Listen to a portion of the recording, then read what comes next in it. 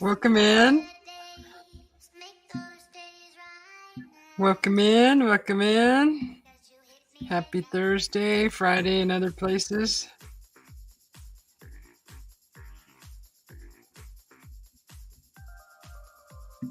Let's make it so. God, it's so big. There we go. Watch some fireworks.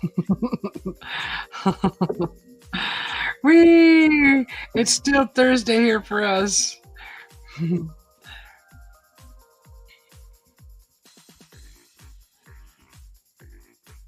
So it's Thursday. Wow, the temperature dropped tremendously. It is 87 degrees now, and it's 11:53 in Arizona.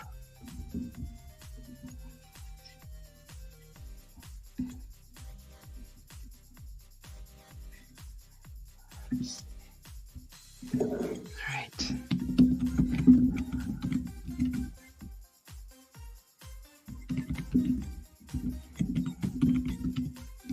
Hopefully everybody can hear me.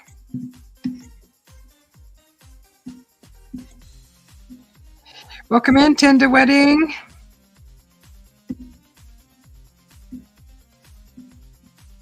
Good to see you. Hopefully you're doing good.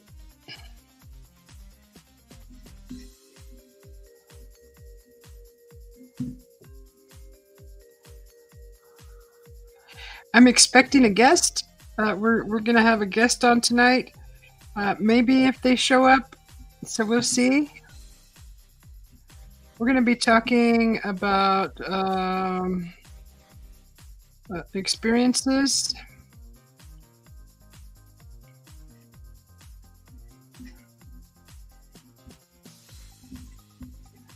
Okay. Hi, Andini. Welcome in. Good to see you. Oh, let me get the banner started. Let's see. Let's get the banner started. Okay. I moved around my...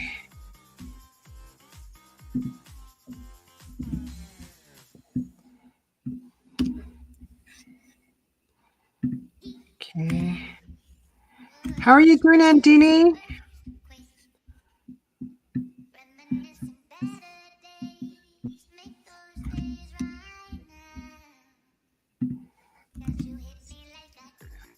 Okay. Hi, Pramod. Welcome in. Just adding these, adding your names to the banner here.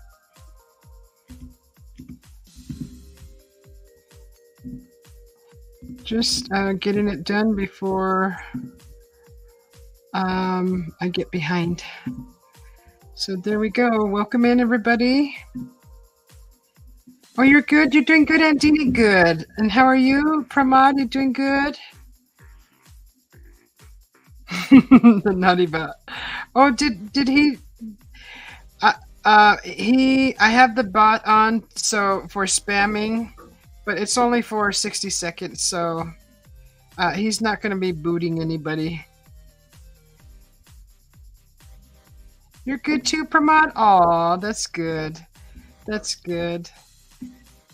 How's all the it's the birds, right, Pramod? You have the birds. Let me make sure. Let's see. Yes, you have the parakeets, huh? Are those parakeets?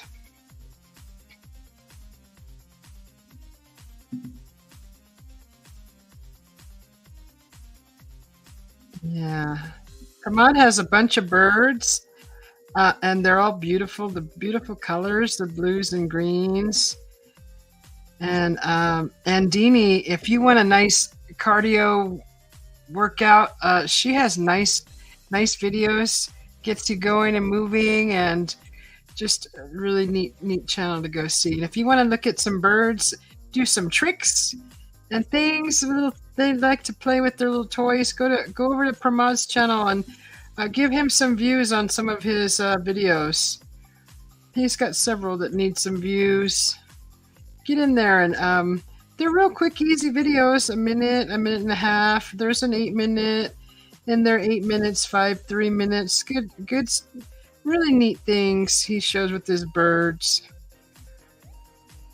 Yeah, they are funny. Oh, parakeets. Okay, parakeets.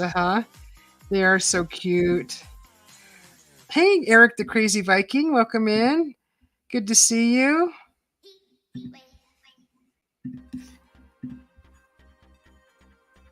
Good to see you. How are you doing, Eric?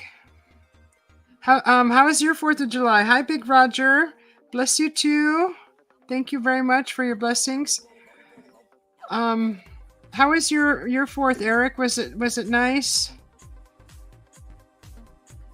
This year I'm not home, and usually they're all over in our neighborhood. But over where I'm at now, there's a fire ban in effect, so there's no pyrotechnics allowed anywhere in the county, I believe. So, but we had a wonderful barbecue here, and I had a burger and some beans and a little coleslaw, grapes. What else did I eat? A little bit of macaroni salad. That was good, really good. I took a walk, went down to the water. It's perfect out right now, though. The temperature, it was like 109 earlier here, with a little bit of humidity. Not too bad, but it's really cooled down. It says 87, but it feels cooler than that. Good to see you too, Pramod. Hi, Oppo Yo-Yo. Welcome in. Good to see you. Let me add your names to the banner here. Welcome in. Happy Thursday. Happy Friday for some of you.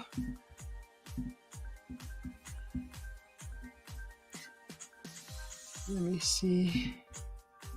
Get you guys here in the ticker.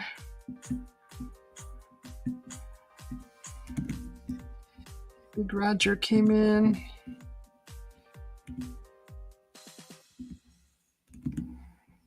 And let's see, we got Oppo Yo-Yo come in. And Eric the Crazy Viking. Yours was okay, Eric?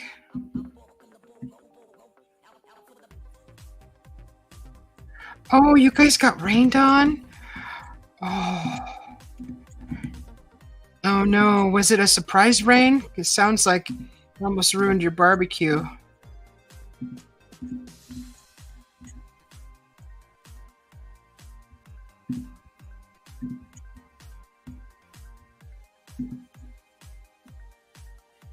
Let's see, Andy.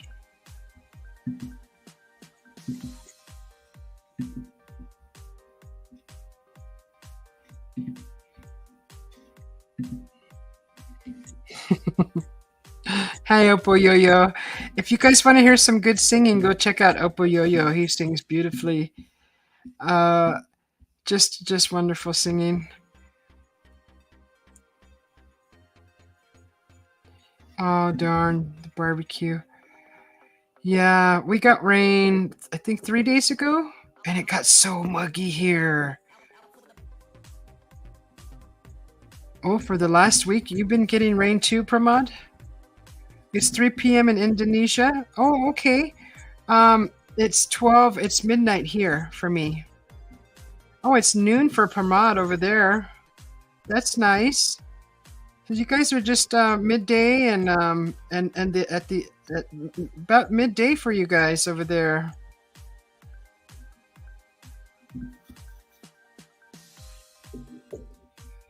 Welcome in, King Lord. Happy Independence Day to you. Thank you very much. Tales Told in the Dark. Hello, welcome in. Let me add your name to the banner here.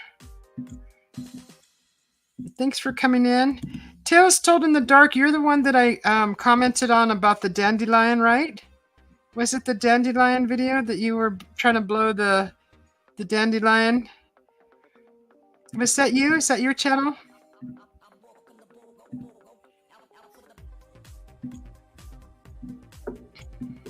Just adding the names to this to the banner here, just to give you thanks for coming in.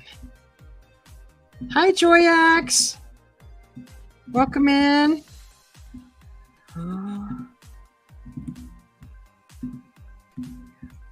And we got Fairbrick Studio. Thanks for coming in. Welcome in. You just had a live, didn't you?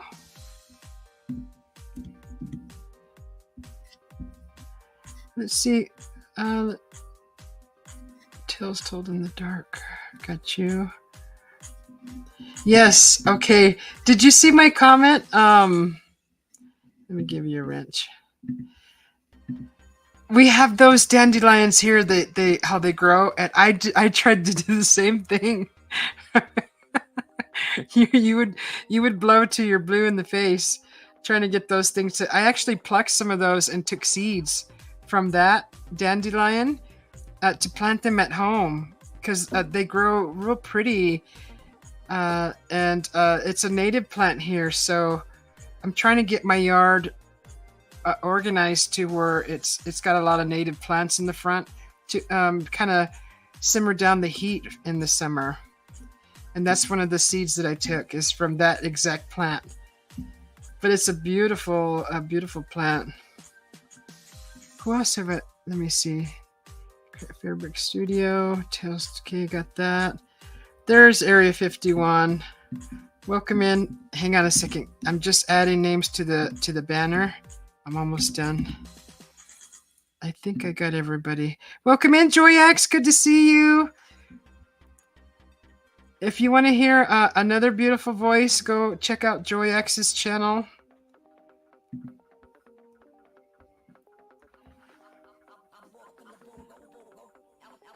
You're welcome, Opoyoyo. Oh, I forgot to activate the banner. Okay, let me get the link in here. So tonight, I believe Juan is going to come up on the panel, and he's going to tell his experience about his something that he experienced when he was younger. And oops. And so I made a special background for that, and I'll pull it up here. Here in a minute.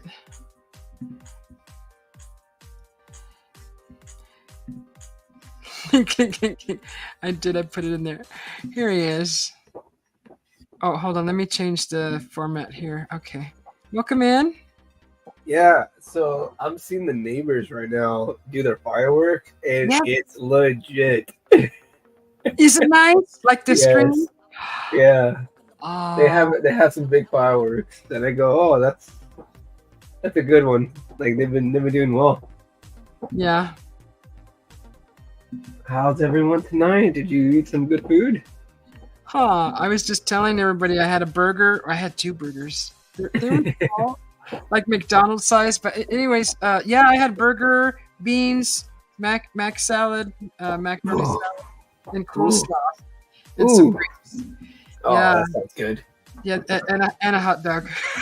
But I didn't eat the bun. I just took the wiener.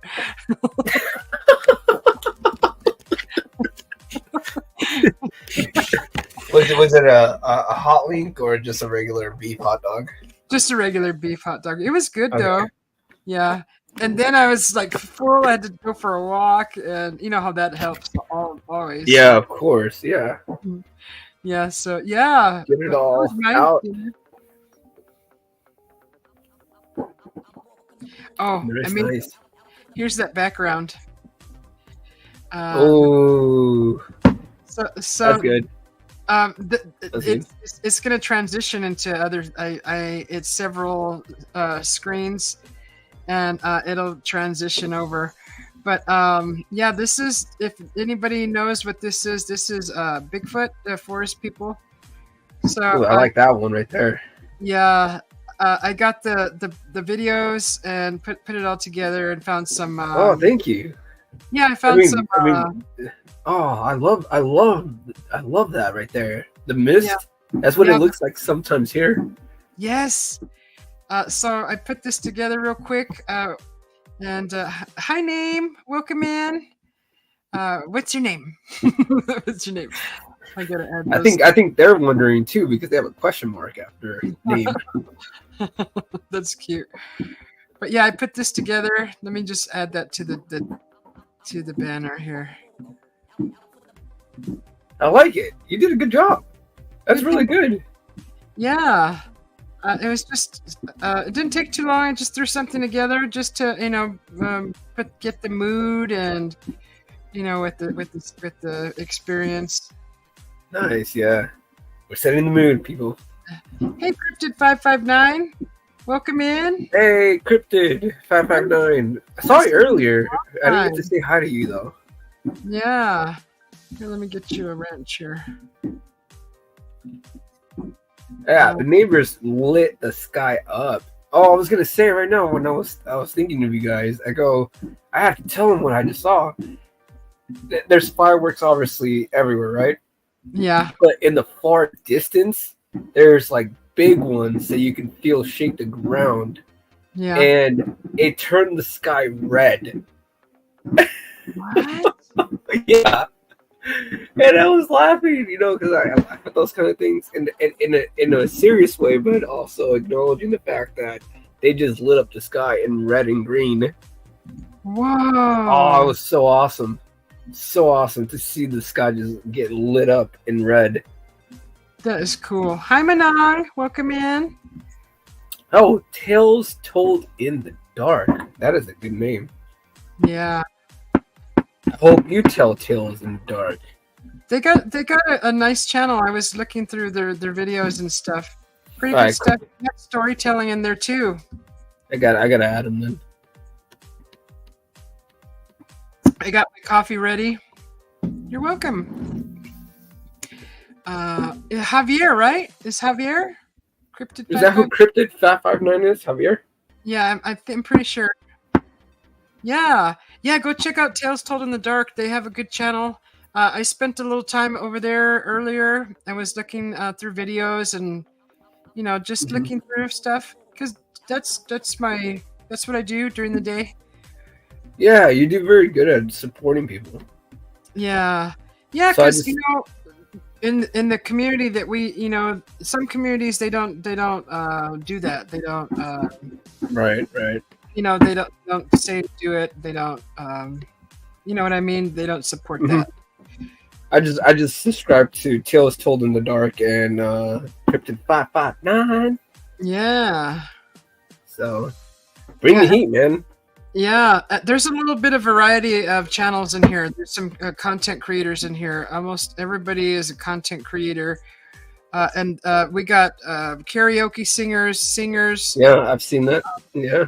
And gamers too. There'll be some gamers that'll come through here too. King Lord, awesome. That's a new name. I'll have to check out that channel and name also, see what they're about. By the way, if you guys want to gauge what Susie B is all about, look at her first live video, because that was like so inspiring to a lot of us. I think to be here with her and just hang out. Her first video that she did live, amazing. She shows her art studio, all her artwork, and it's amazing. Thank you. Yeah, it's amazing. Yep, I'm an artist, an experiencer. So yeah, we're all a big variety in here. Yeah, I like that. I like that. That's a good. Everyone has their own background, Yeah. A unique sense of who they are, and they bring a lot to the table for who they are. Yeah. I was just on Wally's World 420 earlier today after you hung up, and I went over there and hung out with them, and I go, man, we the reason why it's so important to like speak about these things is because we all have different stories, we have different backgrounds, and sometimes they collide with each other, right? Yeah. They're cohesive. so Yeah. so I go, oh man. So it's good to hear and be allowed on their show. Yeah. Yeah, I have to shout out John P for that one because he's the one that introduced them to your channel, and that's how I met them. Ooh, you're getting some views right now. Tales Told in the Dark. Looks like Oppo Yo-Yo just saw the bathroom mirrors tale. Ooh. Oh my goodness. I don't mess with mirrors. Yeah. I'm a little behind in the chat. I'm trying to catch up with showing the chat. With mirrors. I do not mess with mirrors. No, we try not to do that. I don't mess with mirrors. Yeah, I don't even act like I remember any of those mirror things. I phase it out of my head. Any of those stories. I try to tell people, I was like, I don't even remember brushing my teeth in a mirror. I just go get the job done and leave. Yeah. Just brush your teeth in the chrome of your car. In the bumper. And the window. I use charcoal to brush my teeth. Yeah. You got some pearly white teeth then, I bet. Yeah. Not perfect teeth, but I got white teeth. I always said it's important to take care of them. And I hope everyone who's in the chat tonight listens to me with this. Do not shave your teeth and then get the plastics. Do not do that. What do you mean shave teeth? Like you know when people have not perfect teeth. The crowns? And no, not just the crowns, but like every teeth. Like in front, the front, like messed up teeth. I don't want to say it in a bad rude way because I don't have perfect teeth either. Mm-hmm. But like what people do usually when they get implants, they shave their teeth to look like triangles. Oh, and then they put the thing, the plastics over them, right? Do not do that. Just get braces and keep the original teeth. You'll thank me in the long run. You'll thank me in the long run. Because when you're old, when you're like 70, or like if you get to live that far, or even longer, 65 or above, they're gonna start falling off. Oh gosh, don't say that. And each teeth that you have to replace, and by the time they remove to replace that, your enamel from the shaved teeth is gone, so they can't even put them on you. So you're just gonna have like missing teeth. Just do dentures like everybody else ends up with, right? That's what you're gonna have to end up doing. So, they pop right in, pop them right in, pop them out. Yeah, I don't have perfect teeth. I'll be honest with people. I don't have perfect teeth. Yeah. So, but you know what? I take care of them because of that reason. I go, the last thing, perfect or not, I still want to be able to chew an apple when I'm like 90. If I make it to that point. You mean bite into it? Just cut it up. Makes applesauce. Isn't that what people were telling Biden? It's like, I can't trust him with an apple. Maybe applesauce. How the advertisement for the denture cream is, I can bite into an apple, I can eat a steak. Eventually it's going to happen when we get older. It's going to happen to us too, right? Mm-hmm. But I've known people that are in their 80s that still have all their natural teeth. Yeah, my grandma, my grandpa. Yeah, they have all their teeth. Very healthy teeth too. Very healthy teeth. Yeah. And I go, oof. It's just stay away from a lot of sugar, really, because that just. There it is. You got it. You got it. Yeah. Just eat all natural sugars. The sugars will really eat away at your calcium, the bones, and all that. It'll eat at everything. Mm-hmm. It'll eat at your esophagus. It'll eat at your stomach. It'll eat at your small intestines, your larger intestines, your colon. Right. It's a when they say sodium, it's a silent killer. That too, but then you go to sugar, and what happens is it elevates your insulin level, so it doesn't know where to store the. If you're not burning up the energy, it just stores it in different places. So sometimes that storage goes into your organs, and it starts depleting your organs because it's not putting it into muscles, it's putting it into your organs. So now your kidneys are being affected, your lungs are being affected, your heart's being affected, and that's where it comes from. Yeah. Sorry, we're not trying to be doctors here, so don't believe us. No, it's just everybody should be aware. It's just awareness. It's not, we're not trained or anything. It's common sense. Right. And with people that I notice, like Asian cultures, they're like, oh, they use a lot of fried food, but also I go, but they also fast, and then you realize that they live a lot longer than us, and it's because they're in poverty. And poverty doesn't mean that you're just poor. You're lacking being able to eat 3 meals a day, But I eat one to 2 meals a day. I don't eat 3. I don't stuff myself. I get to the point where I'm like, I'm good, and that's it. Because I used to see my friends do it, and it grossed me out when I was like 17. And I go, man, that's like gluttony, Hey, I have something to say about that. Now, I was raised, and my mother used to pile the food on the plate like that. And we weren't allowed to get up from the table unless all of it was gone. Right. That's how we were raised. So I don't think we were the only family that did that. No, my family did it too. Our parents just wanted to make sure that we had a full belly and that we were healthy. Yes. To my family, if you're thick, then your wife is feeding you well. She's taking care of you and you're eating well. If you're skinny, then you're unhealthy and your wife's not taking care of you. Yes, and that's another program, right? It's another belief. Right. This is a stereotype. It's not true.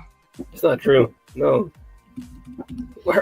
Your wife being conscious about your health and the way that you should eat means that she's looking out for your best interest, which is she's feeding you the right things. So whether you're big or you're small, it's up to your diet. Everyone has a different diet. I have a different diet than I do, because I can't tolerate probably the foods that you do. Right. So plus, I did some research, and it all depends on our blood type too. The acidity. Yes, we talked about this about a while ago. Remember? Mm-hmm. Some people, their blood, they have a stronger type acid in their stomach where they can break down red meats better than somebody with a different type, another type of blood. So, and like that type of blood that can break down meat can't break down tomatoes. Mm-hmm. So it's just like I did a study on my own blood, so that's the knowledge is coming from my type of blood. Yeah, so, I can't break down tomatoes the way that people normally do. We talked about this. I remember you brought this up. That's a good point, Susie. Yeah, I remember that was part of the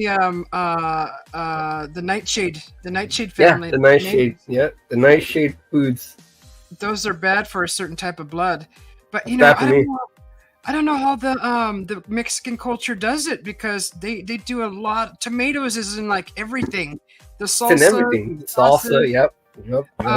They use a lot of tomato, and they seem pretty healthy, but I think they counteract their diet with other spices like cumin. That's a powerful. They are healthy to the point of. It's hard to say, man. Sorry, Susie. But it's hard to say because it depends on what you're also like. If you're eating, that's fine. But it's what you're having on the side. So are you having dessert afterwards? A very sugary dessert after you have, your dinner? And how much, because I've never been a sugary person. It takes me. I love gummy worms, like sour gummy worms and sour heads and gummy bears and strawberry ice cream and like vanilla ice cream, but I rarely eat it. I have to like crave it. Right. Soda? Nope. You already guys know that. I've already told a lot of people. Soda I don't do. I don't do the sweets. I don't do the salts. I don't do the oils. And I go, oof, that's gotta be tough for some people because you guys can handle it better than I can. Yeah. But I think it was the introduction of American culture when Mexicans immigrated to the United States that started making them feel more unhealthy, because then they were able to go over there to Mexico and start kind of like meddling with like the McDonald's, the burgers, the weird stuff. You know, it's a treat for me to get fast food. Don't get me wrong, I love fast food. Right. but it's a treat. It is, and you're right. I have the similar type of eating habits. I don't do sweets. I did read that you should eat sweets before your meal because then it breaks down first, and then it goes into breaking down the meal. So that makes sense. Yeah, but I don't do, like, I was craving ice cream yesterday, and I went and bought everything for an ice cream sundae, but I never ate it. I ended up eating. I saw chips on the shelf, and I thought, okay, it's been a long time since I've had chips. I bought some chips, and I sat down and ate probably like 15 chips with some onion dip with sour cream.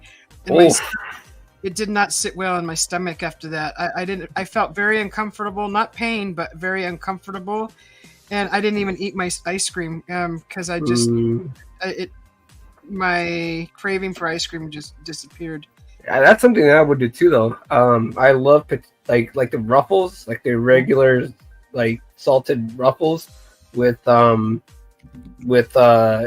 sour cream and onions. Whew, amazing. Hi Sushil, I know you from the other channel. I don't remember his name, but yeah, I know who you are. I remember you.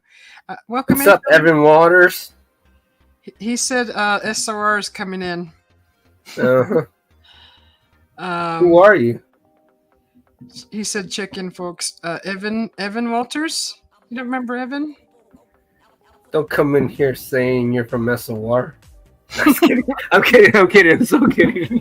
We got Tim Mothman too in the house. Welcome in. I'm just joking. Hi, Tim nothing against SOR.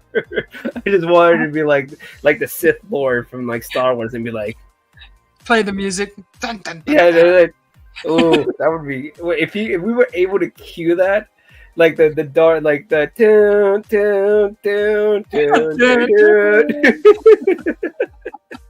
That would be perfect. Hang on, guys. I'm gonna add your everyone that just came into the banner. Welcome in, Tim Mothman. Me and Tim Mothman, by the way, I was talking to him about getting that footage from Logan Paul. I still don't know if he's willing to do that with me. I go, Tim Mothman, look, all we have to do is get loaded on some vodka, okay? And then the rest is history. If we do it, we do it. If we don't succeed, then we'll end up in the middle of nowhere in like Area 51. And then they're hunting for us. And it's like 20 days later. But yeah, Tim Roth, man. I love him, man. He's such a good dude. Who else? Evan. Yeah. Wink, wink.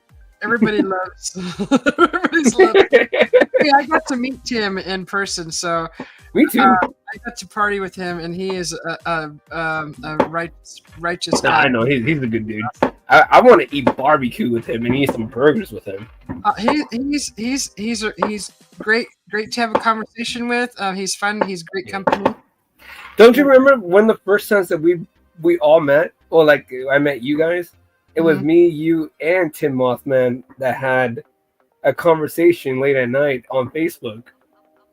I don't know if you remember. It was like the first time we ever talked to each other on the phone, and we got to know each other's voices. And I go, "What is going on?" Yeah, you don't remember that? That was like a year ago. Oh, okay. Yeah, I remember. It's coming back. It's coming back to me. Yeah, man, I was loaded at that time, so maybe I didn't make any sense at that. And you're like, come on, it's just Hey, we Rev, need to babysit him. yeah. Rev Cosmic Joe Chronicles, welcome in. Adding your name to the banner. Rev Cosmic Joe Chronicles. Are these all Mothman? That song oh, maybe. Hopefully that the algorithm doesn't pick up the fact that I just did the Star Wars theme song. Oh, I doubt it. Love you too, Mothman. Thank you. Lex Diaz. It's not the first time I've heard it. I get it. We have to have weapons. You want the Star Wars swords that make the lightsabers? Noise? You guys ready for the lightsabers? Okay, now that's a question. Ask everyone. What color lightsaber would you want? Susie B, you go first. What lightsaber, if you were a Jedi or a Sith, what lightsaber would you pick? The blue one all the way. The red one's cool too, but I like the blue one. Ooh, okay. Yeah. So this is also directed towards the people in the chat. So pick your lightsaber. Which lightsaber? Because I got mine. 100% it'd be the yellow one. Oh, I forgot about the yellow one. The golden one. The golden rod, yeah. I'd be gold. Yeah. I still like the blue, but the gold, that's the close one. I always get the chills every time I see. Evan Walter. I keep seeing Evan Walters. Evan Walters says purple. Okay, Mace Windu. Lex is purple. Evan likes purple also. Oh, they said purple. Okay. Mace Windu over here hanging out with Yeah, welcome in everybody. Thank you for coming in. Happy Friday now to everybody. Could it be Saturday for some people already? Friday for me. Maybe. Thanks for bringing in some of your friends to Mothman. Thank you. Tim Mothman, how did you even know that? Luke's wasn't yellow. The first time the yellow sword got the yellow lightsaber got the yellow was because of Rey, and then they introduced it in the Acolyte recently. Wasn't it always green and red? For Luke it was green and blue. I like the for Obi-Wan and also Luke. Tim so Tim Mothman said he wants the dark side red. The red one looks cool too when it's going about. All right, Tim Mothman. Here's my question now: double-sided or just one-sided? Oh, yeah, one. Oh, that one can tear stuff up. Yeah, you want both sides, or do you just want one side? Oh, Luke's first one was blue. Yeah, it was blue. Okay, Anakin's old one. Okay, see, we're getting into some deep conversation. Green one was the older first version of the Star Wars. Then I think he got the green one right. Didn't he get the green one after he met Yoda? I don't know. I don't remember. I don't remember those details. Tales Told in the Dark said the double-sided. Unguarded. Tim Mothman. That looks like a fun thing to do. I wouldn't mind trying that. Fencing. A lot of leg work too. Yeah, a lot of posture too. Posture. There you go. You're right. Posture. And bending, kind of bend, and then what is that called? What's the word when you go forward? Lunging. Oh, lunging. Yeah, lunging. Well done. You know a little bit. Huh. I know a little bit too. I'm more classically trained in old school karate and boxing. So, but yeah. So Tim Mothman, there you go. He correct. Green? Yeah, he said the same thing. Lunge. Evan says that No, a green little was bit. the second one. Luke's Yeah, that's what second. I said too. When oh, so he made it. I thought I just say that after he met Yoda, he just had it. Oh, there's no copyright on the song, so sing away. Oh, So, okay. from 1914, so not under copyright anymore. Yeah, because I don't want her to get flagged. A lot of people, even earlier today, after we chatted, were talking about being copyrighted for songs, and I go, and here we go. I don't want to sound like I'm preaching, but Jimmy Church sits there and plagiarizes people, and no one ever copyrights his videos. He makes money off of it, and it's stuff you can read that he's literally verbatim reading off like a Yahoo article or like a Washington Press, you know. So I go, but so the music gets copyrighted? It doesn't make any sense to me. Philip You guys plagiarize? A lot of people, man. Are you kidding me? I can name, but I'm not gonna do that here. But I'm not doing that here. It's not about them today, so let's enjoy the night and have fun. What SW songs are from John Williams? Yeah, John Williams did the soundtrack for Jurassic Park as well.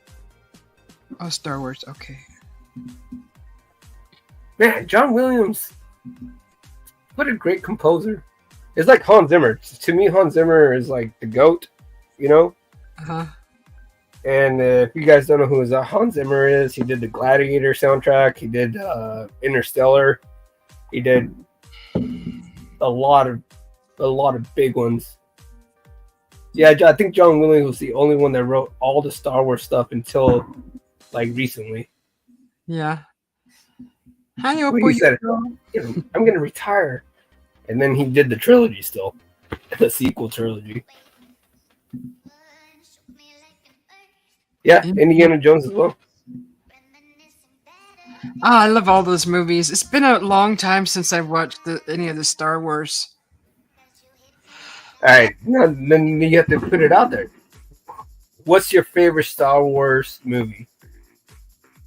Or anything Star Wars, anything. Yeah, it could be a show. It could be some of the sequels, prequels, or some of the new ones. I don't even know. I forgot all of them, what their names are called. All I know is that I like the one with Yoda in it. Oh, you like everything with Yoda? Yeah, and the Ewoks. Or is that the same? So you like the original trilogy? Okay, thank you. Yes, now I know how to say it. You like the original trilogy? Okay. I mean, he's still in the sequels, but I mean, he's not as cool as he is in the. I like the puppeteers. I like puppets. So. Yeah. Hi, Doc Charlie J. You wonderful singer, you. He sings good. He makes me cry. So Tim Mothman picks Empire Strikes Back. You see, I'm more of a. I'm very, very particular. I like the Force Awakens. Uh-huh. You know, I like the one after the Last Jedi. Uh-huh. Oh, not Last Jedi. The Jedi Return. They want to play trivia. Bring it. Bring it. Throw down. But I also like I like the heist movies too. You know, like heist movies. So Rogue One. And the Rogue One scene where Darth Vader just murders everyone like a bad MF. Oh my gosh. Is he? Yeah, and then he sticks the guy to the wall and just slices him in half. Wow. I don't remember that. I go, whew. Star Wars UFO. Or The Shining? Oh, you mean the trivia for those three subjects? Those are good subjects. Or something else. No, I think you're spot on. Let's do UFOs. UFOs for 50, please. Let's do UFOs. Because movies are a little bit difficult for people who haven't seen them. So UFOs, a lot of us are more particular about that. Thank you, Malou. I've been saying that for years. Bom dia. Good morning. Welcome in, Delio Aurore. Welcome in. Your flying car exists, Malou. Yeah, It's barely called an coming up. airplane. They do have a flying car now, and You just helicopter. can't drive it. Yeah, we can't afford it. Hi, Dr. Harvey. All right, Evan Walters. See, I keep saying Evan Waters because of the Power Ranger composer. Oh, I gotta get those names in the ticker. So, Evan Walters. Go ahead. UFOs. I'm gonna put names in the banner while you do that. Oh, I gotta go to the bathroom. Shoot. You were very quiet about that. The microphone, you nosy. Like when your dog rats you out. Where are they? You make a short about it. That's what you do. Okay, who else? Philip. Okay, I got everybody. All right. Save. Excuse me. I'm gonna just use the restroom real quick. Okay. Let's take a quick break. Thank you to my bladder is telling me to go. Lost, man. Okay. First question: Willie Stryber has an implant which he chose to not remove. That's a good question. How much time do we have? I would say hand, but it's not in his hand. I feel like it's in the back of his head, like on the neck area.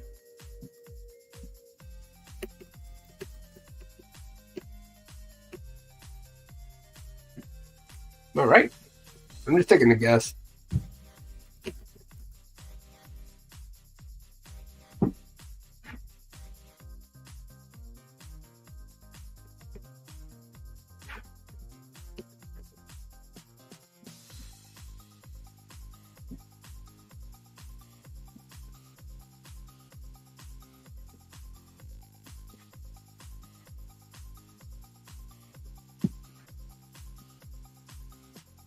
All right. Okay, so I said Mac. So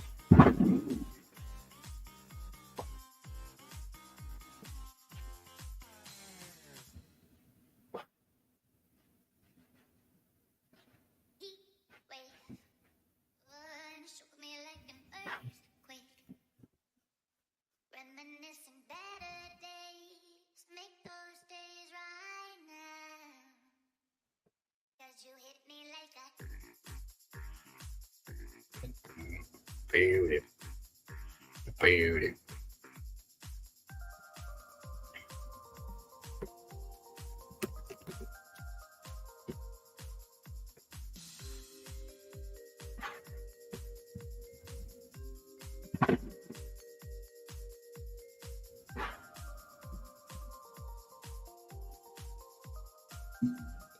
All right, I'm back.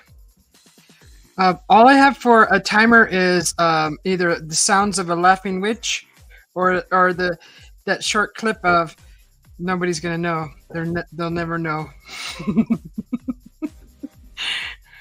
Or a whistle.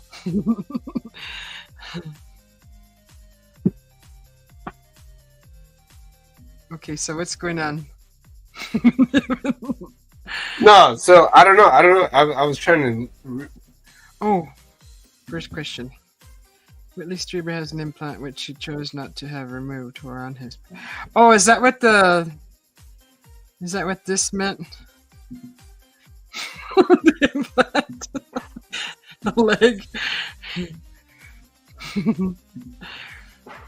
Did he really have augmentation done to the chest? Oh, what's Nightbot doing to you, Evan? I mean, I can argue the fact that he probably wasn't.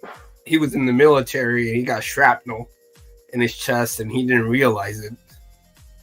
You know, like sometimes how we get splinters and you don't realize it because you have adrenaline going through you. Yeah. So, I'm playing devil's advocate right here.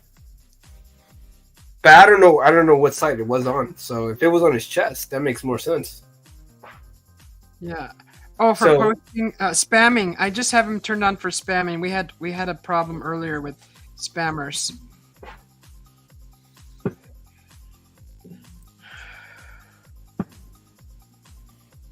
Spew out your dragon tongue. Oh, because he's posting. Yeah, I'm advertising all my friends' channels. So the more you talk, the less you'll see of the Nightbot. Lex Diaz says it's on the scalp. Where was it? I don't know where it was. I don't pay attention to him. Or did. The scrotum. Scrotum. No wonder you couldn't have kids.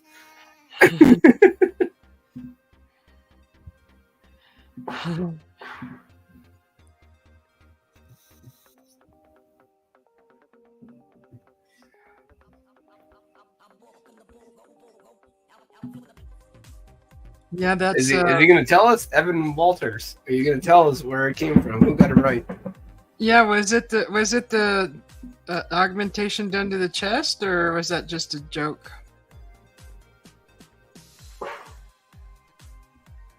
Oh, BJ's in the house. Hi, BJ. Welcome in. BJ. Let me get your name into the banner. 100%. If an alien tried to abduct me, I'm punting that alien away. And I'm a very good soccer player, so that kick isn't going to toss you like a foot away. It's going to toss you very far. What if they freeze your body from moving? No, that's not going to happen. Not freezing anything. Sure, invasive. I'll find a way. I always do. Evan, BJ says hello to everybody in the chat. Yeah. Oh, he's waiting for Timothman's guest. Timothman said leg. Did he? I think he said leg or scalp. Okay, we got head from Lex. I said neck. No to the leg. Not the neck. Someone else said the hand. Hand. Lex said hand and leg. Yeah.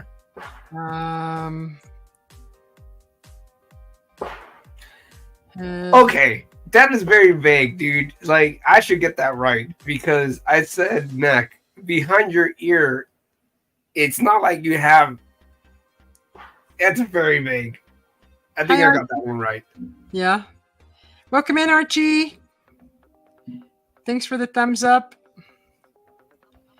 He still has it under this behind his ear. Thank you, Archie. I feel like the very vague answer. I think I got it right. That was the closest one, at least. Why behind the ear? Thank you, Archie. It's like a botch job getting the earring in your ear.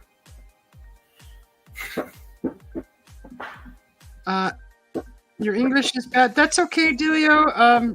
You're trying. That's fine. Put your name in the banner and Archie's. Evan Walters.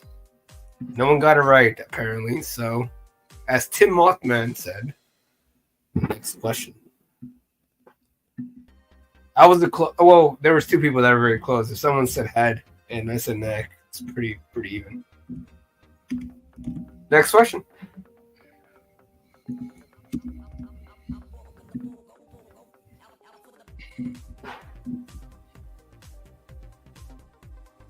Around the brain. Oh, so this was an implant done with surgery behind the ear? It's like that House episode where the kid thinks that he has like metal right beneath his like ear and his neck, and then House goes, "You're being abducted by aliens." He freaks out. Malou said she'd be right back. There's no way Travis Walton or anyone knows why they brought him into their craft. Well, we talked about this with Jim. Remember, he said because he was injured.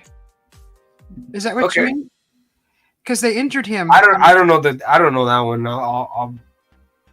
I'll be hunting this one. So Susie and Lexius obviously no, Yeah.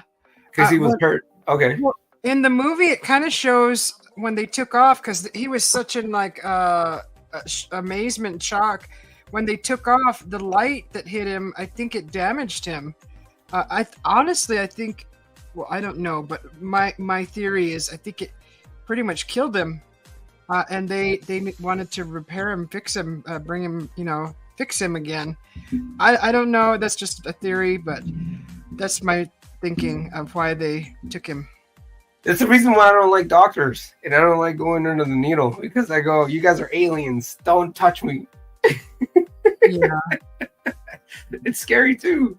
It's not just because it's the aliens that do it. It's because humans do it to each other. We carve each other like turkeys. That's how we figure out the anatomy. I mean, can you imagine they were doing that way back in the medieval times, and under the god, in disguise, in hiding. Right. But if I were to tell you, look at this. This is I should probably not say this here, but so I'm gonna reserve myself. Yeah, I agree, Mothman. It was dramatized.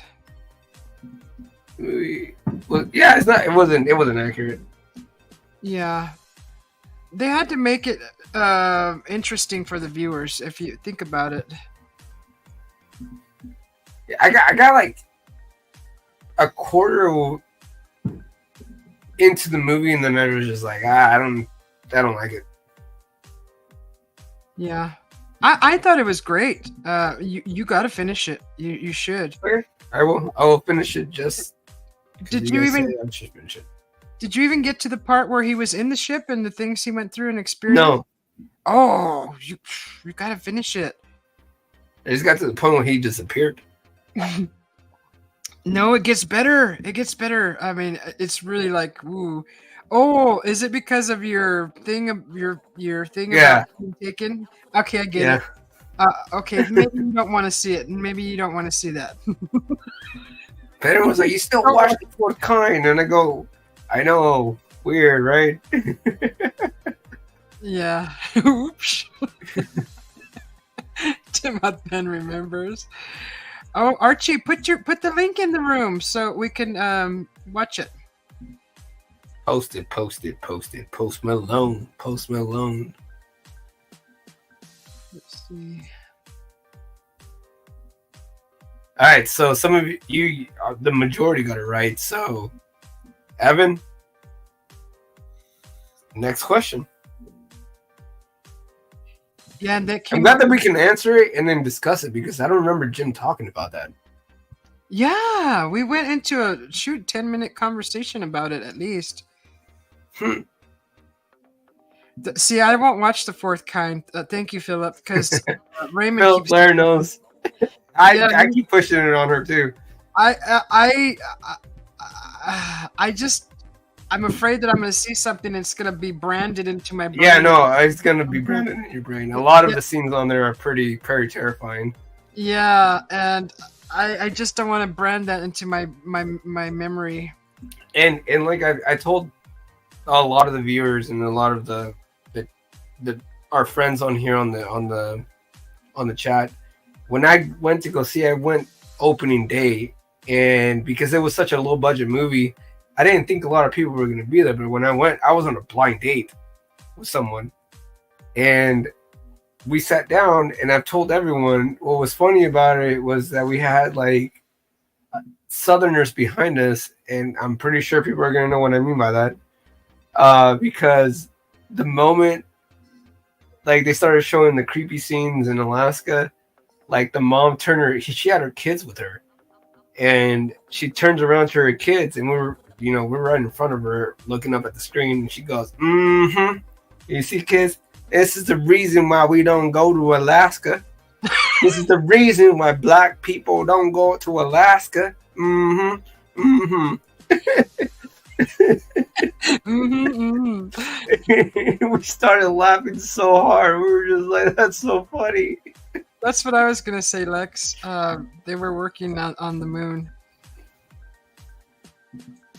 Humans were alien bases, to be clear. Whoa. Should I put the question back up there, or What was it? this right here? Famous remote viewers saw humans and alien bases on the moon. What were they doing? Famous remote viewers. Name one.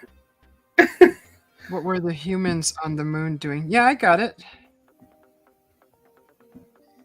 They were slaves working for popcorn and peanuts in the barracks. Mm-hmm. This is the reason why we don't go to the moon. Mm-hmm.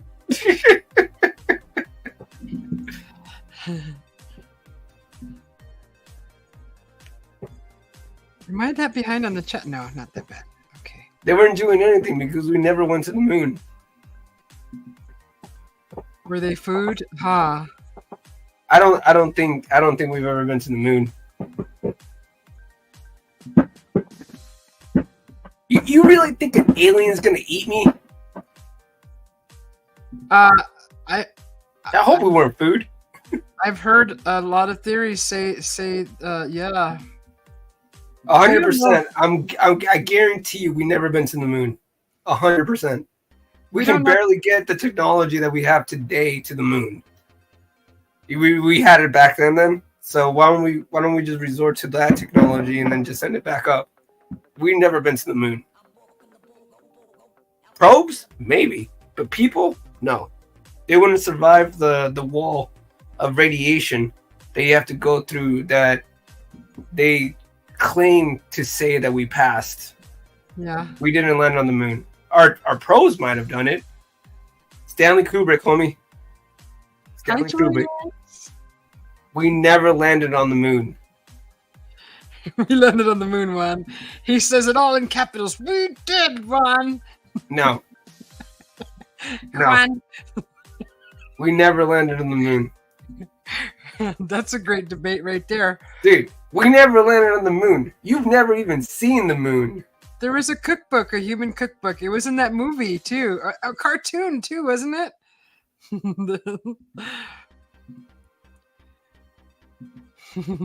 They were being cloned. Okay. Do you think if I was cloned, they would have the same values as I would? Or would they manipulate my clone to think a different way? I don't see why they wouldn't not be able to. Programming? Yeah. Well, they were into, what are they, Pokemon? Well, that takes you back to those people talking about the 20 and backs with their altars. Their altars. Let's see this. We landed on the moon. Congratulations.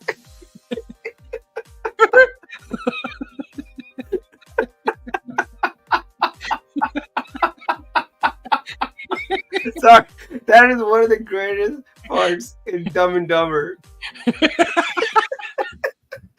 It's one of the greatest parts because he sees it at the bar and it's just hanging up there from 1969, and he goes, "We did it!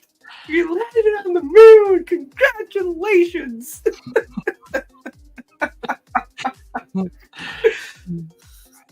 Twilight Zone episode, To Serve Man. Literally. My brother. To Serve Man. Well, you sound like Bob Lazar right now. Bob Lazar's like, "Oh no, we're just a cattle farm of harvesting souls because they want our souls." Oh, that's a good question right there. I don't know any of the names. You started a whole rabbit hole, Evan Walters. He's got some good stuff. I'm sure some people know it. Lex might know it. Landed on his and inductees. And wasn't that the guy from Harvard? The one that investigated the Zimbabwe kids sighting? Or all of them saw it and had the same story. Mm-hmm. You still try to debunk it. Yeah, I don't know. I'm not too sure what his name is, but I know James Fox did the documentary. Thank you, If not, Archie. then the moon landed on us. What is it? Moonfall? Cueing Halle Berry. So, what's the name of the researcher? Does anybody know? I don't remember the name. I remember a lot of. The only thing that I know was the guy from Harvard. Philip Blair, you cannot say that was an awesome flick. That's like saying Geostorm was a good flick. Yeah, when they're like, oh, we can harvest the weather to destroy people. Yeah, it's Jacques Vallée. There you go. I think Tip on that. I don't know if you're right, to be honest. I think he helped. Was it Jacques Vallée? It wasn't Jacques Vallée.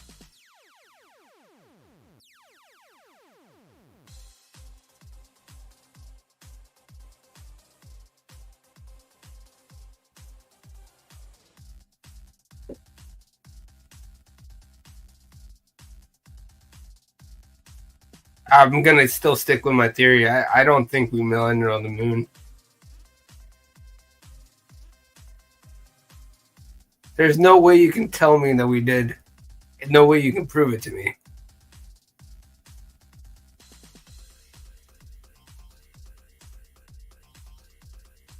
I mean, it should be very easy for us to go up and do it now. We have better technology.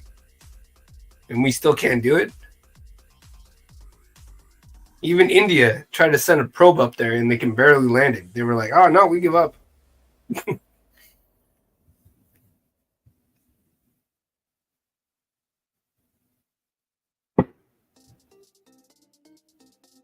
Saying it doesn't make it true, man.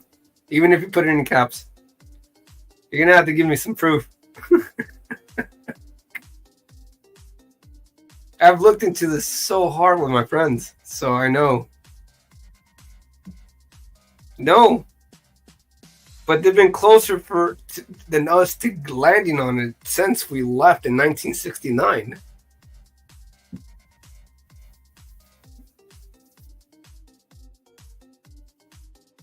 David Jacobs. Okay. I think we were all off.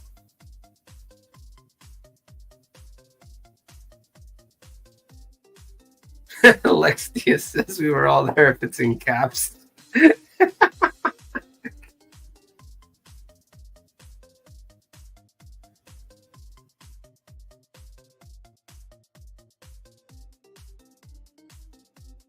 Yeah, I can see the Titanic in the middle of the ocean and say it got hit by an iceberg, but who's to say that that's right?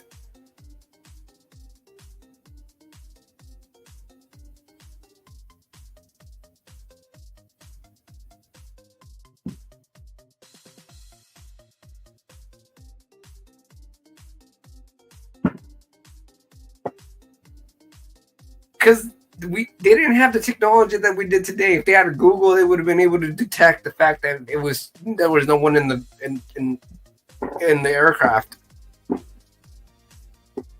or spacecraft. Come on, I work in the aerospace industry. I work in the space industry. You don't think I know? That's my credibility as far as it can stand. No, I didn't say I was going to flat earth on you, man. They bring a very good point sometimes.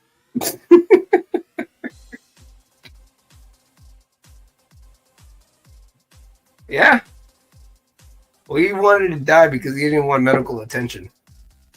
No, that was Bar Marley. Never mind. Sorry, I get those two confused. Radio isn't always accurate. It's not a map. It's not a GPS. If they had a Google, they would have been able to detect whether life was on that spacecraft and was carrying people. You got to be kidding me, dude. Three people on a tiny aircraft Can someone tell me who was filming Neil Armstrong from the side of the ship when he got out? And then they want to say that he was taking the first steps. So who was filming him on the side?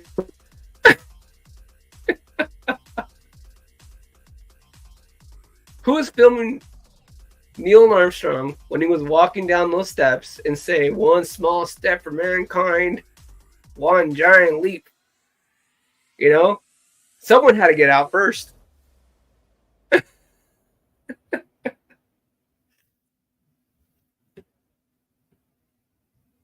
Don't get me started, man. That's the first one I'm giving you. Susie, you're muted. How did he get muted? Was he filming himself with a selfie stick? He was no. He wasn't filming himself. It was coming from the back of the ship, and someone had to be there to film him because they didn't have selfie sticks sticking out of the aircraft or the spacecraft. So someone had to get out, start filming, and say, "Okay, take your first steps." Look at the video.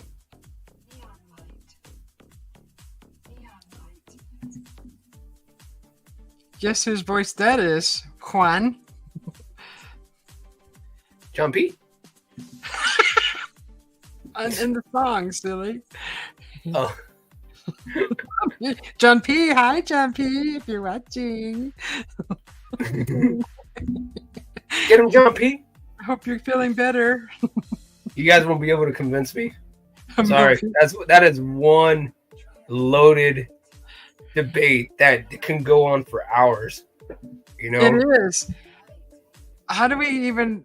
The only proof we have is what we've seen in the news and the papers and the.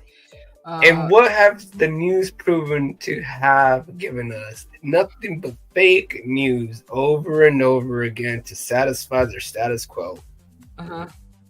So, you really think I'm gonna believe them? No. Here's a new question. Oh, there's a new one. Yeah. UFOs were seen and filmed allegedly by the military in the air doing what, which was a national security threat? During the nuclear test. Maneuvers. Impossible maneuvers. Oh. Sucking up cows. They were hovering over security, military bases. They were hovering over the rockets, weren't they? Yeah, over nuclear test sites or nuclear areas that we had nuclear capability of launching them. Tim Mothman, where did they go? Hollywood. Clocked out with their time card. Where did they go? I've never been to the moon. Did you get timed out by Nightbot, Tim? Were you spamming? Tim Mothman got timed out by Nightbot. Is that the new trend? Dude, boom. AI even said you were wrong.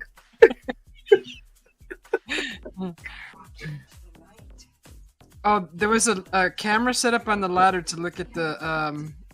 Yeah. Okay. I give you that one. I knew this was going to come up. But how come it wasn't there during the time that they were approaching the moon? The only footage you see from approaching the moon is from seeing them from the little space, the little circle, and inside the cockpit, right? And then looking back at Earth from the little circle, but you never see any footage from that side camera until you get it on the ground on the moon. Why not do that? Why not show that we are really out here?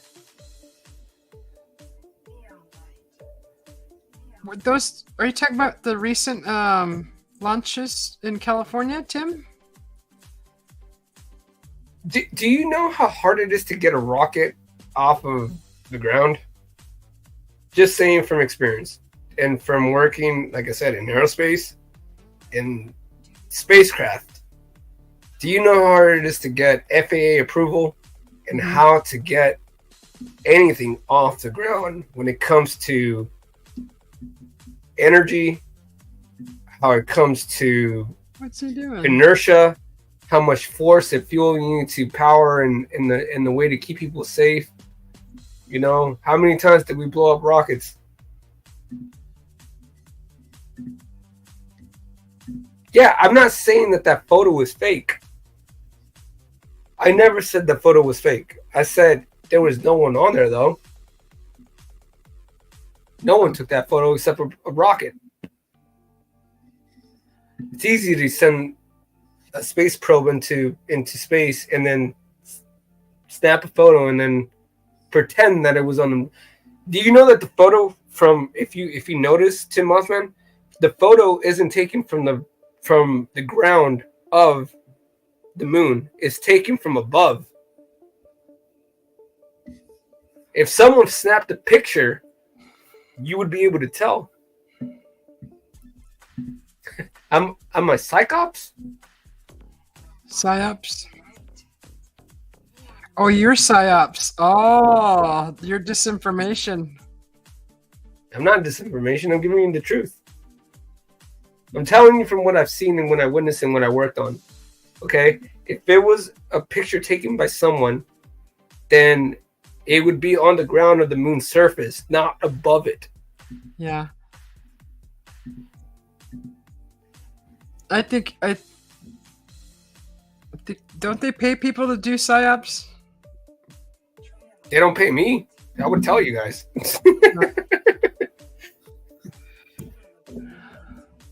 My NDA agreement died a long time ago, so I can disclose this. I'm not gonna get in trouble anymore.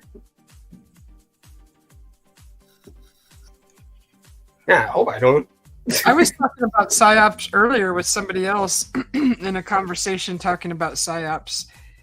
That's a twisted game there. That psyops there. That's a really harsh thing to say, especially amongst us, our friends, because I think more people that are prone to be that is people that work for the three-letter agencies, you know, who are trained for it.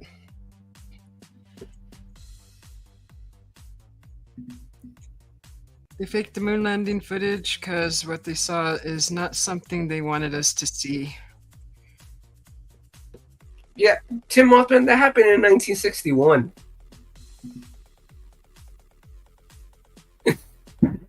Oh, do you remember the name of the chimp that went up there? His name was Ham. His name was Ham. Are you serious? You're gonna sit here and tell me that you know more about space than me? I took an interest when I was 16. I wanted to know about the cosmic universe. I wanted to know about where we came from. You don't think I did my research? Sending chips doesn't mean anything. No, he was not sent in 1969. He was sent in 1961. Yeah, we could all learn from each other. This is good to talk about. We could learn, facts and things like that. And to be fair, it wasn't even the U.S. that sent the first chimp. It was the French in 1959. What's ham? Ham radio? I don't know. That's what they named him. Oh, it's this person. I'm sorry. That's what they named the chimp. Oh, the chimp. Okay, the chimp that got sent into the rocket out. Yeah, by the United States. Oh, okay. Poor ham. Yeah. Now here we go. How many people? I mean, how many chimps got sent there? That's because when you said we sent chimps, you're saying like we send countless of chimps. I'm gonna make some coffee. You do realize that they didn't even die. I mean, they did die because no one was feeding them. Did they leave them? Did they leave them up there? Or did they come back? I mean, it's easy to put a chip into space, but it has to feed itself.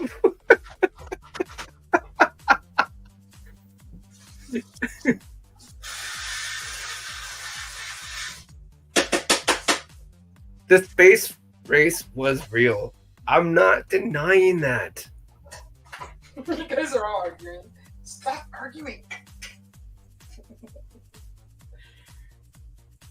But it's good to talk about it. No, I'm not angry. This is a good conversation. Are you angry? You angry with me? Yes. I think they sure didn't bring them back alive. I'll tell you that, Philip. I'm gonna step out real quick and get water. I'm just telling you. Tim, okay, I'll give you that one. You were there, I wasn't, but there was only 2 chimps that got sent up to space. 2 chimps. And if my memory serves me right, I don't think any of them made it back alive.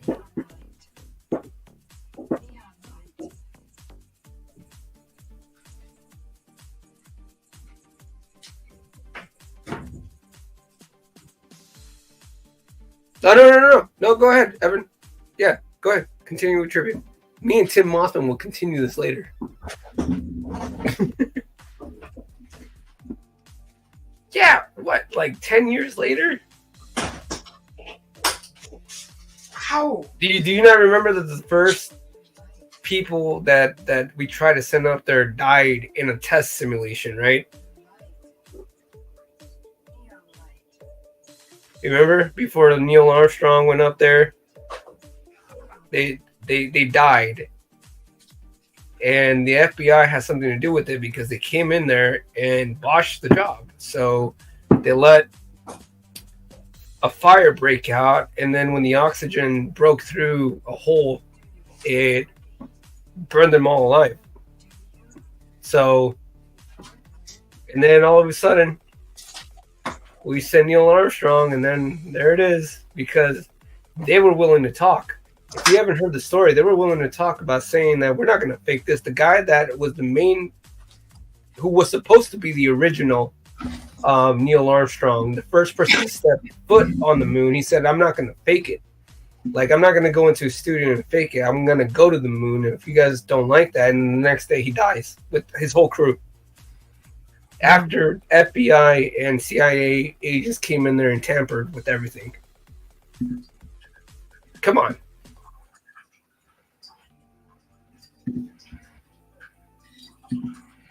Okay, I'm catching up. My stomach hurts. I have a garage, but it doesn't mean I have a car. I like this trivia. That's good. I've seen my garage too, but it doesn't mean I have a car to put something in it. Let's do what? All right, let's go. Evan Waters, roll it. Oh, the new question? Okay, I'm sorry. Let's see. Question. According to the Zechariah Sitchin, what is the name of Planet X? Nibiru. They call it Nibiru? Nibiru. Planet 9.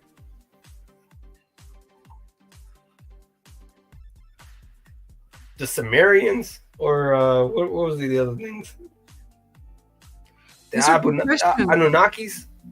But I'm pretty sure it's Nibiru.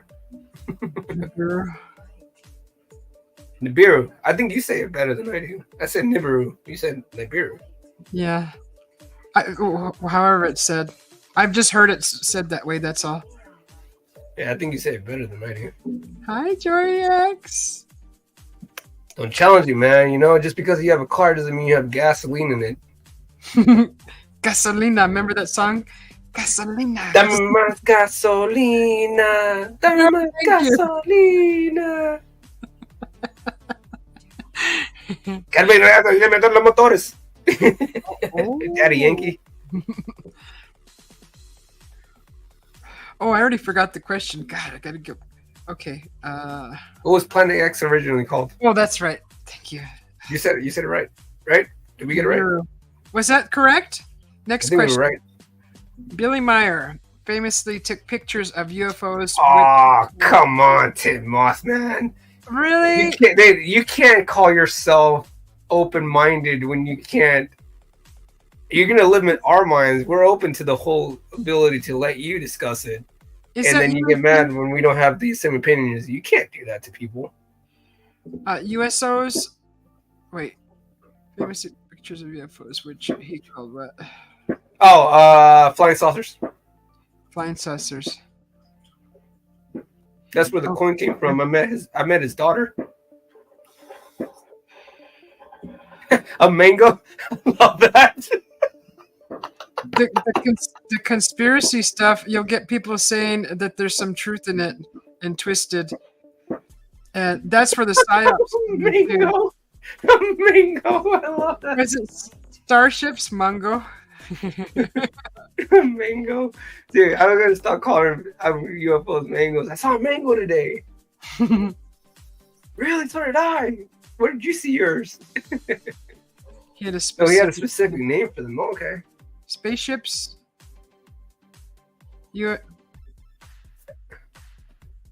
No, that's a submerged object. What else? What else? Wait, I gotta read this question again. What Billy Meyer took pictures of UFOs. What did he call them? He called what? He called them what? Spaceships? Earthships? Not Earthships. Ships? Sheeps? Immigrants? Starships? Hubcaps. Ha, they do look like hubcaps, some of them.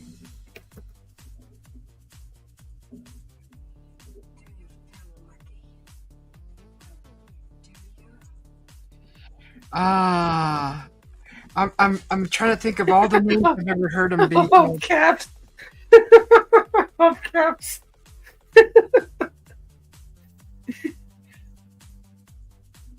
What year was this? Well, Billy Meyer, he goes way back. Shoot, the Billy Meyer story. I don't know how far, but I know that name's been around for a while. But I don't know. I'm pretty sure it's old. I don't know.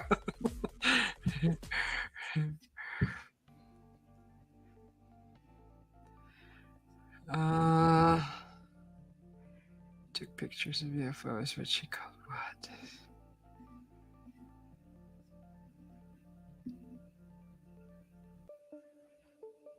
It's not beam ship, is it? Beam ships? Were they shooting beams? Laser beams. No. If it's beam ships, then I got the two mixed up. The guy who coined flying saucers here in Mount Rainier, when he saw them, he was a military pilot. And if we're gonna talk about that guy's a fraud, man. Don't make them easier. That was a good one because I've never heard beam ships. That's something you'd have to go back and read the story to get that. That guy's a fraud. I've never heard ships, then he's a fraud.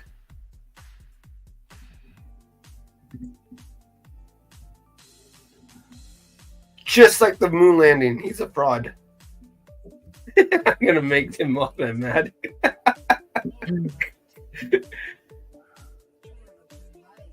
They were actually hubcaps from Lowrider.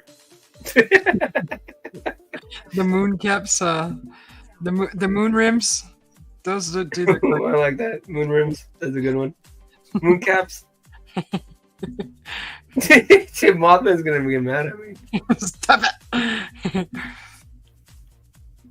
Hey, hop on. Come and discuss. Don't get mad. You can call. You're telling me I'm wrong. I'm not getting mad. So you can't get mad either. That's what a discussion is. What a debate is. It's how people progress. You know. Yeah, Kenneth Arnold. I met. That's the person's daughter that I met. Yeah, Kenneth Arnold was the one that coined flying saucers. Yeah. Jim says he loves you. Yeah. I know he does. It's all love. Jim, if you want to come up, let me know and I'll put the link in. Bring him up here. Oh, here's another question. Okay, the Kecksburg UFO was reported to have the appearance of a what? Orb. Ooh. Yeah. She showed. So, just before we answer the question, I guess people are doing it. But yeah, Kenneth Arnold's daughter does do convention shows, and she still studies the whole phenomenon. Acorn the bell. The glocke. What is that called? I call it a bell too. Yeah. Okay. So it is an acorn. I call it a bell. Dang, you guys answered that quick. Yeah. Well done. I like these questions. Well yeah, done. Evan Walters is bringing the heat. Yeah, these are help get the brain going.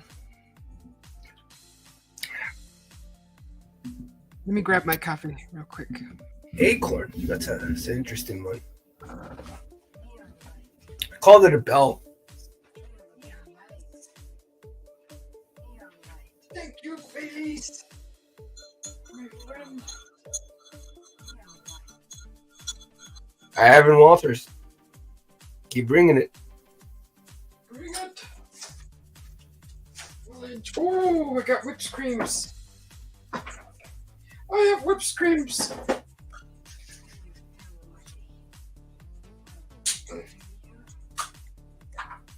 For my Sunday. Nice. Man, I can still smell the apalm. that was a joke for the acorns. I can still smell the napalm from the fireworks seeping through the window, and it smells so good. It smells so good. Oh, I like that smell too. Yeah, it's creeping in a little bit. Nice little fresh air, especially since we had like a really warm day. But man, my neighbors brought the heat today. That's awesome. Did you get pictures, film, anything? No, remember I told you that I don't have a front camera, so that's the reason why I can't. I would go live with you guys with my face, but I don't have a live camera thing.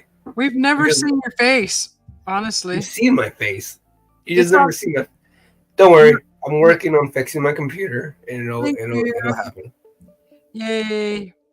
You're advancing. It smells like mashed chicks. No, it smells a little bit better. Yeah, it has a distinct smell. Here's a new question. Go for it. Okay. George Washington wrote that he saw a strange light near the ground from which Indians emerged. What color was it? What? Oh. Gold. Green.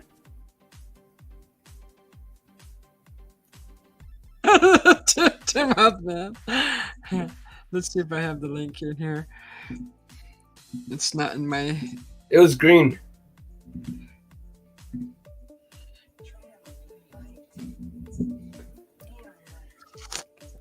Try not to cuss too much. That's all I ask. Green. It was green. I remember. No. I know. Philip Blair. I was going to say blue, but it's green.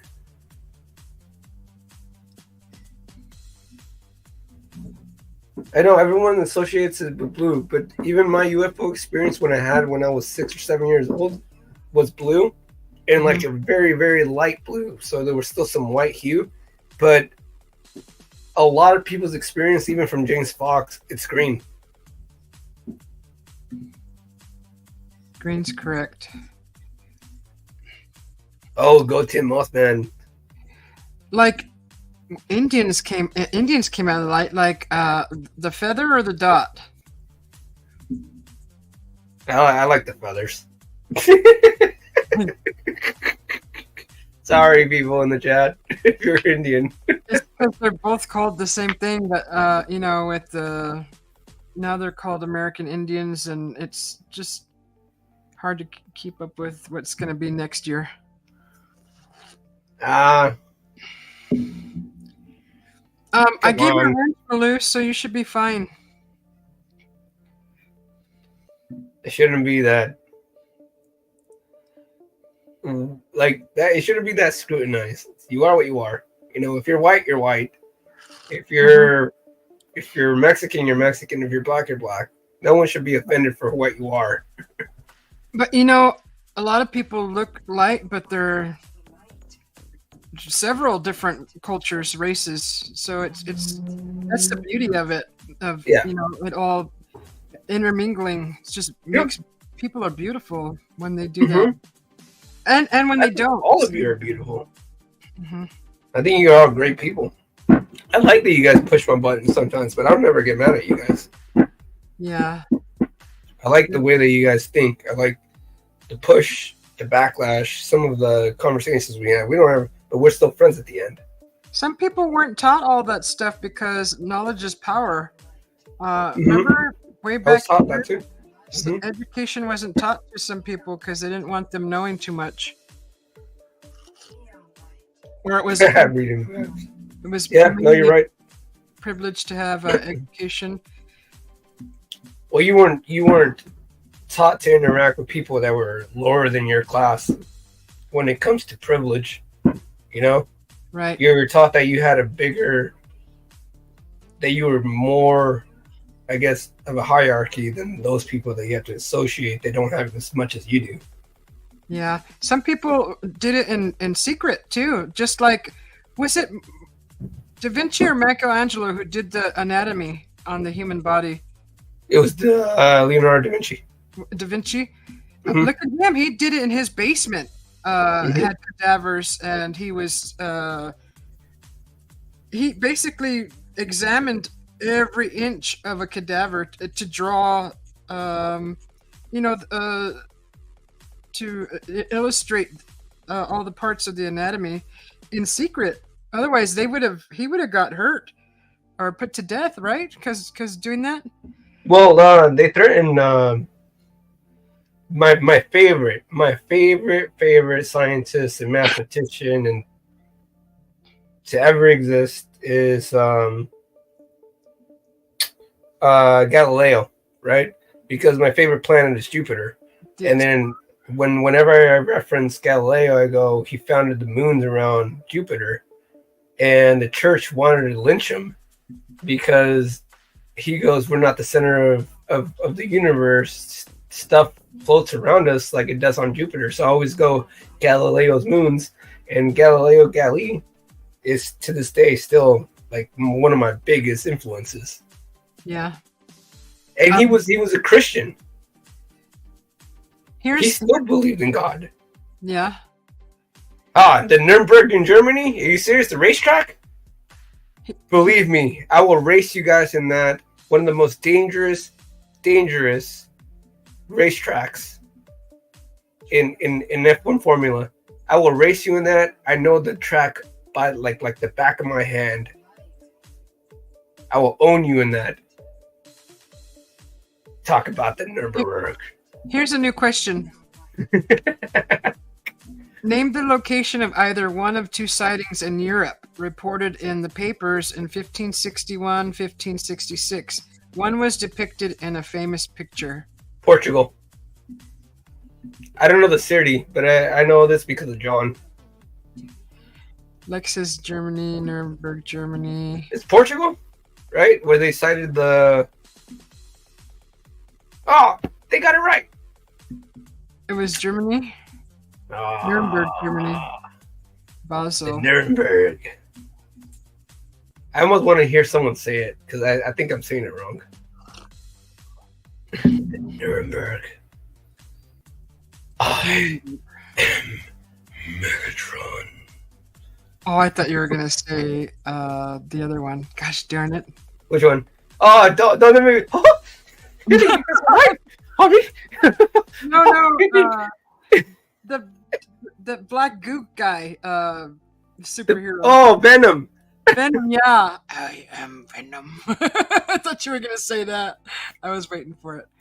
No, Venom's voice, for some reason, it changed to that, right? Like Hugo Weaving's Megatron from Transformers, the new Transformers, because obviously it's different from the cartoon to the Shia LaBeouf movies. Yeah.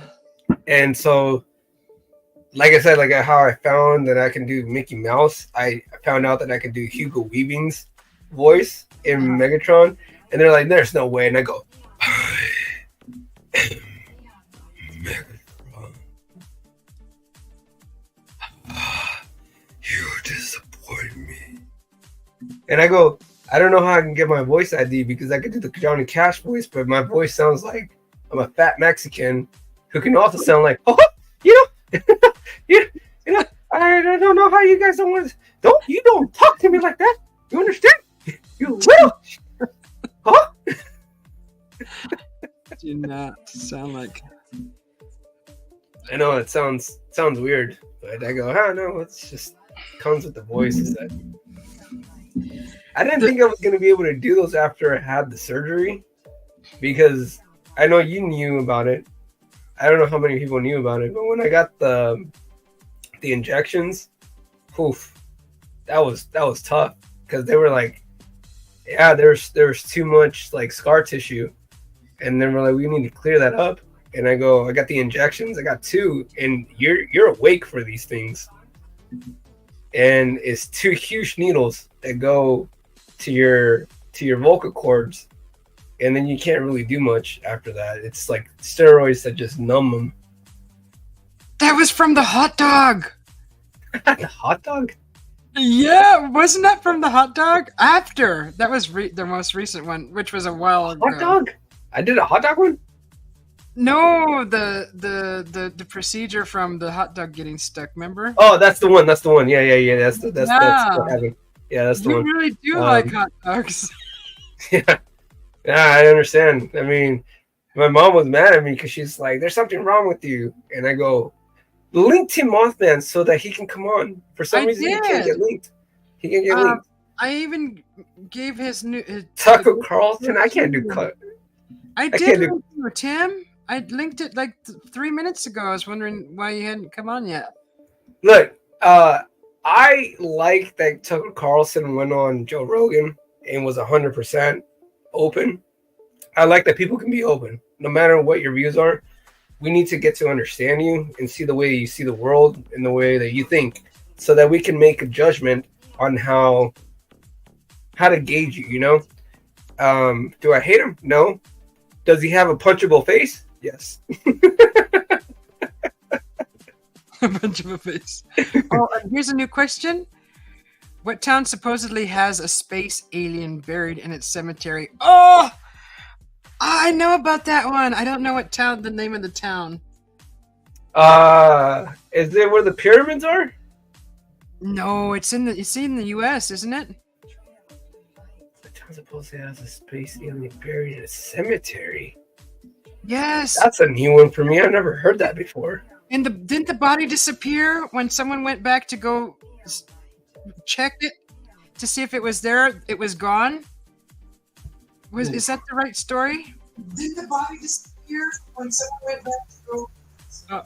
I swear to God, if you guys are right to say Texas, I'm gonna know, because I don't know about that. No, hold on. I gotta give him a shout out. There he is. Yes, there he is. Wait a minute. Sorry, guys. Aurora, Texas. See, I knew it was in the States. It wasn't Texas. Look how fit he is, man, because he carries those propane paint. Messing me up. I gotta figure this shit out. You look good, Timoth, man. I haven't seen you in a long time. Man. Yeah, you look good. That's a beautiful man and everything. Looking nice. Spiffy. Yeah. Goatee's looking good. Look at that. Handsome man, looking fit. Oh, that was the correct one, Evan. Thank you. Yeah, I heard. I remember that. I don't remember that. You guys are gonna have to fill me on that one because I don't know about that one. Hold on, I got 2 sounds going on. I gotta try to figure out this. Yeah, shoot. That we talked about that a lot in on Dave's channel. So. Talked about a lot. I mean, we covered that, right? Because I remember being there. We were talking about that. Right. Tim Mothman has such a clean beard. I know, it looks good. It's got different colors. My goatee, apparently. So that's where I get where I'm at now because of this. Huh. I don't know what it is. MO. Dave loves facial hair. Yeah, So- Because it makes you look tough and makes you look like a man. You know. So that's what that's all about, and Dave loves it. So when I go to I don't think it's just Dave. I think we all love it. We all love it. wants to tug on my facial hair. Yeah. looks That good. awesome goatee. Every time he shouts me out with the goatee. Hey Tim, last time I was here in this campground, I met some people in an RV, and they were talking about the place where you used to live. What's it called? It's a funny name. Well, I live in Anza now. Yeah, but before you moved to Anza, that place where you lived. Emmett. Oh, Or No. before that would be San Diego, and before that would be Albuquerque.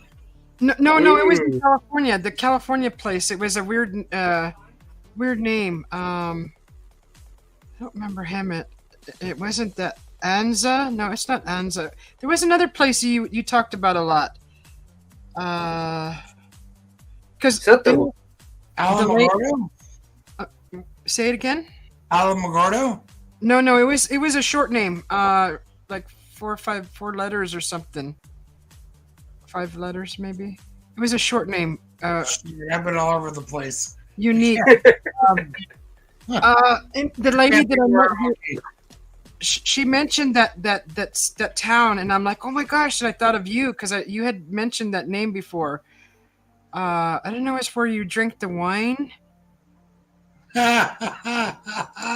Where you were drinking wine. I don't think you were living there. You drive there, where the band was at, where you posted some of your pictures. Okay, that would have been Albuquerque. In New Mexico. Yeah, now in New Mexico, yeah. That's where I used to play the guitar.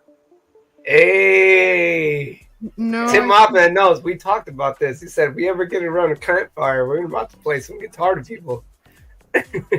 No, that's not it.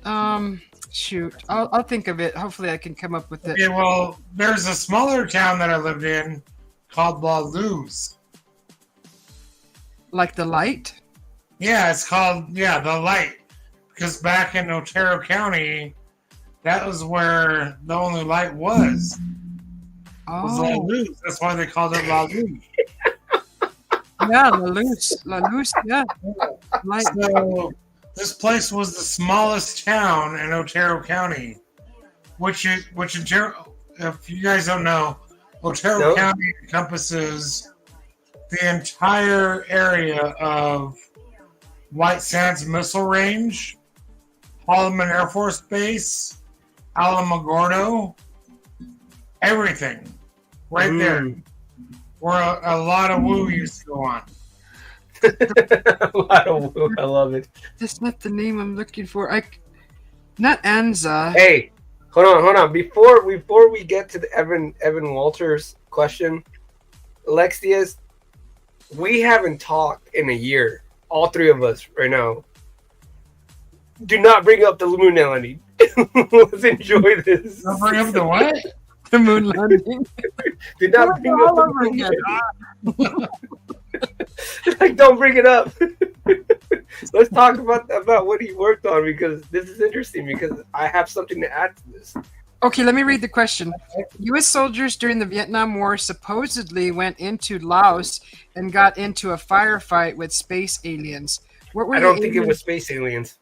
I don't think because I met people from that especially my stepdad's dad had a conversation with him, and just to touch on this, there's a lot of people that I met from Vietnam War, my friend's dad, my stepdad's dad, and some friends that I've worked with that have been in the Vietnam War, they were at war, right? In the wilderness, and they were coming under heavy fire, right? They were fighting each other at night and everything, and they heard this big growl, right? And the people that were like fighting each other, the Vietnamese versus like the United States, they didn't know where they were shooting. They were shooting somewhere else, but not in the direction that the U.S. were like coming from. And then it started following the Vietnamese and started tearing them apart. So they went over there and found out. So it's like, we don't know what tore these people apart, but something went out there and like dismantled this whole brigade. And all we heard was the screams, and we were just shooting sporadically at nowhere. But no shots were coming at us. We just heard the screams, the thing roar, and that's what it was. And I go, I don't know if this is the same situation, but it sounds like it. Wow. Welcome in, Mayumi. So the rest of the question was, what were the aliens doing before the fight broke out? Probably waiting for everyone to come together so they can eat people. Eat people? You know. I don't remember this story. Yeah, and this is something that I've discussed with a lot of people that have come from Vietnam, that I've met through my work and my military background and everything. And I go, what could it have been over there? You know, you're talking about the rock apes, because I was just going to mention that's a totally different thing. Because my cousin's there right now, and I asked him, "Does anybody talk about rock apes over there?" And he's like, "What?" He just kind of laughed. He did a laughed at what I said. Yeah, comfortable laugh. That's the one thing that I can separate, is the fact that I never heard about like ships landing. It was just, there was things in the forest they couldn't explain that were dismantling people, and instead of fighting each other, they were fighting like this, like guerrilla warfare with like a beast there. A beast, yeah. The rock apes. I think that. You know, they were thinking it was probably Bigfoot, maybe. When you hear it from someone that's been around for a long time, that knows their history, that's been somewhere like that, you eat your food and you're just like engaged, and you just don't ask questions. You just, all right, just deliver the news. Yeah, they got some gnarly caves over there in Vietnam too. Mm-hmm. That they actually charge you. You have to be on a waiting list to actually see them. I think it's like $100, and then getting on a waiting list. That huge cave, right? The one that has its own ecosystem. They're claiming that they've seen had reptilian sightings come out of. Right. Yeah, that's dirt cheap compared to what we have to pay for in the United States. You know, we go to Vietnam, get your passport, get your border card, and just go explore. What were they? Yeah, that's why I like Tim Mothman, because he's from California. I mean, I don't know if you were born in California, but you roam around there. You've been to Arizona, you've been to New Mexico, you've been to Vegas, you've been everywhere, right? And for me, yeah, for me, when I see Susie do the same thing, when she's from around that area where you got, Roswell, you got Area 51, you got everything like going, like the alien sightings, the Phoenix lights, everything just like coinciding when it's San Diego seeing the lights, the portals opening up, the submerged objects and everything. I go, man, that's crazy, because we've all lived there and we've all seen stuff, right? And so I get so excited when I get to talk to you guys, because I go, it's insane how, like, I've met two people in my line of work, and I've worked on secret military aircraft, right? I can talk about this freely now because the NDA, it's already closed, right? It stands for 5 years, and then you can talk about it. But when you talk to the people that are involved in the projects, and you meet them 10 years separately, and they tell you, I worked at a secret base in New Mexico and in Arizona, and then you meet someone 10 years later that tells you the same thing that person told you about how there's like military things that we can't explain, like the way the scientific thing works. It doesn't make any sense. Like, you see these objects from the side, they're invisible, and they're invisible until you see it from the right angle, and they disappear at a moment, like a snap, and and we have these things. I've had that happen in my own experiences. I've seen that. I've seen the ships appear in broad daylight and completely disappear. Or you see solid craft, you're like, what the fuck is that? And you see it like cruise a little bit, and also poof, it's gone. Like, what? I'm sorry, but smacking my head because we don't have anything like that. Exactly. We don't have anything like that. That's just insane. And But yep. yeah, so what I was going to continue with was like what off of what you were saying. One was I used to work at Holloman Air Force Base at the Primate Research Lab. So the people, and I didn't have a car back then. So people that gave me a ride were old school people that worked there at the centrifuge lab. The centrifuge lab was next to the Primate Research Lab. And then one day I asked them, I was like, hey, what's this whole thing about the Eisenhower thing? And Yeah. I was landing here at Holloman Air Force Base. And what they told me was like, well, all we can tell you is that we were there when it happened. Okay. That was as much information that they could give me. Yeah. I mean, I had like I said, like two people spread apart that never met each other in 10 years. The first person that I met, I worked IT for Comcast and installing security cameras and doing the internet.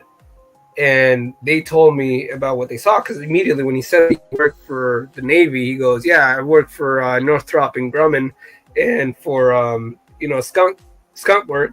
I was like, "Yeah." I go. My first reaction, to be honest, goes, "You ever see anything weird?"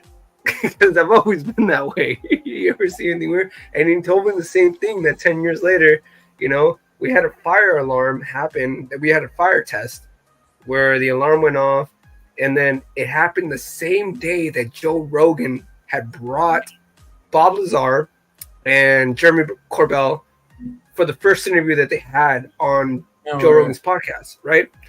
And I was telling everyone, I was like, "Did you guys see it's on. Like I was going everywhere, telling everyone, and then we get this weird like fire drill, and then I'm talking to Carlos, and Carlos is like, I'm talking to someone, and he goes, "Yeah, man," and one of the people didn't want to talk because he used to work for the military. He didn't want to say anything, but Carlos was like cracked out of his mind, and he goes, "Yeah, man, like, oh my God, you have no idea, man. Like, like they have things that you can't even see from like a side, they have alien bodies. They have everything, man. They have everything. They're reverse engineering stuff. I've worked on those projects and they threaten your life if you don't comply." And I go, "Well, how do you arrive to this place?" And he exactly explained how 10 years ago, the same person that I met at Comcast said it. He goes, "We get put on the bus, we get driven out to this secret area, which is just a door in the middle of nowhere, and then they open the door and it's just the elevator that just goes down, and it has different levels because it's different clearances." I totally believe that. And they have that at Holloman too. They have like major underground facilities. They go levels and levels and levels underground. Yeah. They do basically what they do there is laser testing. Oof. So what they do there is like they're trying to like shoot down satellites. Okay, that makes sense. And they've been doing that for decades now. So I would imagine at this point in time that they probably have the technology to do it. Yeah, I think Susie put it the best on one of the shows a while ago where she says, like, we're more advanced secretly than we are presently, because they hide things like 10 years in advancement. So what we're seeing right now is what we used to have back in like 20 years, 10 years ago, or right? 30 years before, Mhm. yeah. Or 30 years before. The investors. That's the investors. Yeah, we were talking. Yeah, you said something about the investors. Yeah. Hi, Mayo. Welcome in. Thank you. Guys, go check out Mayo when you get a chance. She sings. But you know, that's scary to think about that People because I go, "Whew, I don't see you on my screen right now. me? Tim, they said to tell you that you need to come on more often because you're cool as FUCK. Yeah. Lex Diaz said that. Yeah, he needs to come Guys. on here. This is the second time I've actually heard his voice. About a year ago, and then we always have good conversations. And I go, don't bring up the moon landing. We're gonna have better conversations. Oh no, we're gonna talk about the moon landing. Don't do that. We'll do that later. Here's a new question. Evan's already got 2 questions up, but here's the next one. Yeah, and the next one.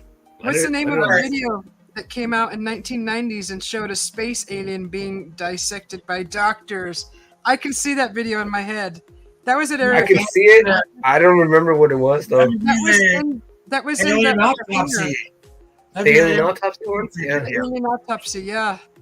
I remember. And guess who? Independence Day from 1996. Okay, so who narrated it? Cherry. I don't know who that was. He already threw another question out there. Did we get this one answered? Is that right? Michael Riker was the one who narrated it. The guy from Star Trek. You know, number 1. Okay, here's the next question. What famous book on ancient aliens was written by Eric von Daniken? The Carries of the Gods. There you That's go. an easy one, man. That That's an guy. easy one. Cool. Yeah. Come on. Cherry, Like I don't watch Ancient Aliens. Come on. Eric Von Daniken. I love that guy. I love it, Eric Van Daniken. Right. It is simply not to believe I that agree, we Phil. have not been visited by Oh, yeah. extraterrestrials in our lifetime. There is What's your proof. next question, Evan? Yeah, I'm those are, looking on the TV. there's so many too. God, you got some good. What do you have, a book in front of you? Notepad with all these questions, or just Evan out of Walters, memory? she's gonna have to make an mind. Evan Walters ask Amazing. questions. So All let's right. get it in there. Wait. Did someone answer before me? Pretty sure it was there. The Carries of the Gods. No Yeah, one answered that. Yeah. No, You- Lex you got answered it. beat. I think you got Did beat. you? Oh, okay. Maybe.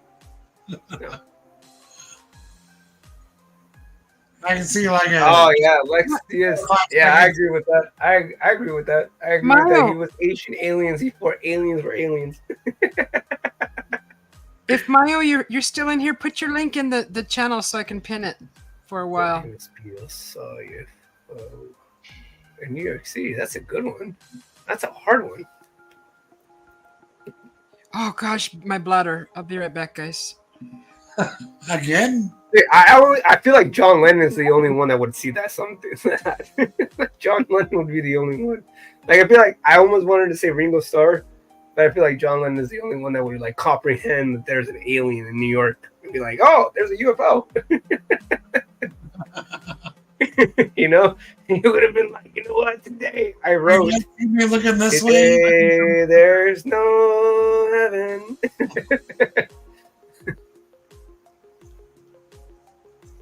Was it John Lennon?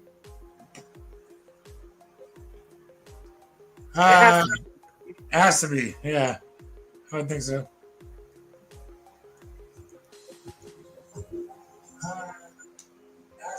Oh, okay, so yeah, the majority were right. I almost said Ringo Starr.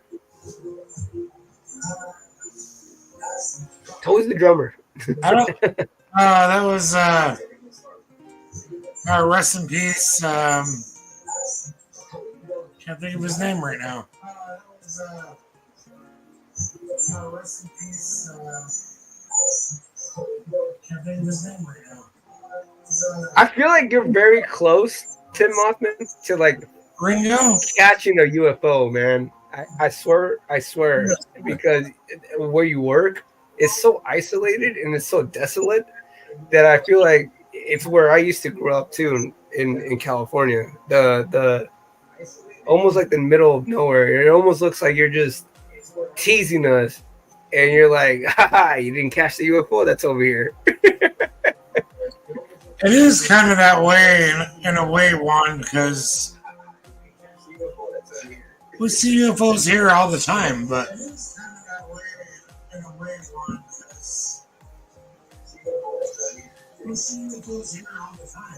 you can never capture it on film.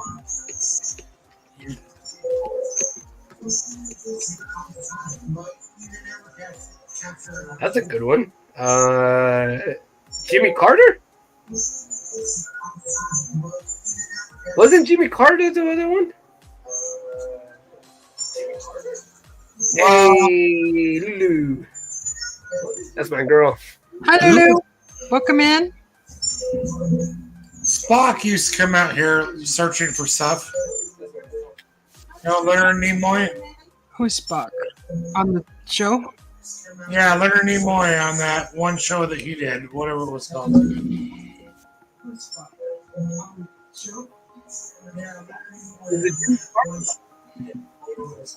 Hi, Lulu. You guys He used to come can out still hear me, right? here. Oh, one of the founding fathers. Okay, I missed that part. Oh, Malu, go ahead and do your emojis. I turned off the spamming thing from the bot. that I don't know. Come on, Malu, join us. Lulu Bell is my girl, man. Come on, Malu, join us. She's always so good and nice. That was cool.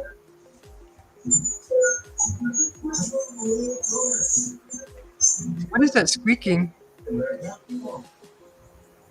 I think it's the feed, bro. I mean the feed from Tim Mothman's. Yeah, it's a delay. Sorry. Yeah, it's a little delay, but Turn it down. Sorry, I'll turn it down. But not too bad. Just mute one, I think.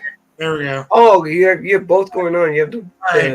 I was like trying to read because what I see on my TV and what I see on my laptop are There it about is. 4-second difference. So Thomas Jefferson saw a UFO. Really? Did I miss a question? Really? Darn it. That's a. He was young too, by the way. If people don't know that, Thomas Jefferson was young when they signed the Declaration of Independence. A lot of them were very young. The youngest being 18. no wonder he's got the most badass hair. He was full of it. Thomas Jefferson, like this badass hair coming out from his head. He's like, look at me, I'm Thomas Jefferson. Was it really hair, or was it that wig they used to always put over their heads? Right? Yes, Lulu Bell. I actually didn't think I was gonna have a good night. Saw great fireworks from my neighbors. They lit it up. How I tell Tim Mothman, what would we say? Light them up. Light him up. And they lit it up. So Hi, Henry. Nice. Welcome in. Hello, Henry. All right. Hello. Love you, girl. Yes, we're having a good night. We're doing trivia. Yeah. We got bring the heat. Come on, Walter. Bring the heat. Hey, Henry's back. Henry. Oh, speaking of hacking, you know who just got hacked? I don't know if it was in the news or anybody heard. Where's the habitat? Mercedes-Benz got hacked.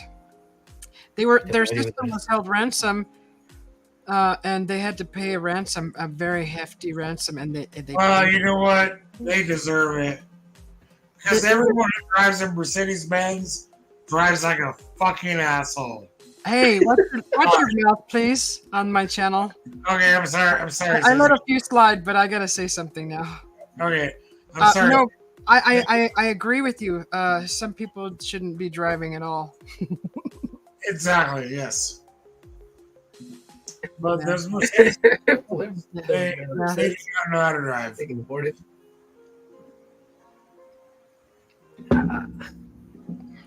Oh, Cosmic Joe Chronicles is in the house. Yeah, there's some major hacking going on. Nice. I mean, not nice that we're getting hacked, but hopefully it's not any of us. Yeah. I don't know. If someone held me ransom for like $50 for my name, I'd be like, okay. Have to keep my name intact. Yeah. Is there any more questions? Is the trivia, is it over? You gotta ask Evan Walters. I tried to ask him. Oh no. Walters, or is that our next question? Phillips. Not, then have someone else. Oh, there he is. There he is. During the Phoenix Lights incident, what was the name of the governor who famously made fun of the reports on TV? Oh, really? That's too easy. I forgot. I remember the thing. Really? Name. He went back on. Huh? 5 Symington. 5 Symington. That was his name? Yeah, he went back on his on the fact that it was faked, and then he came back after he wasn't governor anymore and said that it was all true, that he had to tell everyone that it was fake because they were pressuring him. But it was 5 Symington. Symington, yes. That's the name I would never remember. I remember because I just watched the Phoenix Lights. Oh, okay. That's the only reason why. It is unique. Philip, right? Philip Symington. I think it was Philip. They said it's Fife. Philip, yeah. Philip. That's a weird name. Yeah, 5 Symington. Yeah, they went to his house and go, "What do you think about it now, Governor?" And he was like, "I think it did happen." And then he just like goes back into his house. Yeah. And it was like, "Oh, actually, I saw it, and it blew my mind away." So and then he was like, "Oh, well, I guess after years of denying it, he had to like actually come out and say it really did happen." What a crazy incident, right? Because I think my best friend was there when it happened. Because he was like, "When did it happen?" 1997, right? 1997. And then Not to my mention, friend goes, I think I was there with my mom. He goes, and I go, "What a weird incident, right? Like, so many people seeing this, and then being told to everyone that they're crazy, that what they were seeing wasn't what they were seeing, but it spread across so many miles. What a way to tell people that they're wrong." Well, apparently it's the sighting started from like upper Utah.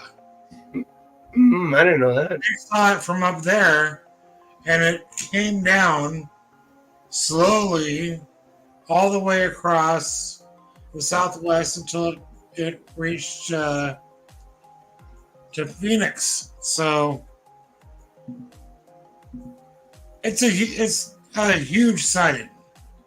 Huge sighting. Fired a lot of people too. Probably the biggest sighting, other than like the Roswell one. Well, Roswell was only a small sighting because no one really saw what happened until after the crash.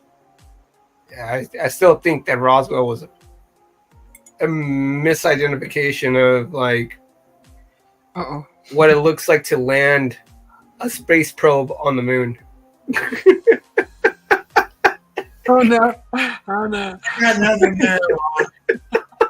Just say it, weather balloon. Just say it. I never said weather balloon. Did I say weather balloon? I said I have a theory. They said weather balloon. They said aliens, and I go no. They were testing to see if we can go to the moon, how we can land And if they could, I mean, the structure of the aircraft was identical to the one that we sent to the moon. You're You don't talking really about, think Mom, that? you're talking about Corona. You're talking about the Corona incident. I'm not doing that.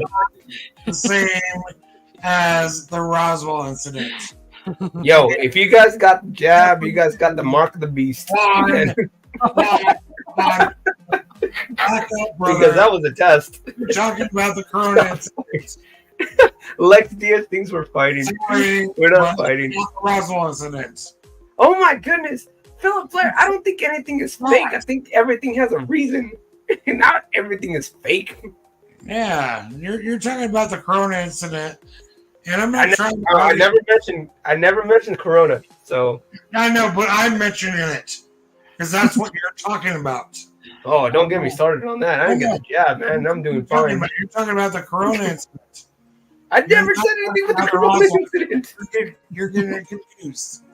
The Roswell incident was a craft that crashed, and the outer skin of it bounced off and bounced into near Corona. But the other thing that happened in Corona was a lunar lander that they were testing, and it crashed.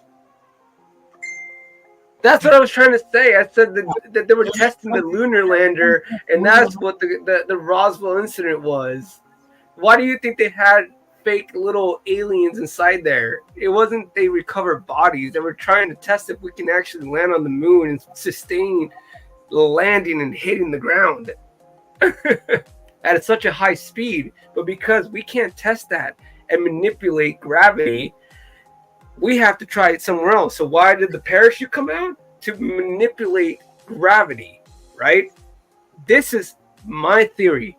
I'm not saying you have to believe me. You can disagree with me, but this is my theory. We manipulated how the lunar lander could land somewhere on terrestrial land and see if we could mimic it. You're not going to send real people like that and just like start just sending probes. That costs too much money. But if you landed something, of course, then you land something. That's why where I worked at primate research laboratories, that's why we did all these testings with primates before we sent humans up to try to do this. Those poor primates. I know. I know. Yeah. We train them really good. What I'm telling you, is we did that prior to sending humans up. Hey, to make make sure everyone in chat knows, we're not fighting. This is how we get along. Okay. Yeah, this is how we get along. Yeah, don't worry. No one's fighting. And if you want to think that I'm dismissing everything, I'm not dismissing anything. I'm just giving you a different perspective. You should question everything. You should always say you give me a different perspective. I'm not saying aliens aren't real. Never said that. I never say aliens aren't real. I never said UFOs aren't real. I never said Bigfoot wasn't real. I never said that anything that didn't happen. I said I have my own perspective about certain events that happened. I can tell you my events. I guarantee you more people will believe me than those incidents because I witnessed it and you're hearing it from me. And I go, oh, that's the reason why there's a Bigfoot back there and I still haven't told my Chewy story. Yeah. Right, we're waiting for Chewy. Right on one. There's a reason why there's a Bigfoot back there. Because I haven't told my Chewy story. Oh my goodness. You know what? You know who built the Lex Diaz, do not make me do this into a joke. I'm going to turn this into a joke, and it's gonna have complications. The Mexicans built all the pyramids. That's the reason why they're still standing. Okay, the reason why we still have ours still standing. No one questions who built the Mexican pyramids. They don't go, oh no, aliens helped build the Mexican pyramids, the Aztec pyramids. No, they go, Mexicans did that. But everyone in Egypt goes, it was aliens. It was aliens. Why? Because Billy Carson wants to say that It was aliens. But does Billy Carson ever try to talk about Mexicans and say that Mexicans never built the pyramids? Heck no. You want to know why? Because we still build the structures that hold up the foundation of America today. You know why the Europeans still look like they're still ancient? Because Mexicans still haven't gone over there and done their work. Thank you. All right. I'll give you that one. That was pretty good. That's a joke that I tell when I do stand-up comedy.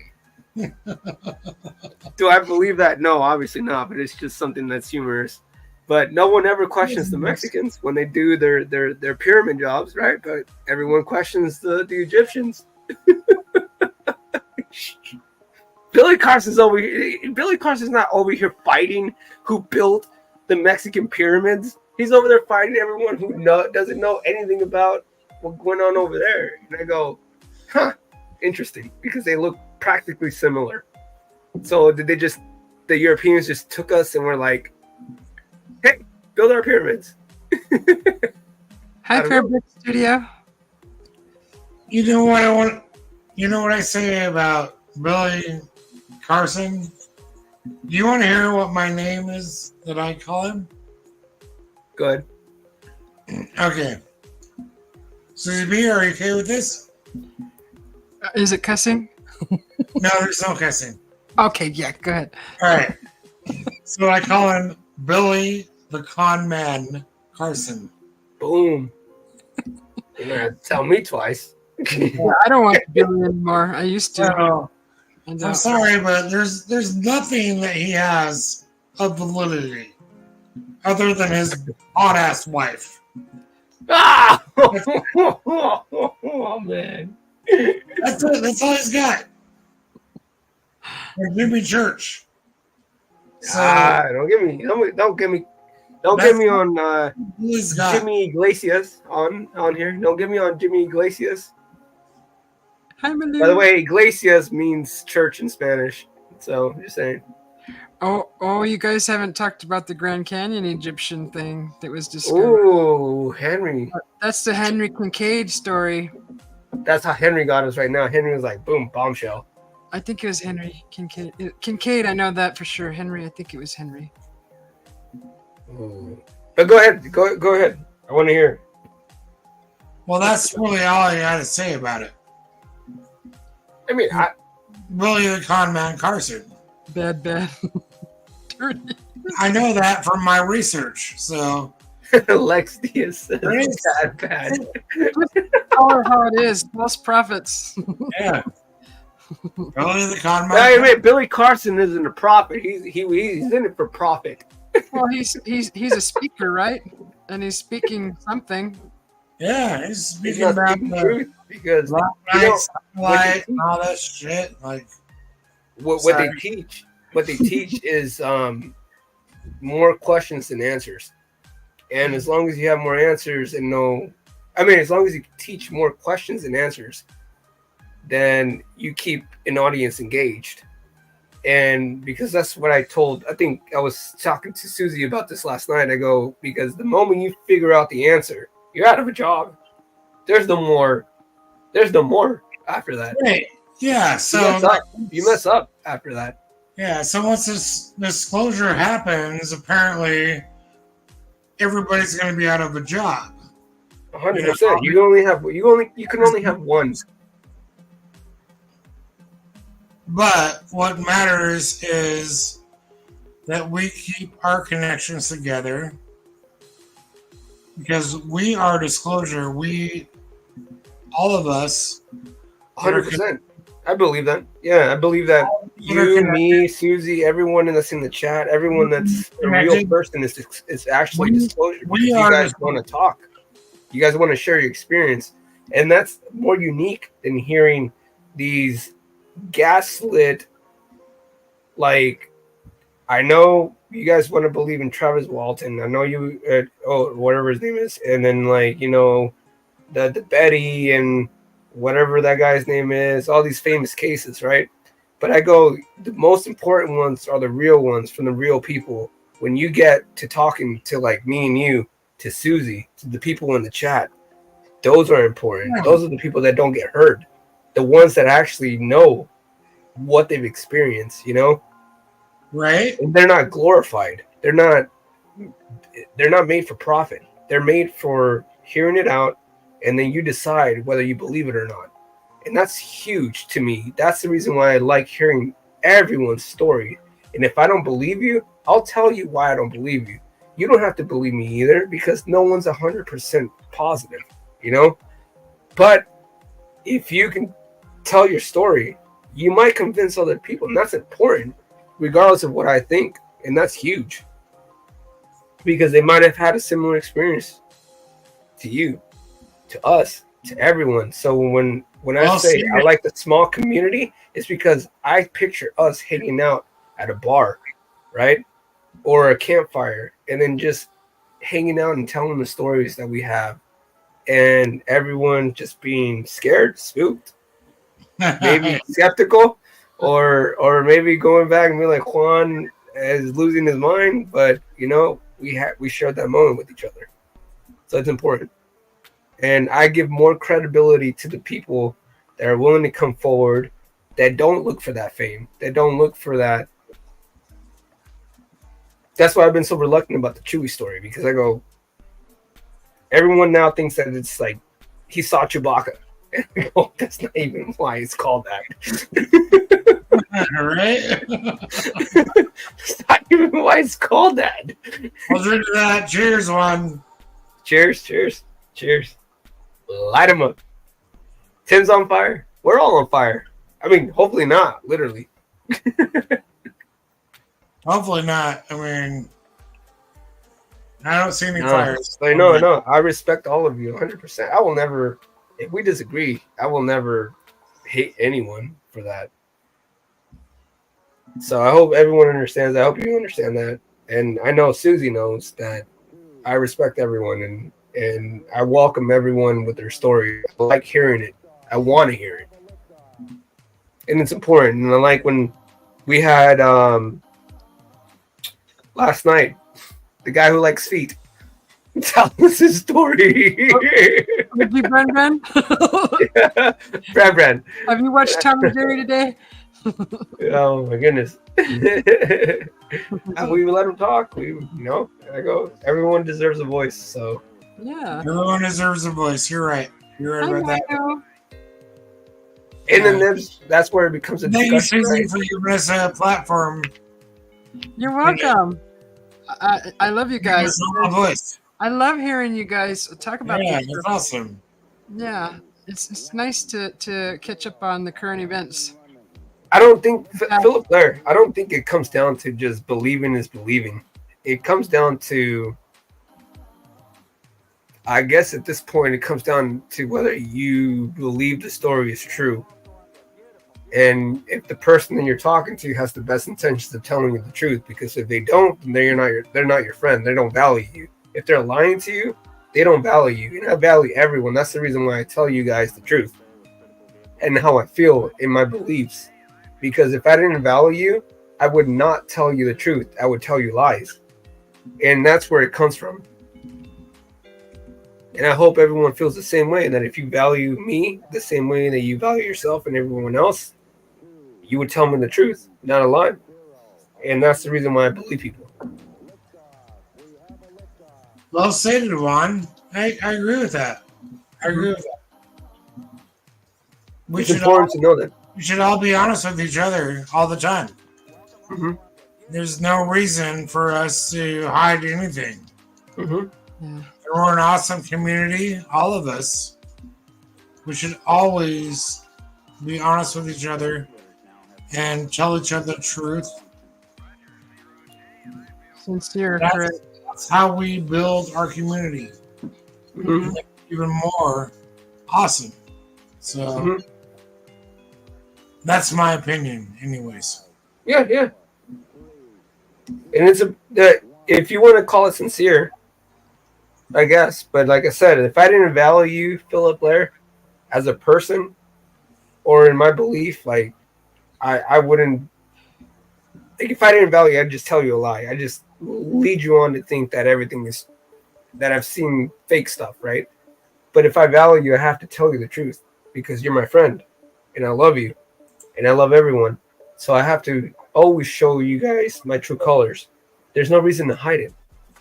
And if you guys don't do that back, then that's something that you struggle with. That's what the moral reason is. That's moral. And I hope it makes sense in a non-preachy way. But that's how I feel. And that's the reason why I believe a lot of people. Because I don't think they're telling me the lies. You know, I mean, they could. But at the end of the day, they're harming themselves. Well, exactly. Yeah, I agree with that. They're the ones that have to go to sleep at night saying, like, I lied to not just Juan, I lied to everyone that I told the story to. You know? But we can't do that amongst ourselves because we never lied to anybody. Mm-hmm. Right? Mm-hmm. So we are people who are uplifted. And that's what my opinion is. Mm-hmm. Anyways, take me off of this chat because are you Dunsies? You Dunsies? Dunzo! Dunzo. Out. You Dunsies, really? You got clotheslined by Jake Paul. Trying to get that UFO thing. Yeah, it's never going to happen, one. So. Don't say never.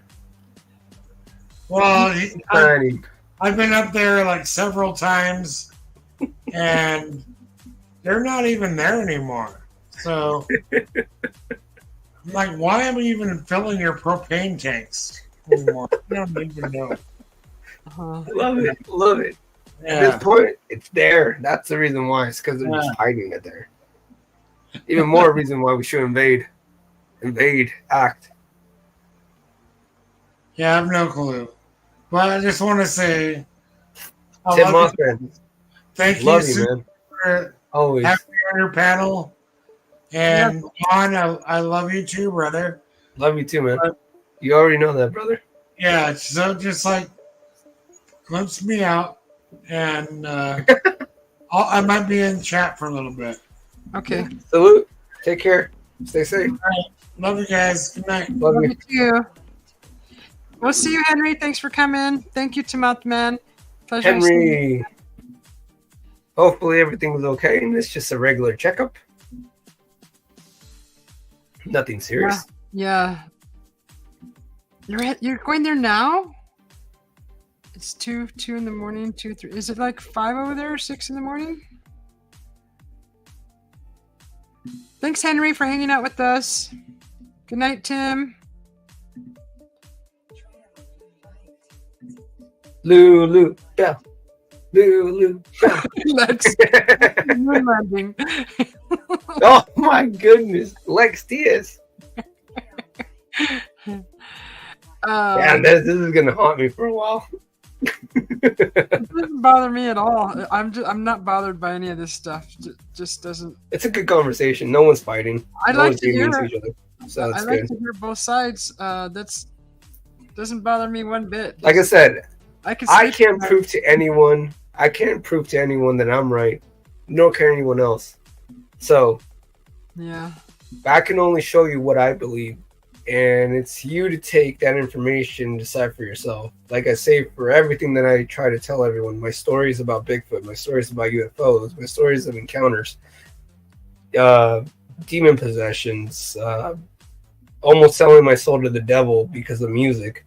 Like, you know what I mean? Yeah. Then you take it for what it is. I'm not here to convince anyone. I've lived it. Right. So, you I don't need convincing. I've done it. In a roundabout way, you looked the devil straight in the eye. Mm-hmm. Yeah. You remember the dream. Yeah. The dream that I had. Yeah. It was. I still get questioned about that by a lot of people when I go, yeah, it was. Why would you make it up? I mean, it's something that, you know, and it's not just the experience isn't. There's several others speaking about it, that almost the same, but in different ways. in different ways, but the same, the music industry. Mhm. So it's like Yeah, Philip. everybody making it up.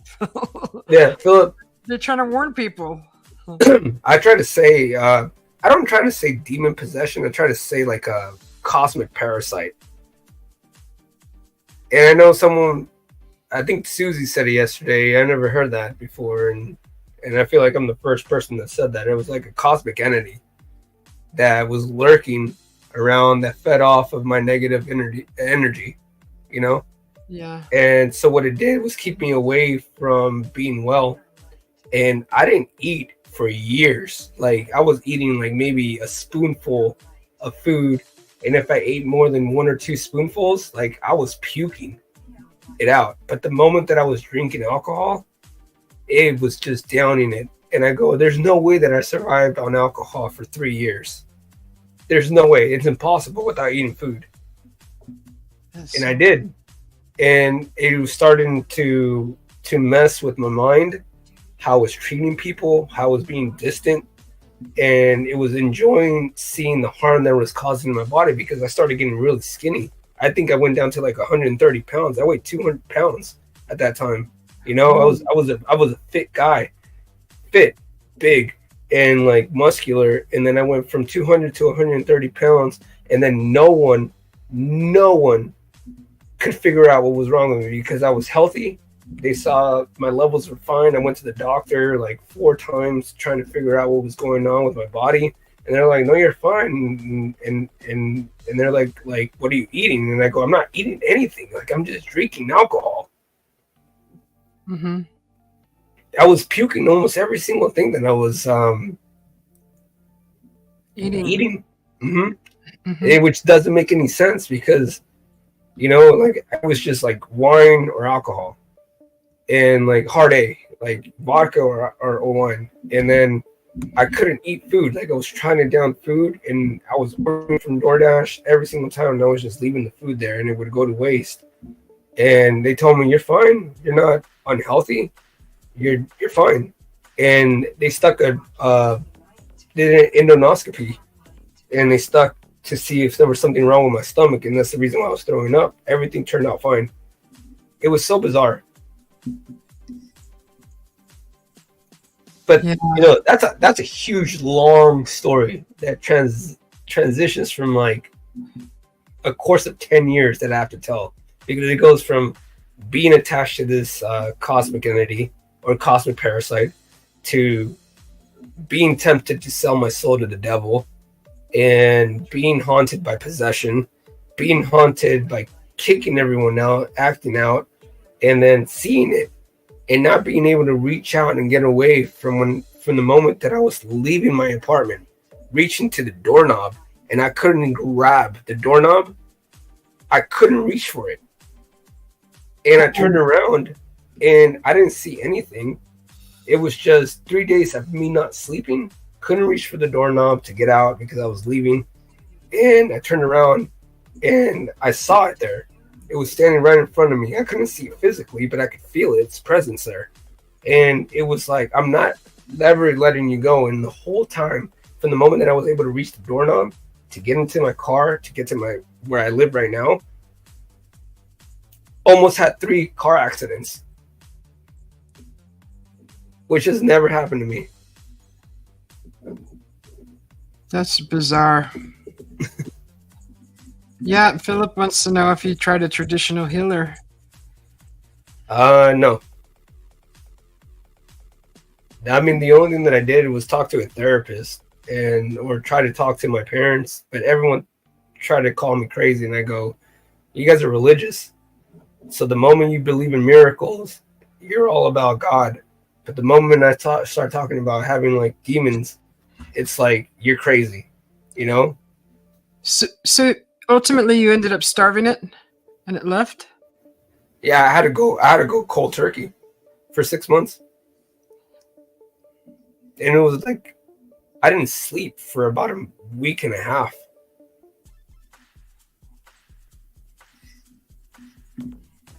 That's scary. That's scary. Frightening, terrifying. But like I said, I was telling people because my girlfriend at the time was struggling with it because it was trying to attack her and telling her that she had like this feeling that she needed to save me, which I kept dismissing. I'm like, you're going crazy. Like, you're just looking into things that aren't there. But then she goes, no, there's something that's wrong with you. You're not normal. And she tried to do that. Philip Blair, he's the one that mentioned it, right? Yeah. She tried to bring a healer in, and I said no. And yeah, she eventually ended up leaving me and moving out. And she said, I knew there was something wrong with you, and I could feel that he didn't want me around you.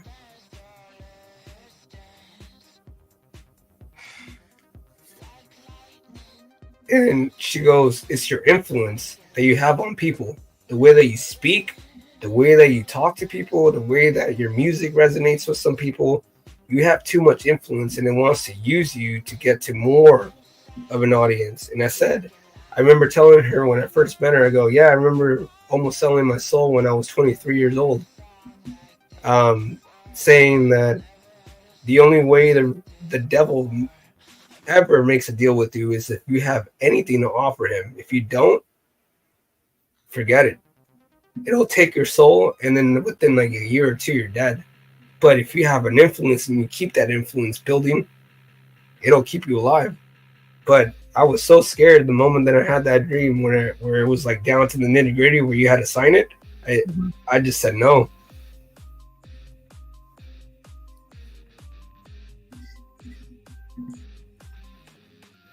So if people believe me, like I said, just watch what's going on around the world. It happens. Shoot.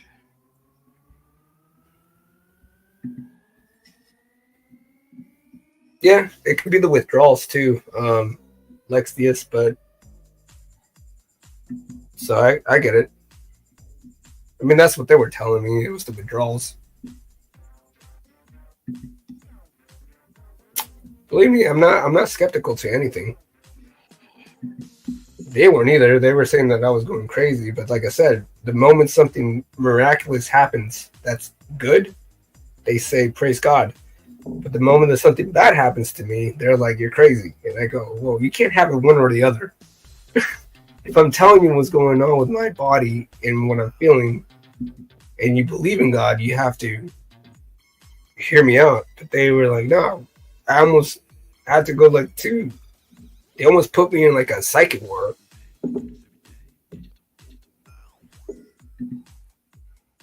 But like I said, I don't know. I hope no one ever feels like that because it's terrible. Yeah. I really don't ever wish that upon anyone. So you've dealt with that, but yet abduction is even more terrifying to you. Mm-hmm. I don't know why.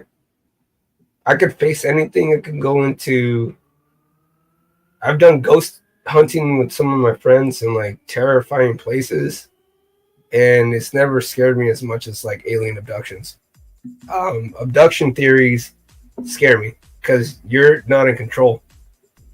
You're not awake, and they take control of you. And I've had one slight sort of experience where I think I told you where I lost track of time, and I felt that feeling that you have in your stomach when you go down the roller coaster, but it's pulling you up, and you just snap into it and you fall apart. I fell from the bed, and I felt like I got taken up, and I was seeing the earth from like an open space, and I saw my body being pulled away from earth, and then I fell right back to earth, and then I fell from my bed to the ground, and my mom comes in and opens the door and goes, "What are you doing? Like, get ready. We're late. Get ready for school." And this is when I was like 16. And I go, I literally just closed my eyes. Oh, shoot. That's an abduction. No, I don't mean to laugh. That's an abduction. I literally just closed my eyes. What are you talking about? We're late for school. Do you believe that abductions can happen mentally or spiritually? I've heard both. Um, Mentally, like from a dream. Spiritually, I believe so. Uh, Yeah, I think they're both possible. I think the reason why they're both possible, maybe because of the what Bob Lazar said to Joe Rogan, where they said they were harvesting souls. So if they can manipulate, not just taking your body, but just your soul in general, your body might still be there, but you might be absent from your body. Like people who experience out of body experiences, Uh-huh. they probably know how to do that to you. Well, Am I right? I'm just saying this yeah, is what I think. I think it's possible. I think it's totally possible. I've heard accounts of people saying that they floated out of their body and ended up kind of up high and ended up kind of looking at a ship, and they were seen by the beings occupying the ship. Just bizarre experiences that I've heard. And the fact that they were seen in their spirit form, it was bizarre because you're just energy. You're supposed to be pure energy, right? Like a battery. Um, I think it's possible, though. I think they could take you mentally and spiritually, especially get into your head. Tim Hoffman, Bob did say that. He said it in 1989 when he did his interview, because the interview was pressing on him on the fact that they were like, well, what did they tell you on the briefings? And he goes, well, I don't want to really get into that because they might give you disinformation to see if you talk, and they might give disinformation to everyone else to see who's talking about these experiences. And then he was like, no, you need to tell me. And he goes, well, they were just saying that we were just like they were harvesting souls, basically. Go ahead. If you don't believe me, go ahead and look it up. Look at the movie Jupiter Ascending, how they harvested the souls there and put them in those capsules that glow. And they were drinking it to stay young. Nope. Are you referencing the movie? Nope. That movie's bizarre. I'm not saying he was right. I'm just saying that that's why it would make sense to me in a way. I'm not saying that the question got brought up by someone else. If I believe it's spiritually or consciousness, and I think it could be both. I don't think they take your body. I think they take your conscious or your soul. How do you explain? And if they found a way to do that, because if you have near body, like you have out of body experiences, and if that's true, that could actually happen. I mean, you have to believe that in a certain way if you're going to go to like Jessica Jones and say that she can remote view people or certain things in her channel. You can't sit there and be like, that's not true. Because if you can have an out of body experience, then you have to believe that that's true. Right. And I'm not trying to throw her under the bus, but I'm just trying to say. Bladder check, real quick.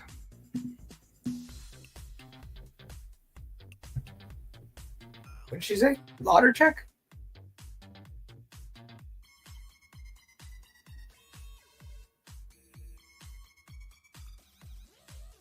It was clearly stated that they were harvesting souls. Even Joe Rogan said it. Joe Rogan said it to to someone else. Not when George Knapp or Jeremy Corbell or anyone was there, or Bob Lazar. He said it to someone else and said that he told me something that was crazy, that we were just humans being harvested for souls. And then so did Bob Lazar. Look it up. Do you guys want me to look it up for you guys and then post the link? I'll give it to you guys. So you guys giving me a hard time. Post it up for you guys. Give me.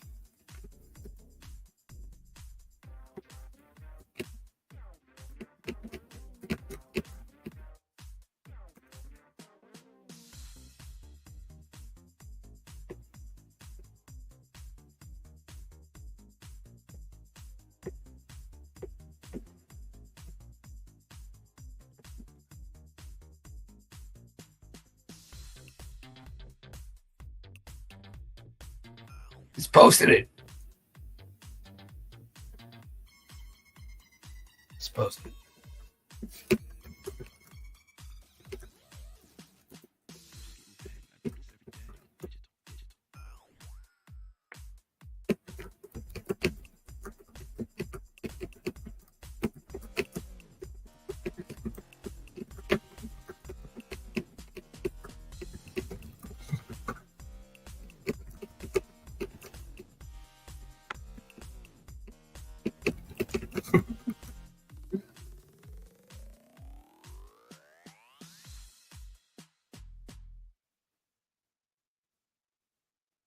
No. First of all, I'm not on Reddit. So, yeah, you can elaborate on that, though.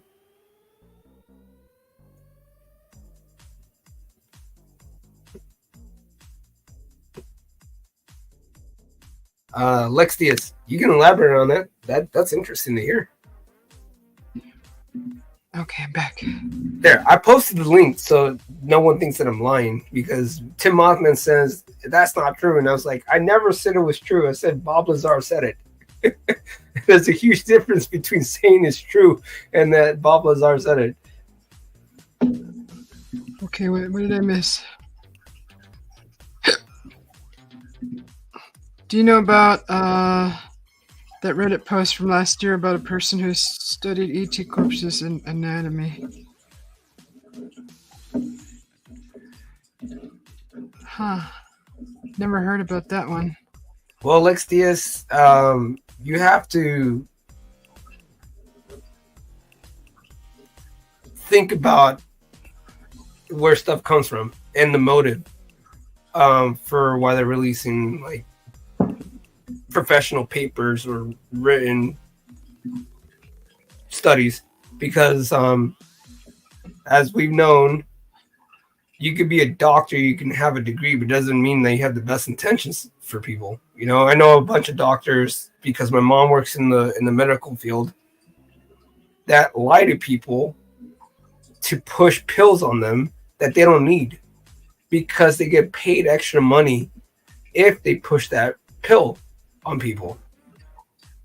So just because they're doctors doesn't mean they have the best intentions for you, you know?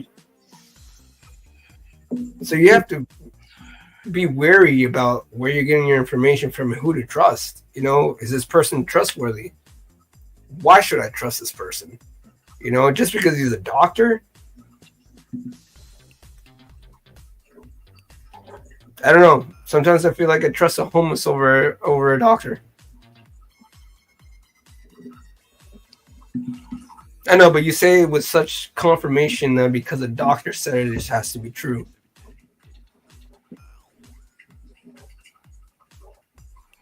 No one's fighting. No, he said that it was written so well that other medical professionals came out and said that it had to be written by a doctor because how it was written. Right. Okay, that makes sense. Yeah. The way it was written sounds like a doctor wrote it because it was. Yeah. Yeah. Well. Okay, I know what you mean by that. Okay. I get what you mean by that. So, like I said, I can pass myself off as like a scientist because I'm well spoken, but you guys don't even believe me. Some of the stuff that I said today, you guys don't even believe me.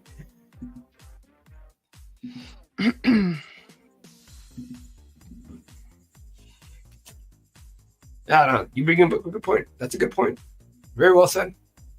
I know what you mean by that. Well, it just comes down to deception. I wonder when it's going to hit the fan about the medical industry. I think it's catching up. I think the awareness is catching up.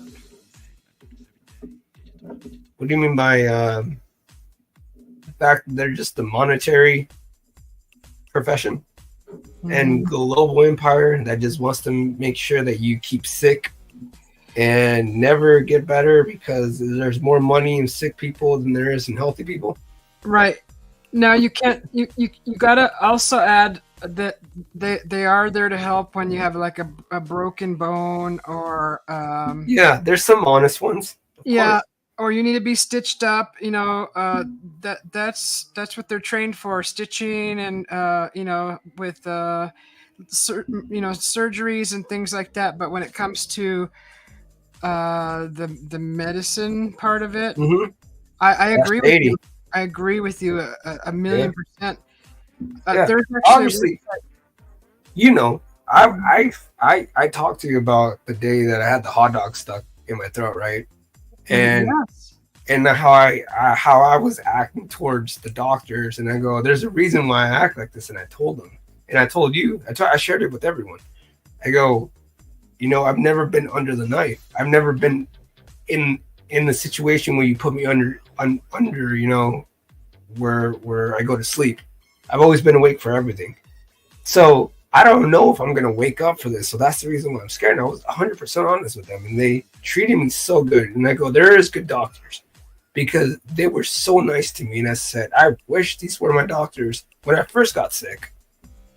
They make you sign a waiver too. Yeah, I had to sign a waiver. Mm-hmm. Yeah, when you get put under anesthesia, Yep. you've got a 50-50 chance of waking up. And that waiver says it's not their fault if you don't make it. If you don't wake up. I remember, and I was 100% honest with my doctor when she was there trying to make me sign it. And I go, you could have just done this and never shown me this, and I would have been okay with it. for my headspace, I said. Right. Yeah. First thing they do when you go under anesthesia. Yeah.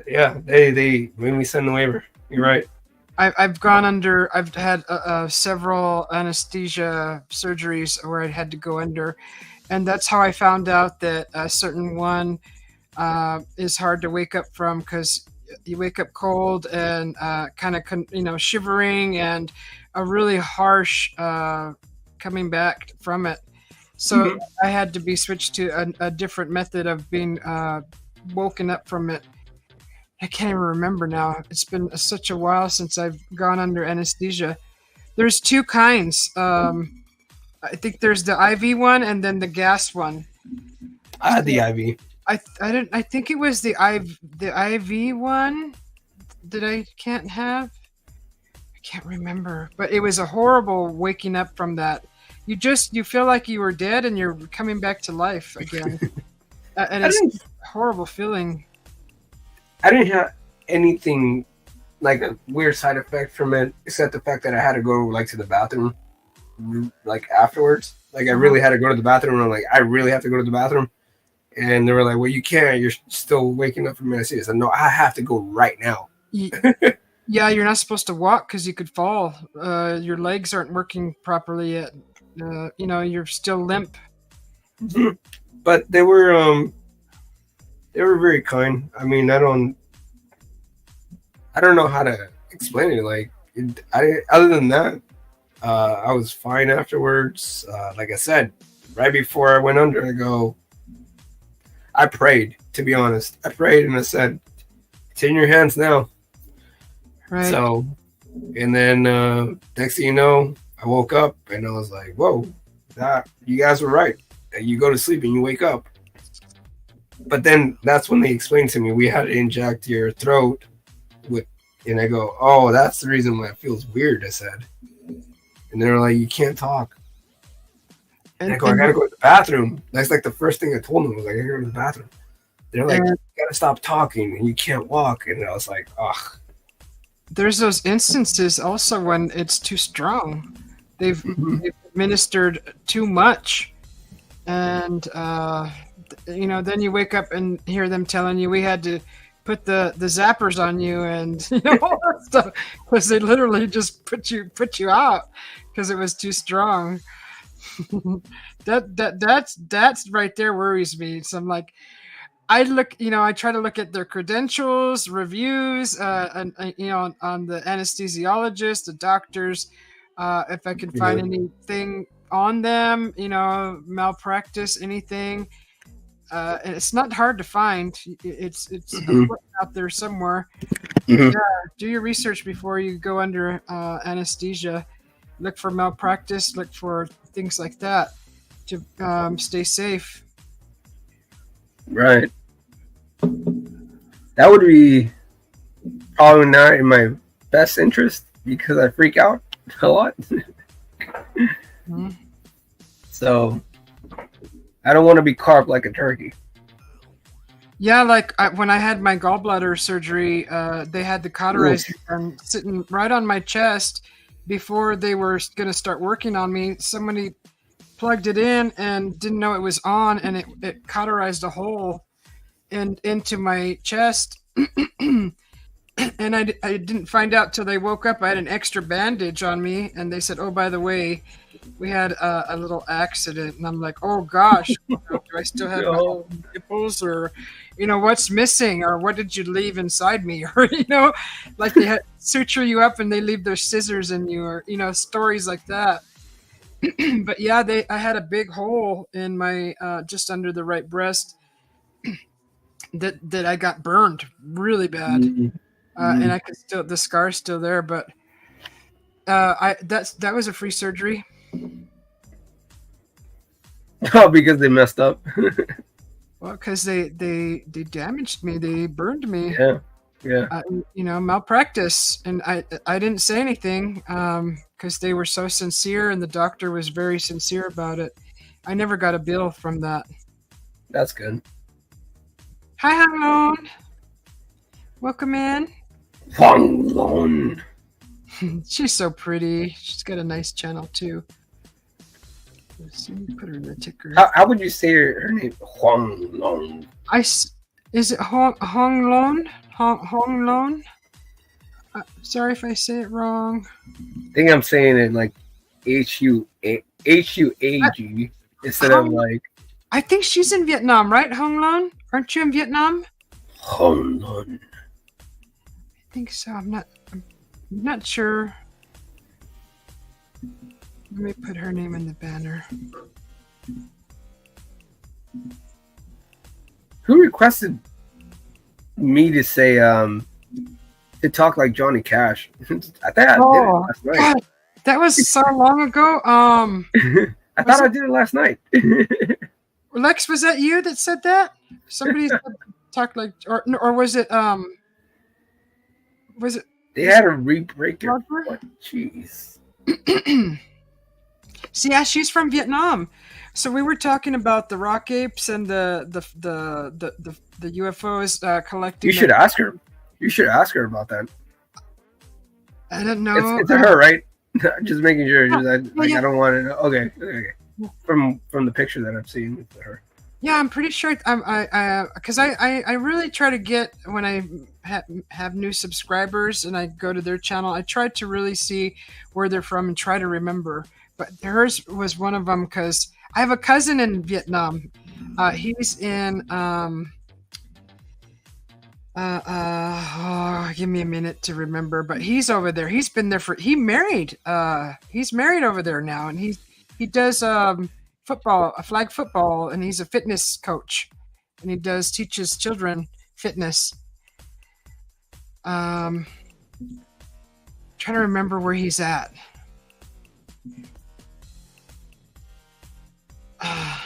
There's Brown right there. Brown. They broke your foot again, or they just did it, and then they were like, "Oh, by the way, we broke your foot."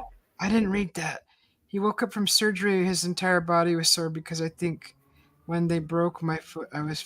Oh, you were fighting while you were under. That's very unusual. I just had to go to the bathroom. I've heard different. So Susie had a different experience, right? So did you, apparently. And my stepdad went under for they were fixing his finger, and he had to go under. And he was crying when he woke up and thanking everyone. No, don't awe him. He's a bad person. Did you hear that, OG Brand? He's making fun. You silly rabbit. He calls me auntie. Oh, Hung Lon says, "Nice to meet you and all your friends here." Thank you. She's so nice. Check it. Go Hey, subscribe to her. Hung Lon. She's Hung Lon. I think I'm wonderful. saying it right now. Hung Lon. Say it with the aggression. Hung Lon. Hung Lon. Yeah, What just beautiful person. So he broke his foot, and it started healing wrong. So they had to re-break it. I hope you weren't awake. Did they at least numb from your legs down or ankle down? I don't like. I think of that movie. I feel like I just felt that. Yeah, I think of that movie with the writer and the lady that he crashed out in the snow and she took him in her house and was healing him, and then she got the hammer and like broke his feet so he couldn't leave. Remember that movie? The one with she won an Oscar for that movie. Yeah. She's Kathy Bates. I think that's her. Kathy Bates was it? It's that horror movie. Yeah, she's like an author and she breaks the dude. Like she's obsessed with him. Yes, she doesn't want him to leave, so she totally breaks his feet, and he's God. Is it called Misery? Yes, thank you. Yes. Man, so many people have bit that movie off. So Misery, you have Johnny Depp in, that Window movie, and then you have Disturbia that ripped off that movie. Yeah, I don't think I've seen Disturbia. Just the title. You should watch Disturbia. It has Shia LaBeouf in it, and Trinity from Carrie-Anne Moss as the mom from The Matrix. Trinity. It's a good movie. It's a good movie. Is it scary or violent? Violence is fine. It's not too bad. It's not too bad. You like Popeye's chicken? I love Popeye's chicken. OG Bran. We have a Church's chicken too where I live. Popeye's, I think, is the best. Crispy, the crispiest, most wonderful battered chicken and crispy. Better than KFC by far. I think that was one of the main reasons why I didn't like going under. Because I thought I was going to wake up sore, which I did still. Sure. But I don't want to find out that someone cut my leg off or, oh, we found something else wrong with you and we had to do this. And I go, what the heck? But it's scary. It's scary. 100%. I'm not one of those fans that's just like, keep me alive. I just keep me alive. Don't cut me into pieces though. Yeah, that's wake me up and tell me before so I can make the decision. Huh. Popeye chicken goes homeboy. I like that. Popeyes, yeah. We everywhere I've been, there's been a Popeyes. And usually at a truck stop, there's a gas station / Popeyes and another restaurant, and they have the best chicken. It's fresh and it's just whatever their recipe for the batter is. And the chicken is juicy. It's not dry and oily. Yeah, I had their spicy chicken sandwich, and I do it just with no pickles. So it's just straight up the chicken and the bread. Yeah. Never been a fan of pickles. But it's so good. They are greasy, OG Bran. Very greasy. And that's the kind of grease. Oh, KFC is not just greasy, but it's salty. I always felt that they were the best chicken until I tried Popeyes, until I tried other chicken. Yeah, I like Popeyes a lot. Mm-hmm. But KFC, I don't know what they did, but it's not the original recipe anymore. It's just too salty. Even the gravy is too salty. Yeah, I don't know what happened with it. I don't. It's not consistent. The ratchet ghetto Pollo Locos in California. Pollo Loco. Oh my gosh, they're everywhere here in Arizona. Yeah, they went from California to Arizona and everything. They're everywhere. Remember that movie, Breaking Bad? Los Pollos Hermanos? They were fronts for for Los the pollos drive. hermanos. Yes, the pollo. They I remind know. I me used of to say that to my ex-girl. No, my ex-girlfriend. My pollo. girlfriend. I used to be like, "Can you say los pollos hermanos for me?" And she'd be like, "Los pollos hermanos," and I go, So cute. Oh. and she goes, "Why do you like when I say that?" And I was like, "I don't know, because you can't really say it. You say it good." I said, "But it's like hot, but wrong at the same time." Is that? American, like in Yeah. American. You say it so gringo. Oh yeah, KFC. Yeah, that oil that they use, vegetable or whatever they use. A lot Do of the not restaurants use. use vegetable oil. Do not use it. Yes, when I worked at the restaurant, washing dishes, they used to have a big jug of that vegetable oil, and I'm like, Do ooh, I not would use cringe. vegetable oil. It Uh, messes up your liver. and you know what? Oh no, that's that. I don't think. Never mind. Like yes, los Motor pollos hermanos. No, it's H. Los pollos hermanos. Los pollos hermanos. It's hermanos like this. Yeah. Yeah, the H is hermanos. There it is. She spelled it right. Yeah. What was like Jesse Pinkman? Yeah. Remember D-Worm? D-Worm came in and he said macaroni. Remember he used to tell me to say macaroni, and I'd say macaroni. He would get all excited. D-Worm, he was here when I was He doing. hasn't been here in a while. He popped in. He popped in a few days ago. I was running that campaign video for Lauren, and he made a donation. And he reminded me. He said macaroni. I was laughing because I haven't seen him in forever. Give me 1 second. I have to go get something to eat. Okay. Or else. But I'll stay here. I'm just gonna mute myself. Okay. Real quick. But keep talking about los macarones. Macaroni. Me gustan los macarrones.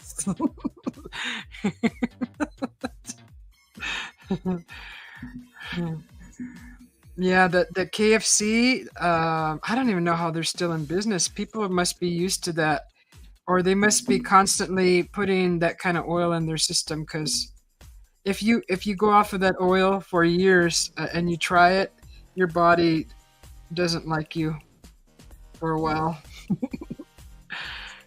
It's so hard on the system. Aw, hi Hanglon. Oh, I'm still trying to remember the where my cousin is at. He is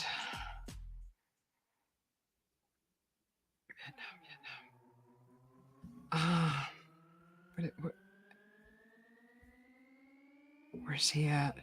I've said it a few times. Oh shoot. I wonder if it's anywhere near Hanglon.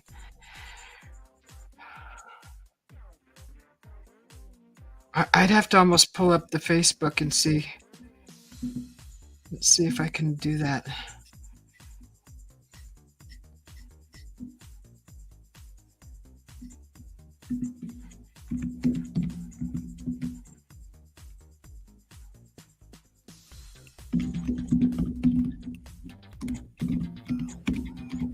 Let's see.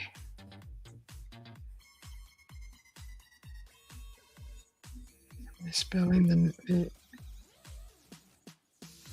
I is EAL.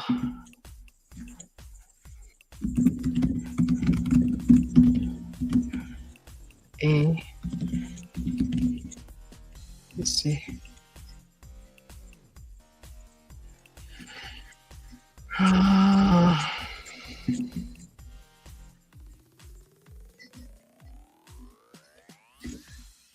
I have to try this another way.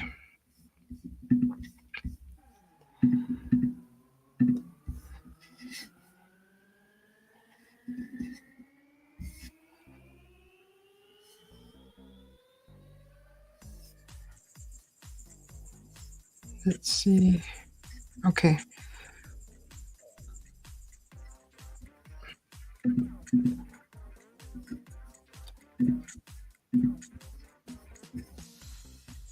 I will get it. I will get it. Hopefully you don't leave before I can get it.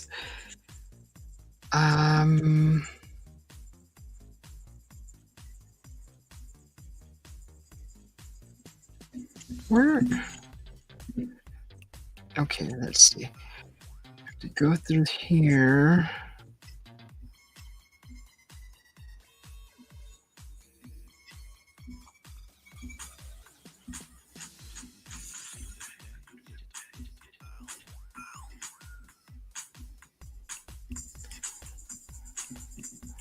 Where are you? What?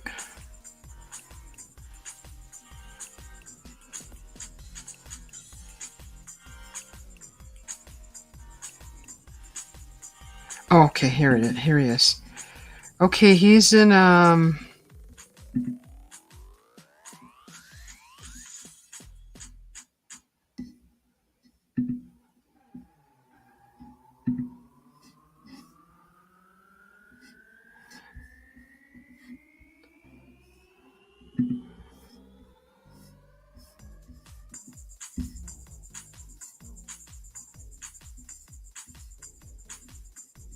he's in Hanoi.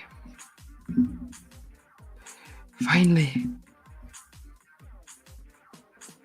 Oh, chicken pot pie. Yeah, I don't think they.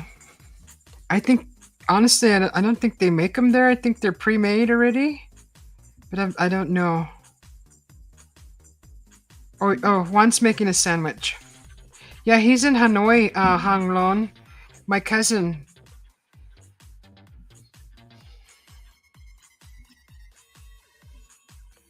He shows us the city, pictures of the city and the sky, and it's real pretty over there. Everybody rides bikes and their scooters.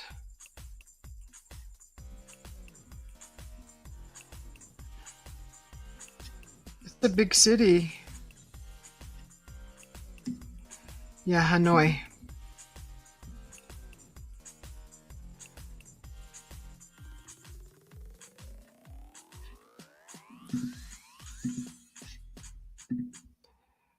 Okay, let's change this music.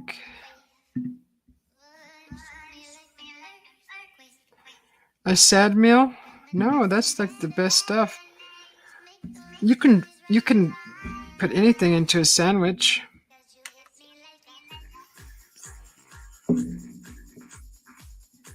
No, it's not a sad meal. Even just cheese in between two pieces of bread, and if you toast that, you got a nice grilled cheese. I like pickles in mine. Okay, Philip Blair says to Area 51 while you're making your sandwich, I watched that clip of Bob Lazar, Ominous. I wanted to find a short clip for you, but the short one is not showing up. Here's a longer clip, and he's left the link.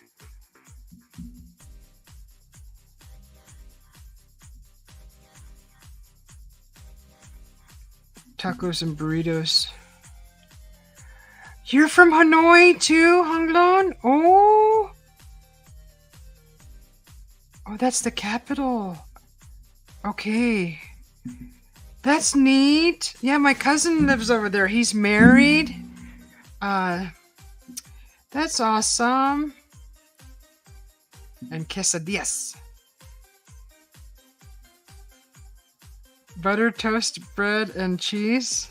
You put butter on your inside or the outside and toast it?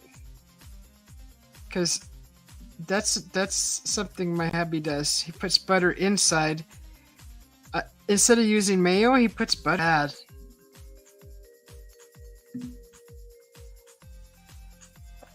Butter, toast, bread, and cheese. Toast bread. Oh, you do? How did you learn how to do that? I've never seen anybody do that till I met my husband. Even just a mayo and tomato sandwich was good.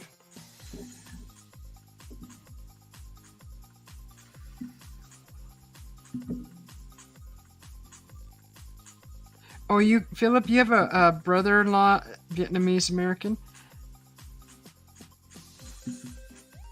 Yeah, that's neat. Yeah, in Hanoi. That's neat.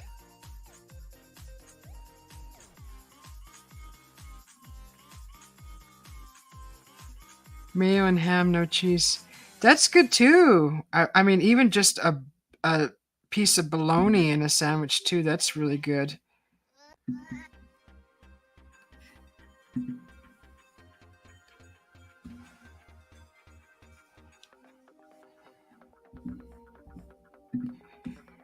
Okay. Bad cafeteria pizza. You know what? Is that the pizza that's on a bread that's kind of like cornbread? That pizza? From high school? That cafeteria pizza?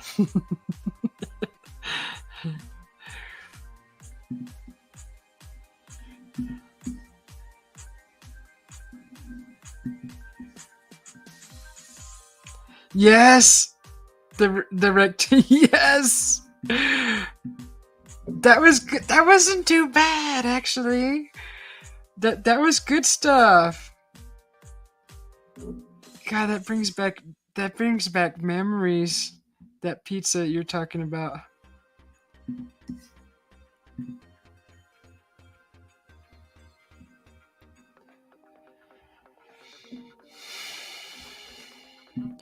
So I guess we're not going to hear the Chewy story tonight, huh, Juan? We've gone 3 hours. I made this background just for you. You remember that pizza too, Philip?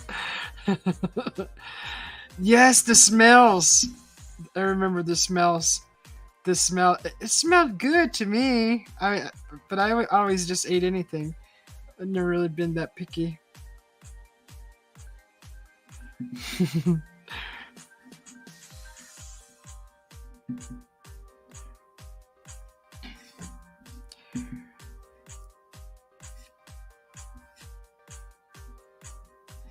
Let's see. What's this song? Space Wave.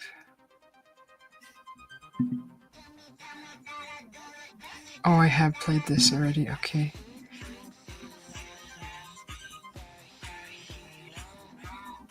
Let's see.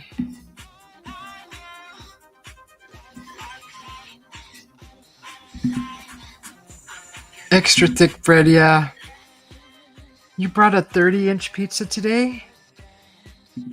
Mmm.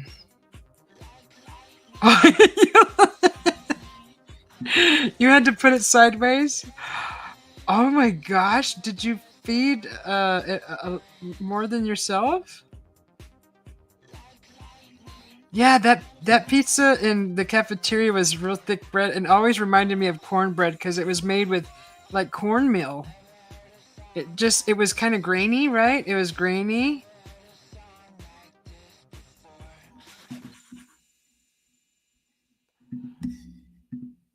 I'm gonna let's see. Let's just let's see. Neon light. I played that so many times already.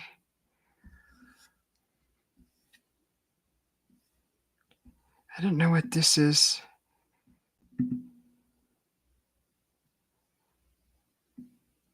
Oh.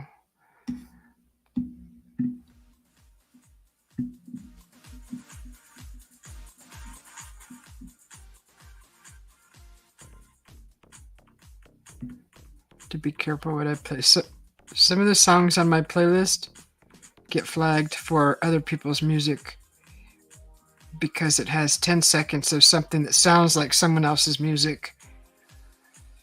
Okay, I'm back. My bad. Did you already eat?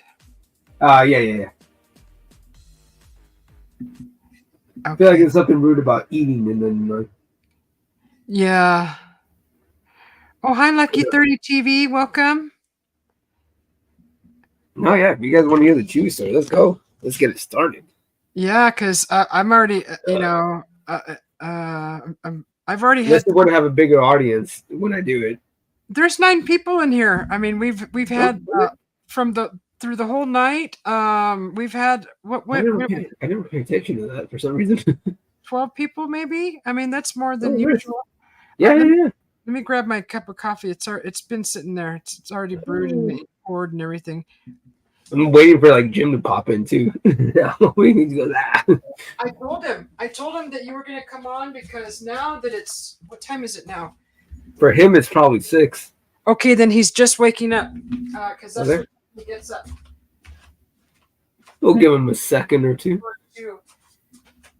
I bet you anything if he's not already in the room lurking, he's just getting up. Lex bought a 30-inch pizza and said he had to put it sideways in his vehicle to get it home. When you buy it from Costco? Oh, they make bomb pizza. They make a really good pizza. It's very good. And it's very, very, very cheap for how good it is. It's delicious. Very delicious. Pizza family of 5. Oh, okay. Let me put Lucky 30 TV in the banner here real quick. Okay. Let's see.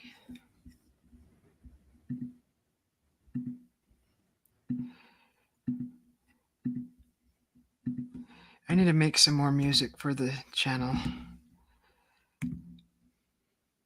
Okay, save. Like, see, sometimes I couldn't even fit my girlfriend in the car, and I had to put her sideways too.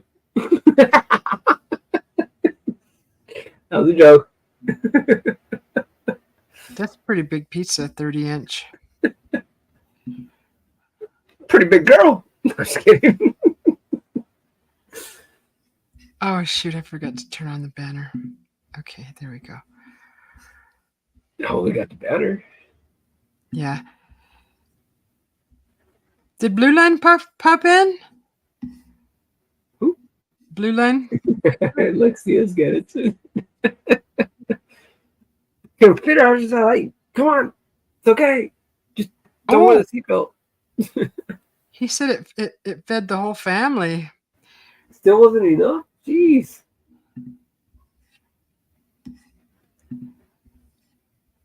Yeah. Another story for later when it comes to eating.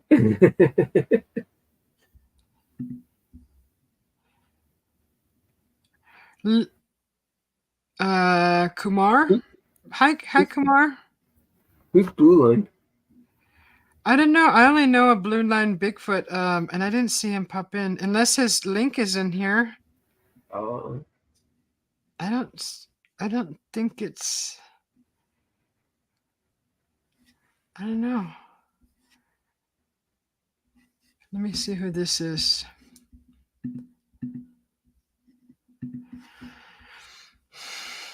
Yeah, I was trying to tell Jim about okay, his channel, he's got 14 subscribers, no content. But welcome in, Kumar. Jim doesn't have any? No, this Kumar guy, Kumar Nair. Like, thank you for the like. Thank you very much. But I was trying to tell Jim because I don't remember if it was during was it a snow blizzard or was it fog?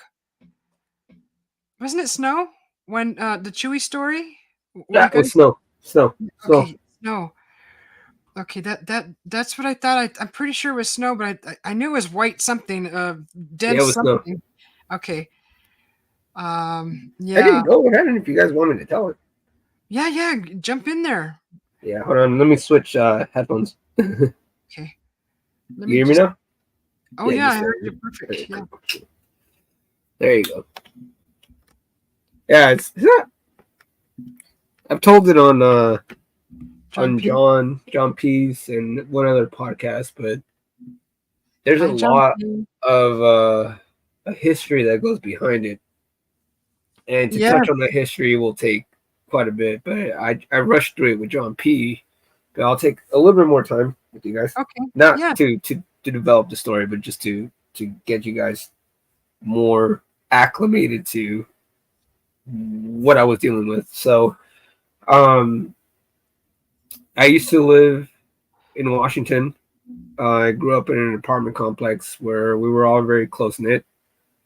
and I ended up moving to Florida and was away from that particular set of friends for 2 years, right? Mm-hmm. So I had already established friendships with my best friend Justin, another best friend called Hugo, Tony, and Ulysses. And so Chewy wasn't even in the picture yet. But I moved away for 2 years. Didn't think I was going to come back, but I ended up coming back in that spring, right before it happened. And so I moved back in the spring. You know, I was in 7th grade when I came back. Reconnected with everyone because I moved back to the same apartment complex.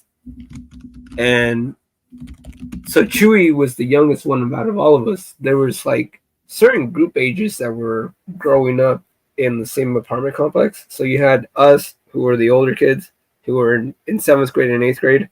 And then you had them who were there in 5th grade and 6th, like 5th grade and 4th grade, right?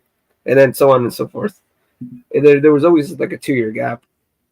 But Chewy would always want to hang out with us because he wanted to just hang out with like the older kids. And we allowed him, we always looked out for him. He lived in our apartment complex and we always looked out for him.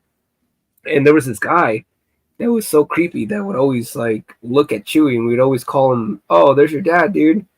And yeah, like I said, that's a different part of the story, but that's what we would protect him. And when we ended up, so we had our summer, all of us reconnected. We went to 8th grade, and then we had a huge snowstorm, the biggest snowstorm like that like Washington had in like a while, and it was just snowing for 2 weeks. So classes were canceled, just clear across the board, and for like a month. And we had like a week before winter break. Then we had the huge snowstorm, so we had a week, then the 2 weeks for winter break, and then the week after. So we had a month off. And at the time, I was staying at Justin's house. His mom got snowed in because she went out with a friend, and so she couldn't drive home. And me, Justin, never had a curfew. Hugo, Ulysses, and Tony, and Chewy did. Their parents were always complaining about like, "Hey, you guys need to be home by this time." But I never had a curfew. He never had a curfew. So we all met up at Justin's house, and we ended up right next to Justin's house was a park, and there was always talk from the older kids. Like I said, there was always a 2-year gap. The older kids were already in high school that lived in our apartment complex, but they were always talking about like, "Oh, did you see the beast? Did you see the beast?" And there was talk about seeing this beast by this fish hatchery that we lived by that was 2 miles away. And we started talking about it. And it's like, should we go? Like cement our history, in this apartment complex like they did, because they always talked about it and we had nothing to speak about. And they're like, yeah. And Chewy ended up being someone that was there with us because he was always following Tony around and mimic everything Tony did, the way he dressed, the way he acted. And so we were like, well, is it smart for us to like bring him with us? And we're like, dude, if you're gonna come with us, you can't like blab out that we were doing this, because everyone snuck out except for me and Justin. Like I said, we didn't have a curfew, so we didn't have any issue walking out of the house, but they did. So they snuck out and we said, all right, cool, we're going. So we walked 2 miles to this place, and the place, we had to cut across this field that was the field, the track field that was our middle school, and then the middle school, and then you had to walk another 1.5 miles to get to the area that we were going to, because it was a fish hatchery, and because it was snowed in, they weren't working at that time. But this is a salmon fish hatchery. They were harvesting salmon, and a lot of people were there during the day because it's like this huge rugged terrain. You can throw yourself off like in snowboard. You can throw yourself off a sled and everything, right? So you can see that people were there during the day, and they wouldn't bug you as long as you didn't go further than where the area that was blocked off was, the fenced off area. But since we knew about what the older kids were doing, we knew that there was this corner, very far corner, like at the very depth of like where the fencing was, that was cut off because they cut it off. And you can get through it as long as like someone was holding the fence up, you can get through it. And so we knew exactly where it was. So we had to walk another mile and a half. And so we're walking through the snow. And if anyone's ever seen snow, I don't know if you've ever seen snow. Yep. It's like midnight, right? But if you've ever dealt with real snow, it doesn't look like it's midnight. It looks like it's bright outside. Yes. So you don't need lighting. We didn't need flashlights. You can just walk through and everything just looks like it's open. So we're going to the area, right? And so we walk a mile and a half. We get to the corner, and we're going through the fence, and we start walking, and then we hit the area where they're like, okay, you're gonna come across where there's like the creek. So the creek is important because that's where, when they harvest the salmon, they release them to that part, and they go on to the Pacific Ocean, to the Sound, the Puget Sound, right? So it's huge. It's a huge part. So in my head, I'm already thinking like, well, this would make sense if some beast, quote unquote, was living around here and it's feeding off of things. It would be smart to be around where they're like harvesting salmon, and it's a frenzy. You just capture when they go out, and you just grab one and you eat one. And so we go, and we're walking through this rugged terrain. Like I said, it's about 2 feet of snow, and we're walking, and we hit the edge where the creek meets the edge of where we're walking. So it's easier to walk on there because the snow kind of melts there, and it's easier to walk than, I think we're walking south after that. And we're just walking, trying to find the area, because it said it's not that far away from the moment you do that. You'll see it. So we're going, and then we start seeing stuff like sporadic, like trash, right? We come across this area where there's more trash. There's a lot of trash, and you can tell someone's been walking around because the snow is padded down, like someone's been walking on it, or more than just one person. It looked like multiple people were walking on it. It just looked so padded. And then there was like a little tent, but then as the closer you got, you had this sense of like a nasty smell, like almost like a dead carcass mixed with like a wet dog smell. And with how, like I said, like I'm walking with everyone and Chewy, and Chewy starts running ahead of us, trying to show off because he's the youngest one out of all of us. So he's trying to prove himself to us, like, hey, I can hang with you guys. I'm a man.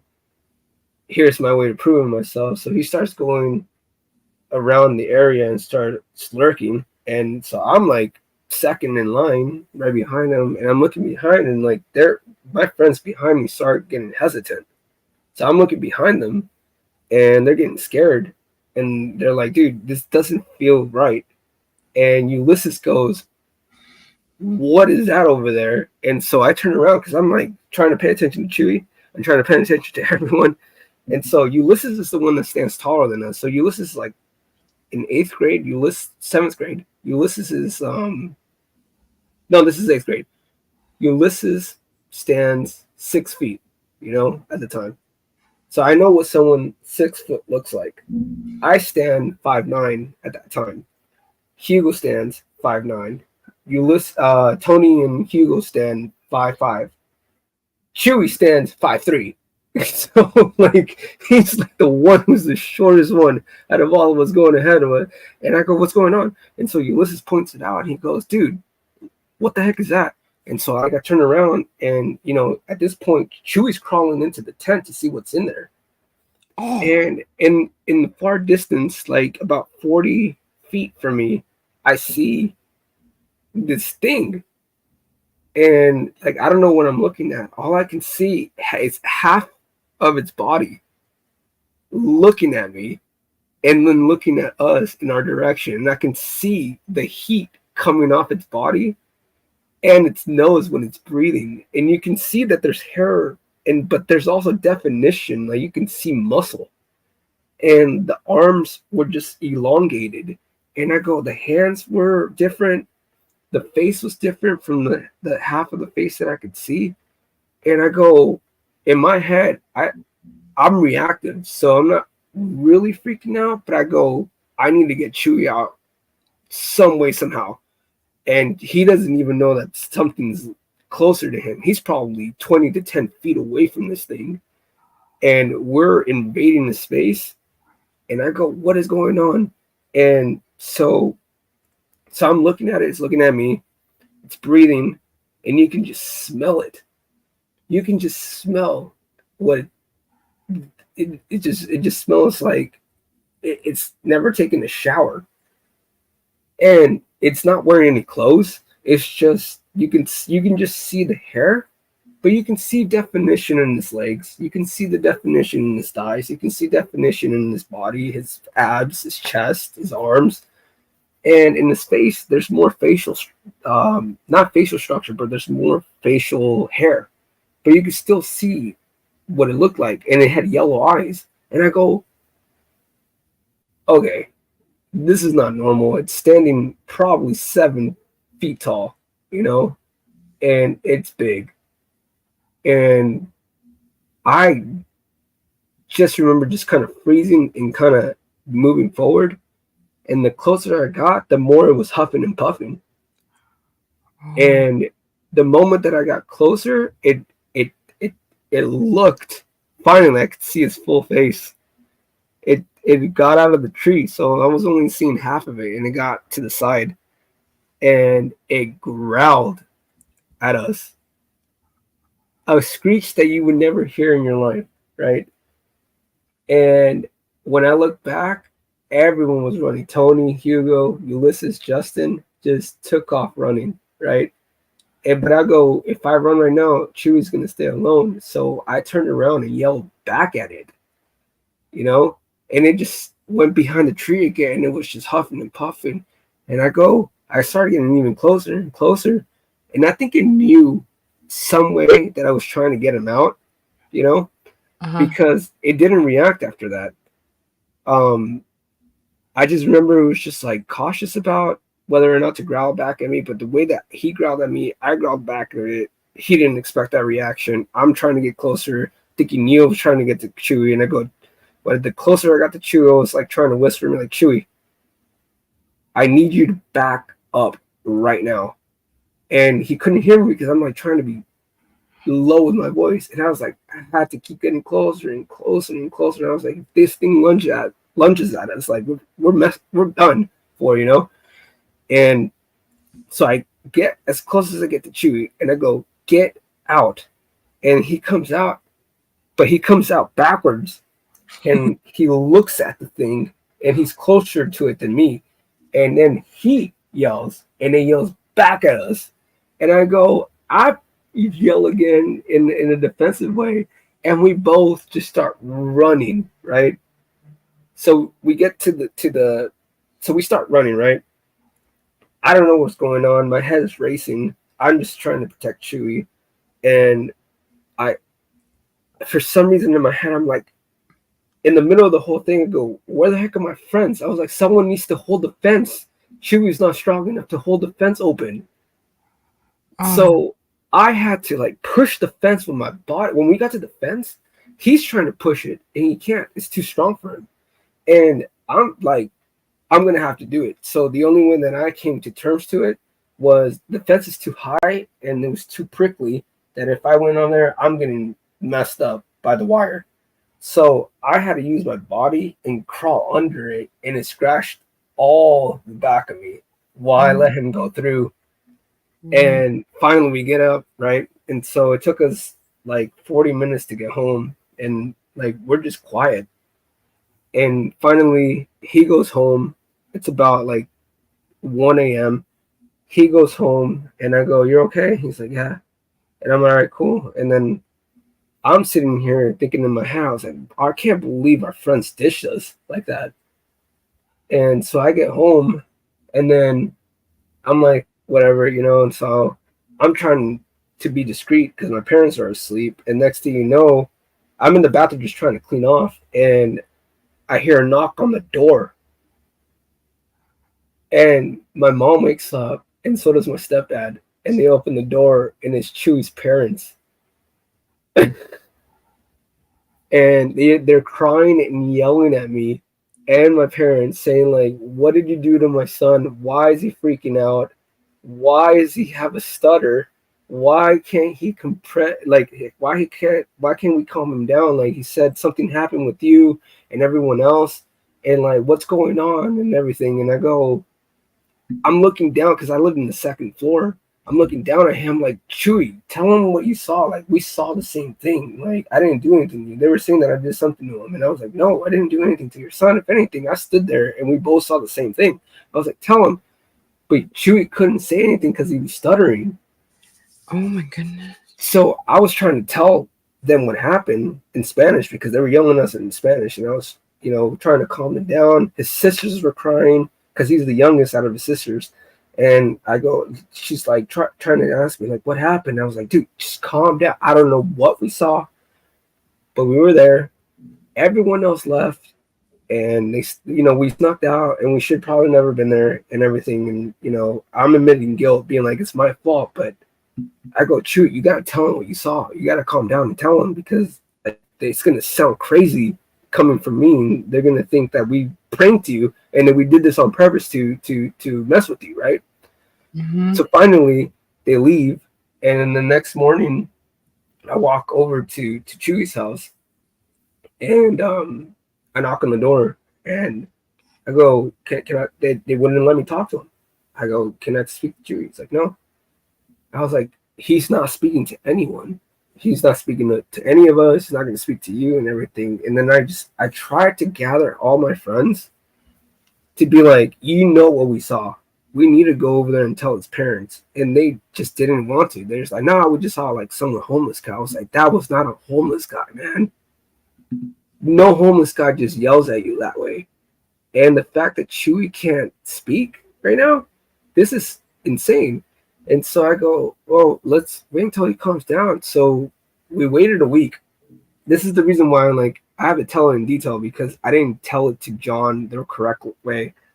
And I go, it took a week, and we went back to school.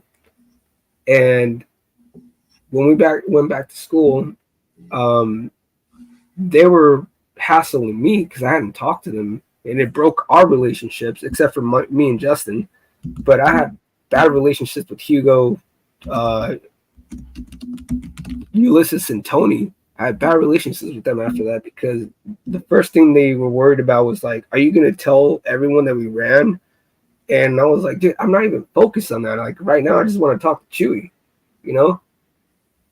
When I finally got to talk to Chewy, he tried talking to me, and he developed a stutter because he was so afraid of what he saw.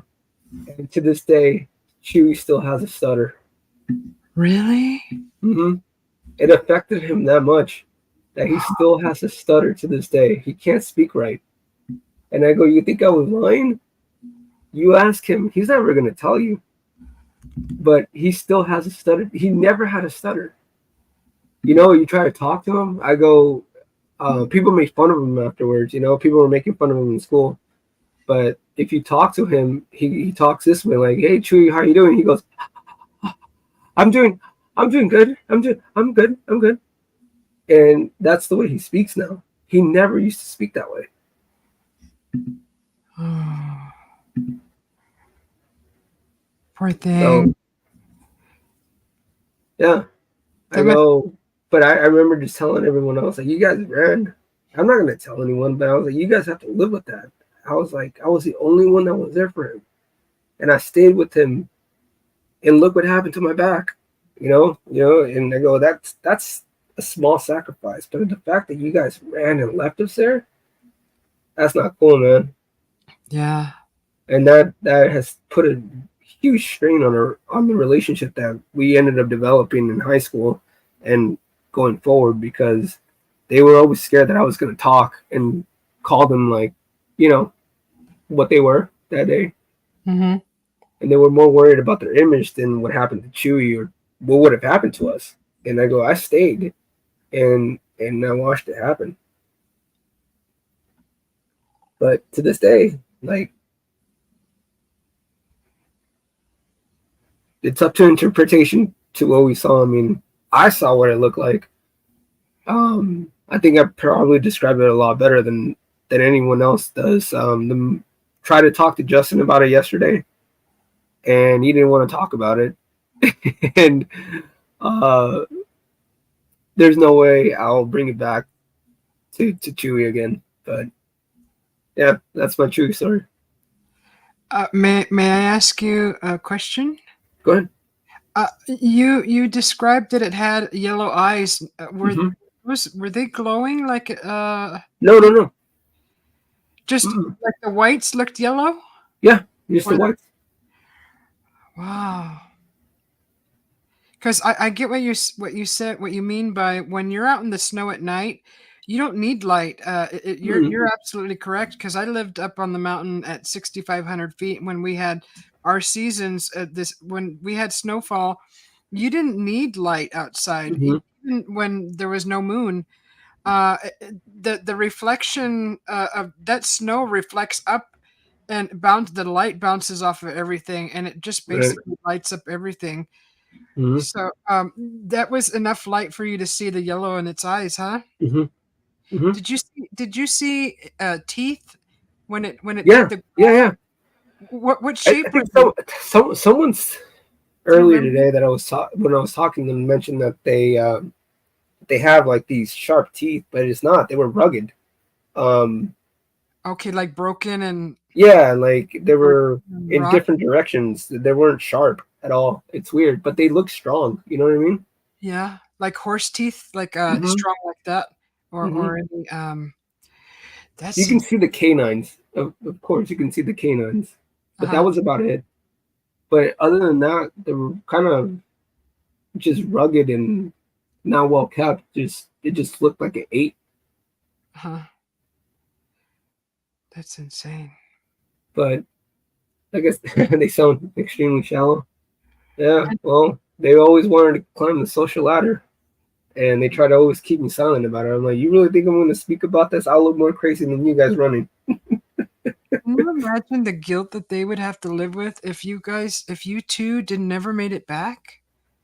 Yeah. I mean, not to give this being a bad name, but would they have ever told the story? You know what I mean? If they just ditched you guys out of fear. Right. And the reason why I think some of us, how they don't speak about it, and I rarely speak about it, is because we have a lot of homeless people, right? Mm-hmm. So I could have mistaken this person for like a Bigfoot, but just the way it smelled, the way it reacted, the way it yelled at us, the teeth and everything, the definition in the body, not wearing clothes, I feel like that's enough. The way that it was standing, how tall it was. I go, I've never seen anything that tall. And I'm at this point, I stand 6'1", Mm-hmm. So I know what a tall person looks like. I've seen basketball players, and they were bigger. It was bigger than a basketball player. Oh, by the way, whoever says Snohomish County, yes, it wasn't Snohomish County, but yes, there's been reports over there, and I've been there before.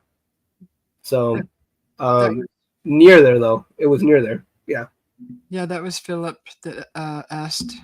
Yeah, I live near there. I've been there, and another story for another day. Welcome in, Cranky Frankie. Good to see you. Good morning. And Yeah, it is something that, like, when my parents asked me what I saw, I go, "You're not going to believe me." And I had to tell my grandpa. My grandpa was the only one that I could tell, and he believed me. And I go, "Okay." So I was able to get a little bit out of, I guess, like you said, the guilt yeah. for bringing him along. We could have just easily said, "Hey, stay back," but we're like, all right, well, as long as we take care of him. But I feel like I was the only one taking care of him at that time. He was all up in that tent, though. I Yeah, mean, all cuscando. You know what I mean? that's Cuca. exactly what he was doing. He was like, "What's in here? What's in Un here?" chismoso. She's yes, yes. That's another word for the same thing. Huh. I could see the whole scenario in my head as you were describing everything. That's insane. I Huh. wonder. I feel for him with the stutter part. Hmm. Do you still have scars on your back from that? No, no, no, no. They were minor. They healed up pretty good. Hmm. I mean, I might. I don't really look. It's hard to back there, huh? Unless you look in the mirror. No, Kitsap County was in another location. Kitsap County's northwest from where we were. We were Pierce County. So, This is Washington. Pierce County. That's as far as I'll go. I don't. So the reason why I showed John the pictures of where it happened, and I showed him where we walked through, where it happened, the same way that I told you, Uh-huh. the fish hatchery, because the fish hatchery was a very popular place that we would go to just walk. It was like a walking area that you can just walk. And then everyone, obviously, when the snowstorm hit, the first thing they think about is like, those are big hills, and we can snowboard and throw ourselves off on sleds and stuff, right? Mm-hmm. And that's what happened. But then I was like, you think this will scare it? But like I said, we were hearing the older kids talk about the beast, and we wanted to cement ourselves into um,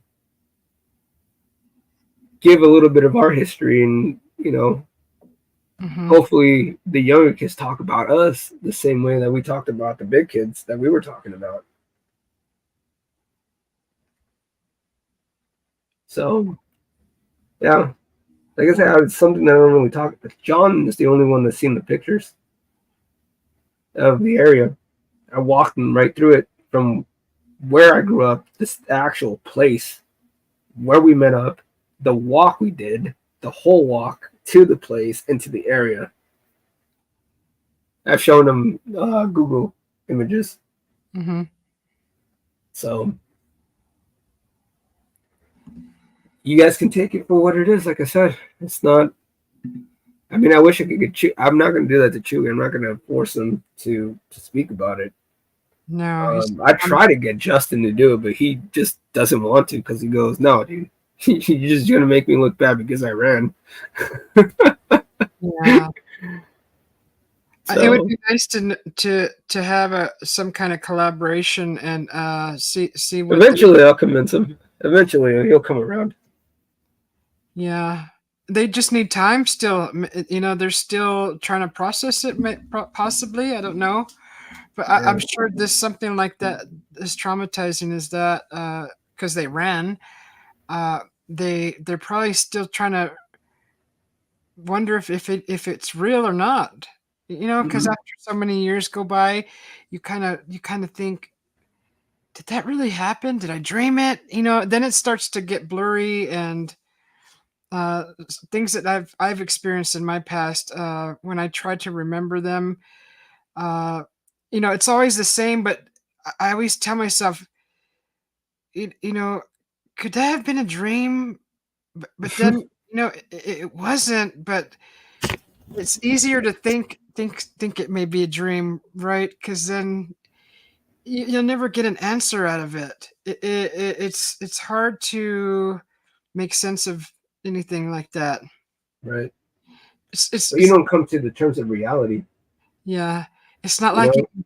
go back and get and ask the being, why why you can't get answers up from that side.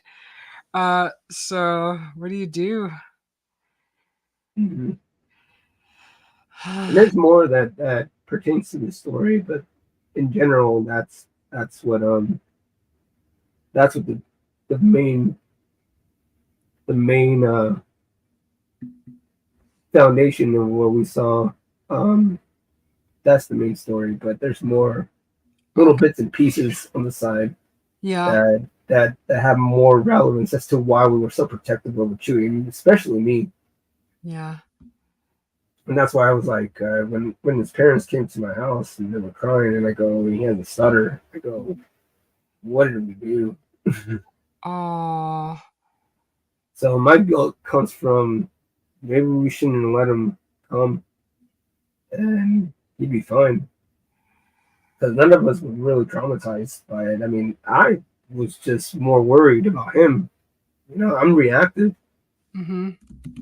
very reactive. I jump to someone's safety all the time before mine. So Yeah. I've always been that as a kid. Mm-hmm. But there you go. You have my Chewy story. Not you've heard two good ones. You've heard how I know people aren't ready to see aliens because we pulled that prank on my mom, and now you heard the Chewy story. Yeah. Thank you. I appreciate it. Well, and the entity, the Oh cosmic.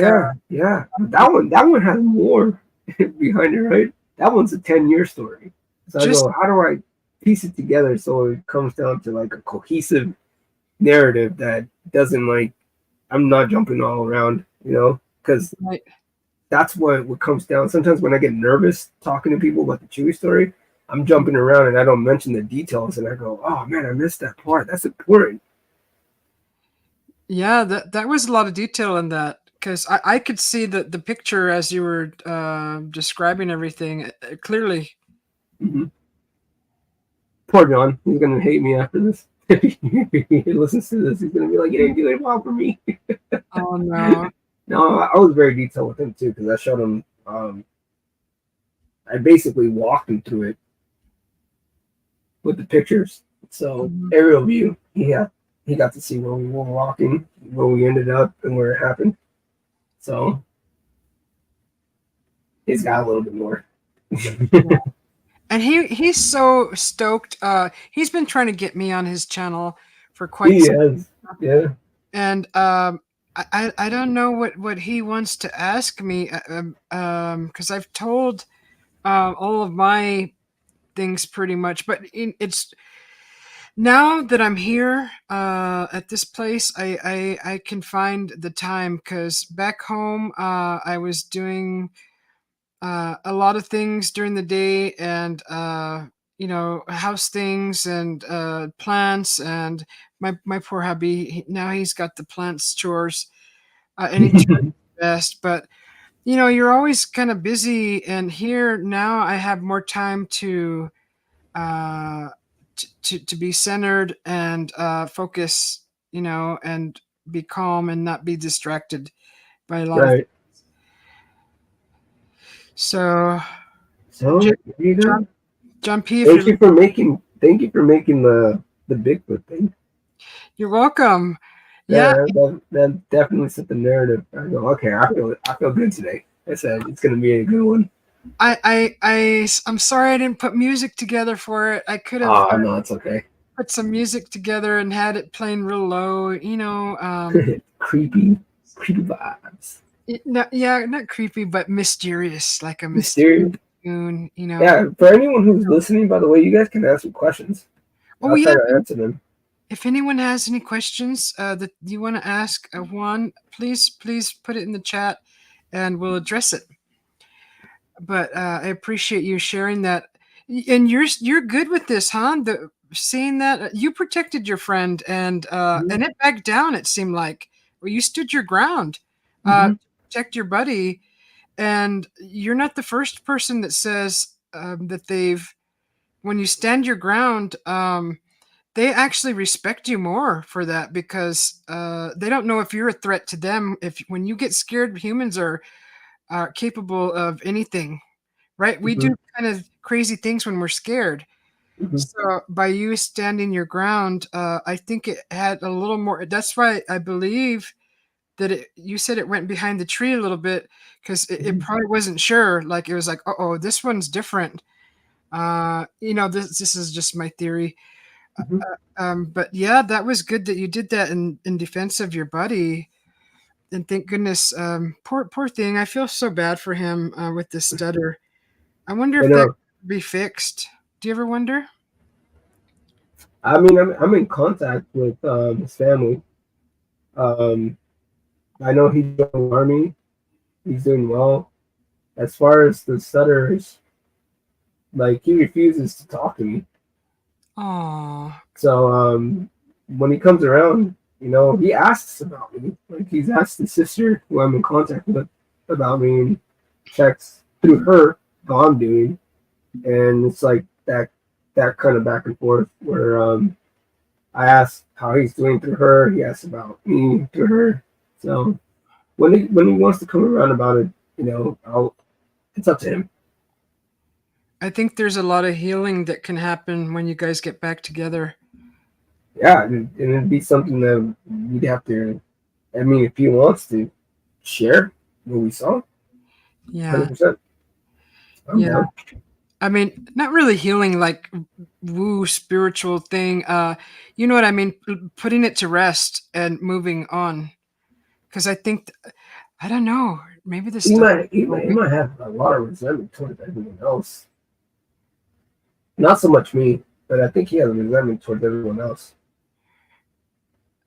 And I'm curious is what the heck he found in the tent. Maybe what he was. Maybe there was something that he was seeing in the tent that. Uh, That's a question I've always asked myself too. yeah, because not only did the being scare him, what was in that tent that he was rummaging through, and that being was protecting, was trying to get you guys out of there. Yeah. Jim, Oh, see, Jim missed it. Jim, I told you we'd still possibly be awake when you woke up this morning. Greetings, Jim. Thanks for coming in.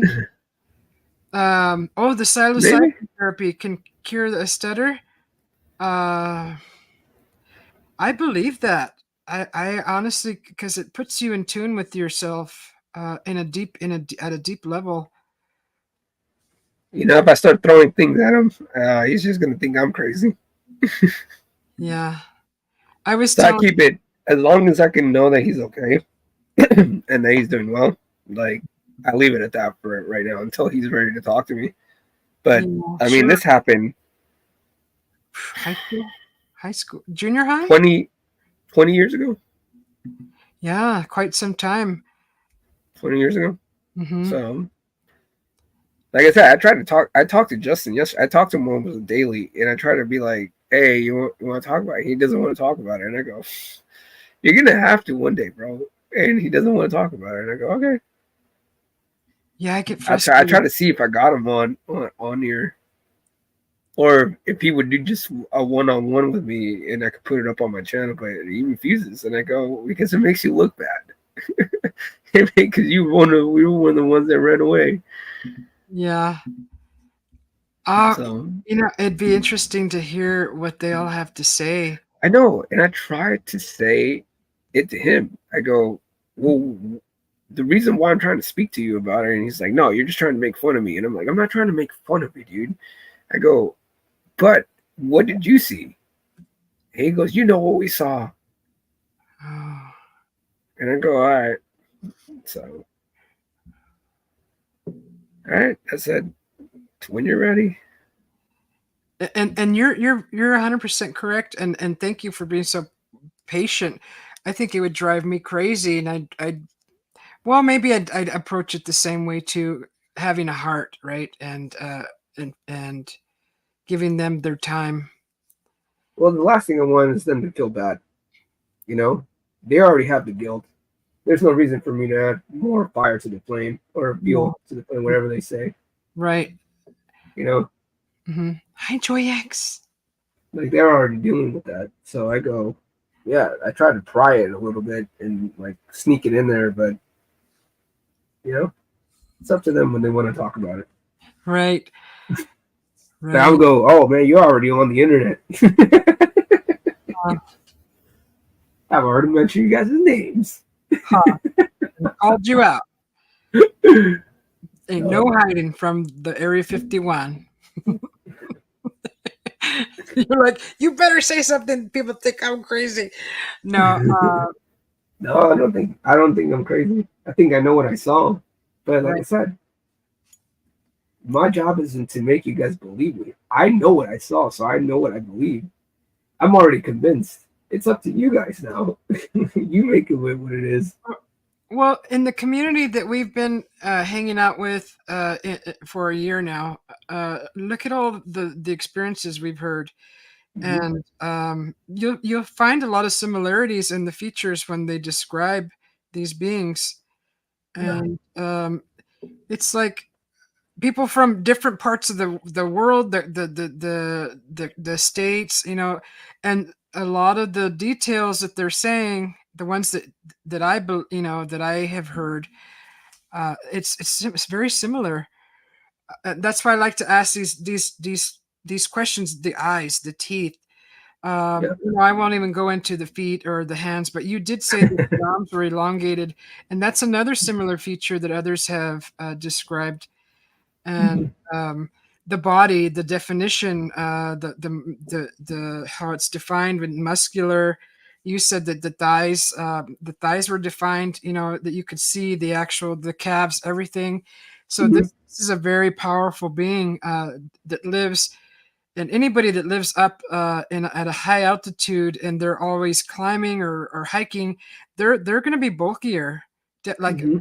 Paul Bunyan, chopping wood all the time, you get bulky doing that kind of hard work, and climbing, just that can bulk you up. Yeah. Yeah. But I don't know. We don't know. There's talk about what are those people called? The feral people. I've Mhm. never seen one, honestly, so I can't say.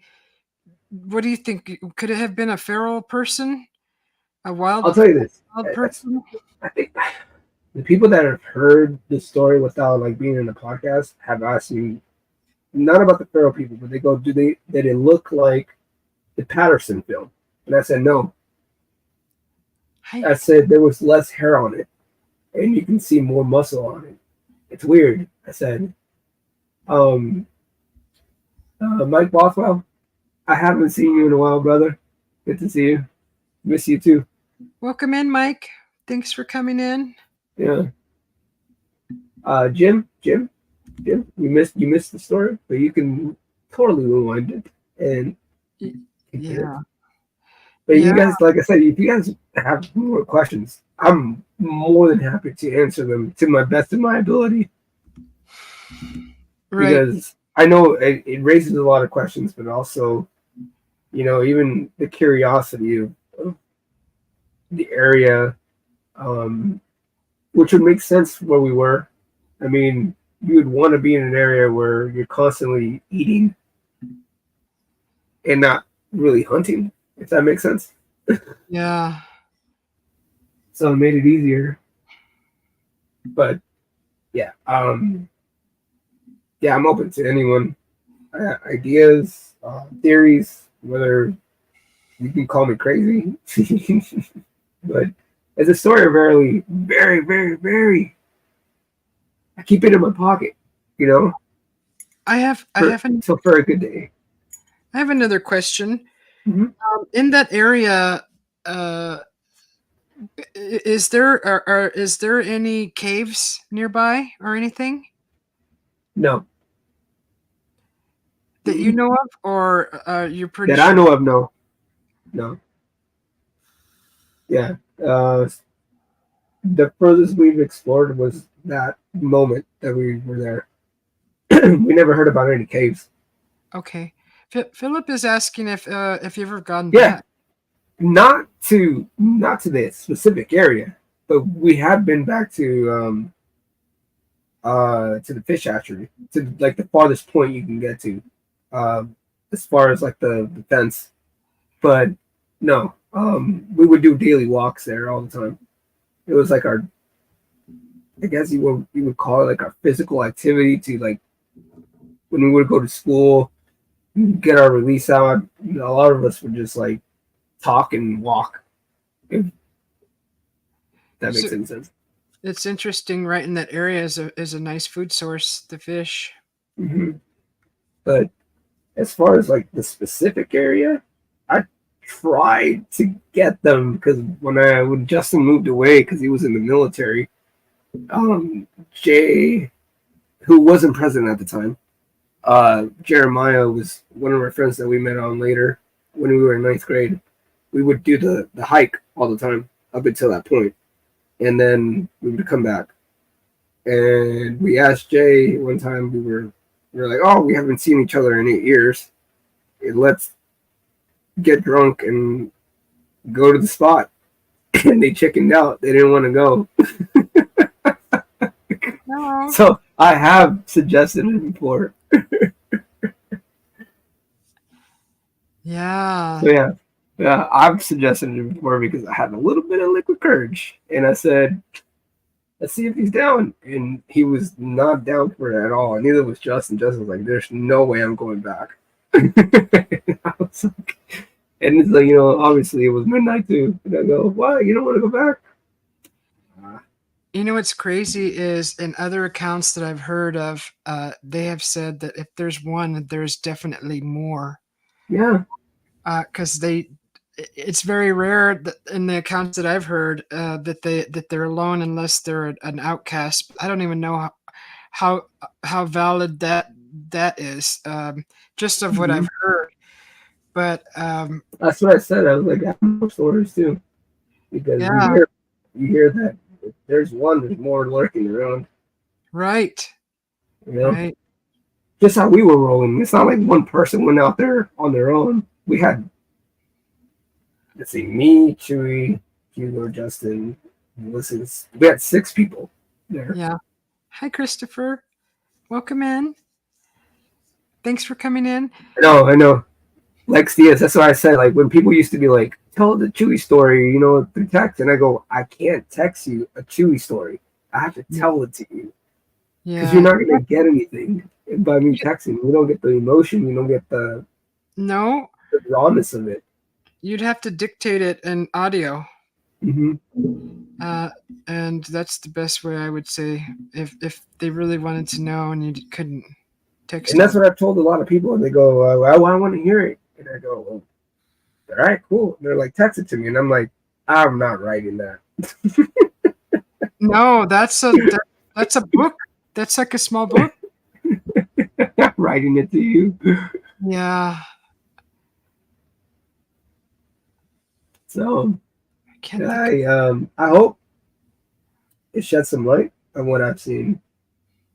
And like I said, I took the story seriously, and I took what we saw seriously, and I still take it seriously. And when I tell it, it means something to me because I haven't really told it to a lot of people, and I'm very reluctant to tell it to people that have like a bigger platform because I don't want them, you know. You don't want to be used as the what is that called? The circus freak, the, Yeah, the freak show, the show. To get the views. yeah. Yeah, So I'm very reluctant about. Like I said, we were all in the campfire, no podcast. Of course, I shared the story with you. yeah, yeah. I appreciate it, and I'm genuinely interested in your experience, all of your experiences. I'm genuinely interested in them because these are things that some people hold to themselves for years. Hmm. Hmm. They don't feel either confident enough to share it for lack for fear of ridicule, and you know, this. My channel is not full of people like that, Right. unless Thank you, they're Jim. new. And thank you, Susie, too. Thank you, Yeah, Jim. I appreciate that. I just, I ask a few questions and then I leave it at that. I can sleep at night, not thinking that is Juan a fraud. I won't go to bed thinking that. I'll go to bed knowing that there are things out there that can that do exist, and people are seeing them, and these are things to think about when you're out alone in nature. Not that it'll happen to anyone probably their whole lifetime, but certain people uh, may come across an experience similar, and Hmm. hearing this experience, they may have a better idea of how to handle the situation. And Right. Right. this is why it's good to talk about it, uh, Hmm. because they may recall this experience in their head and think, okay, this is what I should do. Don't run, don't panic, or do run, don't panic, or with the smells, you said the smells and the growl, and little details like that can help someone else Hmm. to identify something. Maybe they don't see it, but they smell it. But other things smell like that also. But particular smells, I've heard this before: the wet dog and the corpse. Yeah. Like But I'll tell you this, Susie. You never forget the stinky kid from third grade. oh yeah, the poor kid that they never bathed and he's all roñoso, face behind the ears, huh? Smell can transport you somewhere else.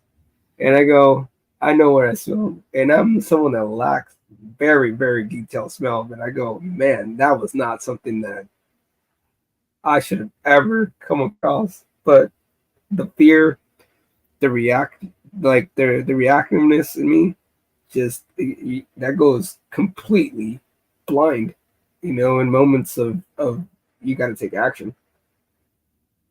Right. But Lexia's, yeah, Susie put it very good. I tell the stories that hopefully it makes people who are scared to tell stories to Uh-huh. come forward and tell their stories, because I don't want them to hold back. I want them hear what they know. That's why I like to say, like, I'm never fighting with someone. If I disagree with you, it doesn't mean that I dislike you. It just, Mhm. we just have different views. But the biggest reason why I stay here and I'm part of this group is because some people want to find a foundation where they can feel comfortable sharing their experiences, because maybe they've never been treated right for coming forward. The first time they probably came forward and said, "Oh, I saw a UFO," they were probably made fun of. Mhm. You know, and what I'm trying to do, and hopefully the message is clear, is when I share my experience, I want to give you the confidence to come up and share your stories, to come up and have a voice, and know that no one's going to make fun of you. Right. But like I said, if you value the people, just be honest with your stories. Don't lie to anyone. Yeah, and don't add to it. And if you don't know, just say I don't know, Hmm. because that gives you more credibility saying I don't know than Hmm. trying to guess what the other person wants to hear. Hmm. So yeah, I've learned a lot since I stepped away from a lot of things, and just to put myself back together in a way to where I can have a new perspective on everything. So, Hmm. and now if the D man was here, he would be uh He'd be tearing me a new one. you would be so interrogated. Like I already know a few questions just right off the top of my head that he would be starting with, Do you and have any evidence? he thinks so many things. He has so many angles to come at you with questions. Not that he doesn't believe; it's just things that'll help him understand. Uh, how he trained, how his research has But taught him. also, it's also a testimony to the way they treated him Hmm. and the way this upbringing and the way that he was educated to Right, question stuff. You know, right. I wasn't taught that way. Like I said, Phil Blair, you put it correctly right there. If I don't know, I'm going to tell you I don't know. Yeah, I can't be 100% sure that it was a Bigfoot. It could have been something else. You know, maybe something completely different. It might have even been like a new species. You sure, know, sure. and but all I can tell you was what we saw, what we witnessed, and the consequences of what we did and what happened. And at that moment, like I said, I leave it up to you guys, and it's up to you to decide after that. I'll leave it with you. Yeah. Um, how I appreciate you opening up and expressing your experience Of without course, I don't fear. mind doing it here with you Yeah. guys.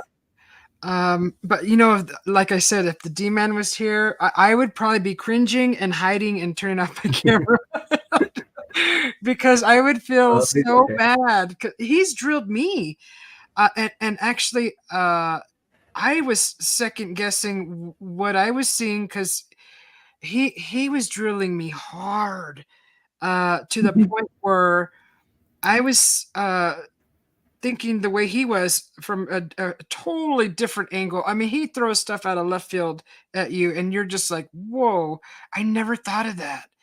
And that's what I like about how he thinks. I never thought like that before. Like the dream of the abduction with the needle. Hmm. He told me, Remember that?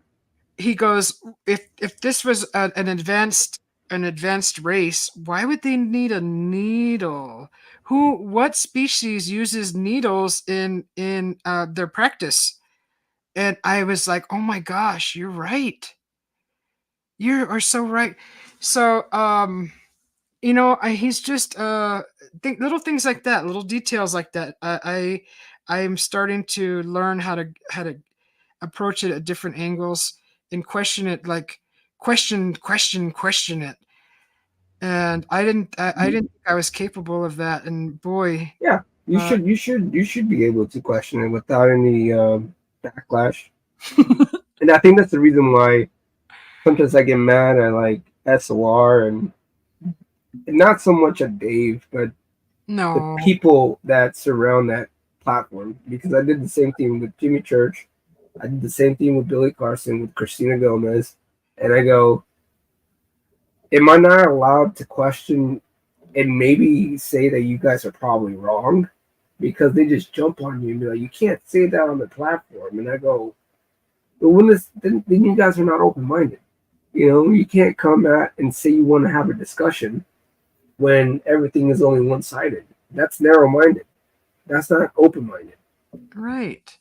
So it goes to go. It's like, well, where can I find? And they're the ones running away and saying like, I used to go over here and you used to tell me I'm wrong, but then they develop the same mindset, and I go, how? You just came from being from somewhere that they were telling you were wrong, and then now you're telling people they're wrong. So where's the gap? Like where do we split There's the there's narrative?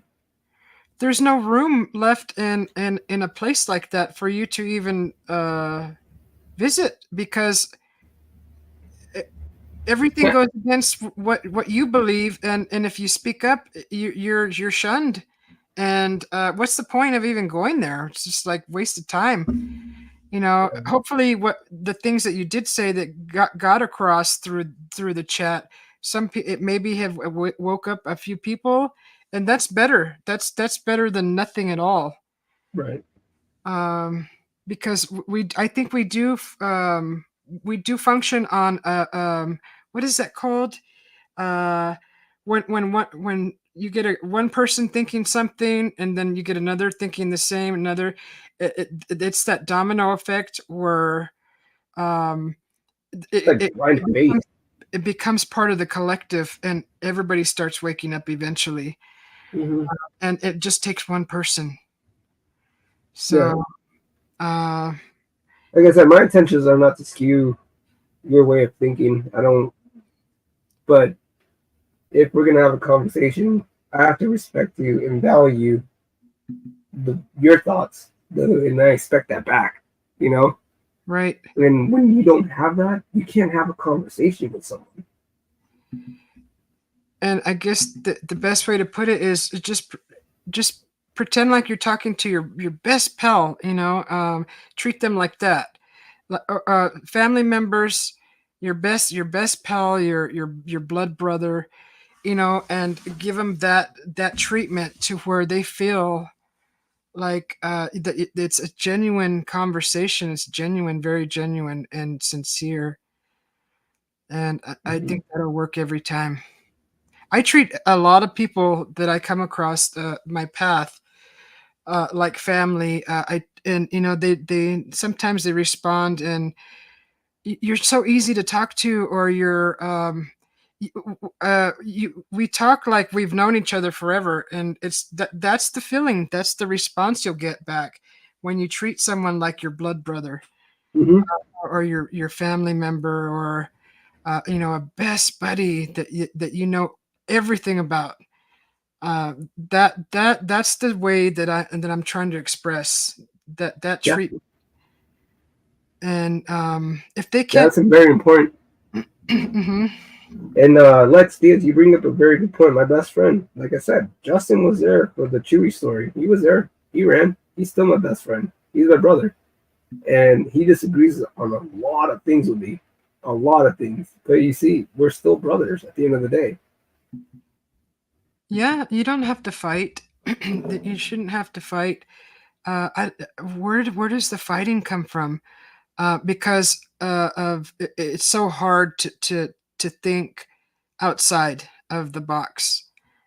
They're just. I was there. I admit it. I was one of those people who got angry about someone telling me my stick structures were uh, man-made, and I just would not accept that. I would get angry because what I believed in was being shattered, and there was no other possibility that it could have been humans doing it, because what I was learning and being taught, that it was just the opposite.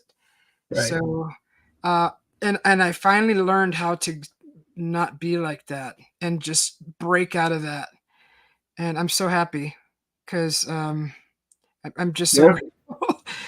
As Jim said it too, cower mentality, because you gotta keep the continuity of your little social structure, that little circle of wolves. Mm-hmm. And if one attacks, they all attack. Sure. I was one of them, and I totally admit it. I was one of those people, and I feel I won't go back. There's no way. You can't. Who are you talking about, Blair? Philip Blair said, "I don't understand why he doesn't want to talk about." You Me? mean my friend Justin? Oh, your friend, yeah. Yeah. I mean, I know him better than probably anyone. I know why he doesn't. Like I said, there's that guilt, and he thinks because he's never been in this situation where like he doesn't know people. He's very reserved. He doesn't want to showcase weakness and bring the wall down and showing vulnerability. And I get it. I had to show it. I've been ridiculed because of it, but I'm used to it now. Where I go, well, it makes me a stronger person. I learn from my mistakes and have to own them. But he's someone that still hasn't got to that point. If that makes any sense.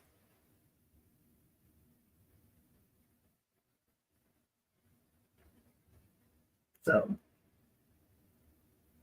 hope that answers your question.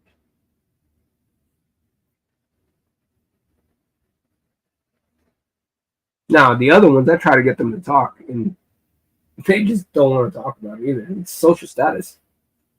The last thing they want to look like is fools. Kind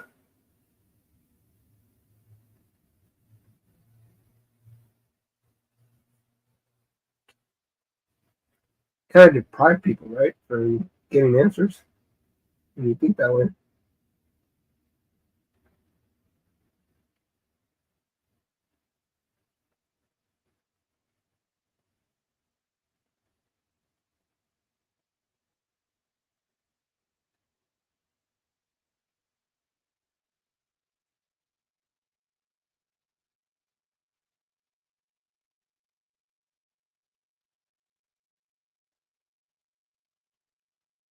You guys have any more questions?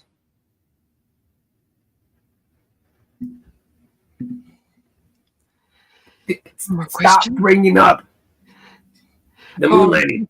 He's like, well, the moon landing. Yeah, let's talk about the moon. No, that's so funny. Tim Mothman was excited tonight, wasn't Mm-hmm. He was lit. you know what that means. Oh, you can tell by the way he was speaking. And I go, man, I'm not even that way today. The moon. Dude, if I go on SOR and talk about the moon landing and say it's fake, everyone will come down on me with the hammer of Thor. Oh, yeah, and you got the whole crowd against you, and it's just like, oh. I've already had the crowd against me the other night. You're pretty ballsy to do that. I just don't even bother. I wouldn't, but you have your reasons, and I get it, and that's fine. But I call it ballsy. That's pretty ballsy.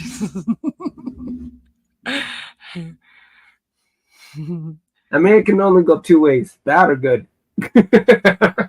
Right. It's either they could say yes or no. When you go ask or to get a job or whatever, they could either say yes or no. You're not going to get beat up physically, literally. I did get you live. I was like, oh my goodness, man! I feel like I'm being attacked by mosquitoes. Oh. Yeah, but I was maybe a little bit out of line, tempting them and almost like playing devil's out on purpose.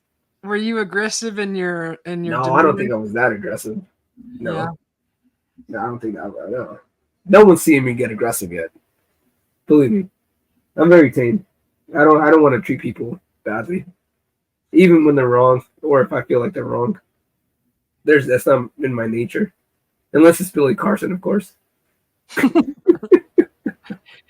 actually followed him for quite a while until he started trying to push his Bitcoin on people and his product and his beliefs, and it was factual, right? He's right. Everybody else is wrong. He did the research, wherever he got his research, and that's when I started feeling, I think it's time to put space between me and this information, because I just felt it inside. I felt it like something's not right here. It started to go totally sideways with him, off the wall, and money making. Welcome in, Jim. Good morning. Yeah. Oh, I finally got my eyes open wide enough to see the link to StreamYard. I got my eyes on you. Everything that I see, want your high love and emotion. Why, that was really good singing. I'm jealous because I can't sing a note that saved my life. Believe me, didn't I talk to you, Susie, about maybe losing my voice? I was so scared. I was crying, man. I was crying. I said, "This is the lowest I felt." I was depressed, and I go, "Man, if my voice does not come back, I'm going to be mad at you guys." Yeah. Stick needles in my throat and all these tubes and stuff. I didn't even ask for this. I like what Philip says here. He says, "I never feared ridicule from the ignorant mob. I expect it. It lets me know if a person is brave enough to think for themselves or not." Yeah. He's been. That's why I say, like, when Tim Mothman was arguing with me about the moon landing.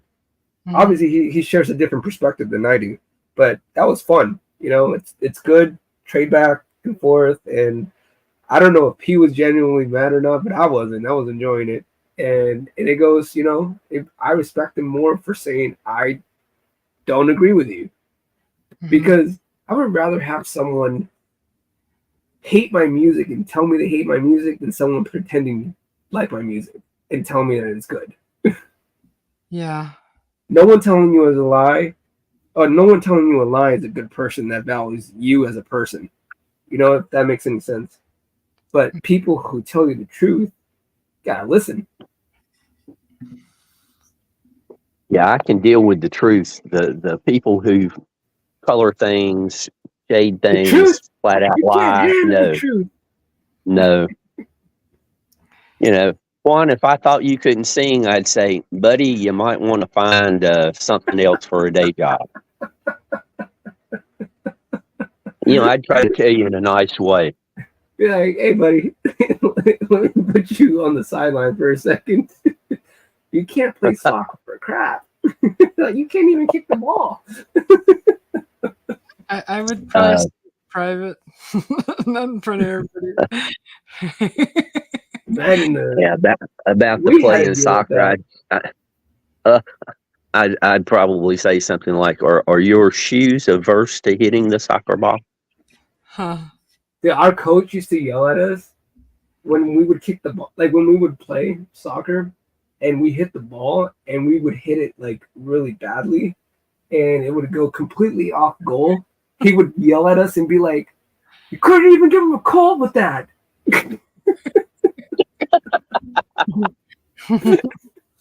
Oh, I was like, man, I don't get what that means, but it sounds bad. Is it me or are all soccer coaches like really They're off? mean. They're mean. They just want you. They just want to win. It's like they only have one mindset: win. That's it. They don't care if you get hurt in the process. They don't care if your feelings get hurt. If you're bleeding, if your knee pops out, they still want you to win. They're just like push you so hard. That's my experience with the soccer coach. I've had one bad injury when it's come to soccer, and it happened when I hit the ball, and the person reacted, and it ricocheted off his leg even harder, and I turned around and jumped in the air, and it hit me right under the goal sack. Oh. It caught all of it, and I blacked out before I hit the ground.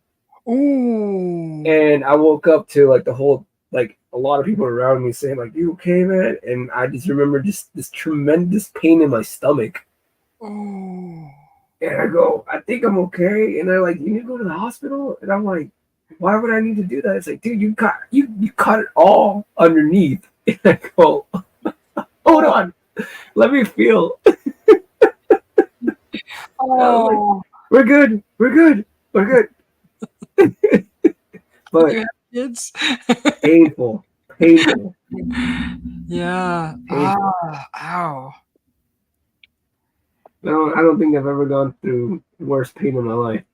And I've been injured. I had leg injuries, and I go, nothing more painful than that. Blacked out. That's pretty painful. Mm-hmm. I blacked out. Down. It's like, we're lights out for this one. Can't breathe. You're like, what's going on in my stomach? Even though that's not really where the pain is. Like, where is it happening?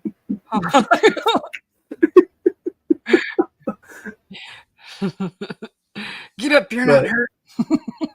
That's the coach. I know, but the coach is like, "Get up. If you can walk, you can still play." Seriously. They're like, gosh.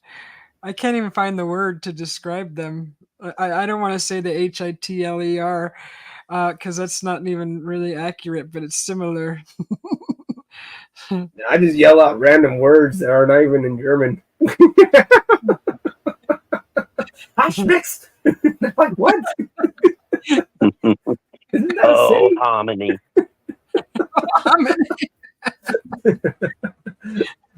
I start yelling at Frank. That's so funny. Are humans the result of alien help? What do you guys Oh think yeah, about that was a question. Hi, Ellen. Good morning. What do you guys think about that? That's a common question that I've heard. That I've heard before. It definitely makes you think. That was, I think, Lex Diaz who asked that. Are they How do you guys feel about that? You think we were helped by aliens? Some knowledge? Some Prometheus? Like we've talked about this. Did Prometheus happen? I'm leaning towards that. Yeah. You saying yes? Jim? Yeah, I'm thinking yeah. The missing link thing. That's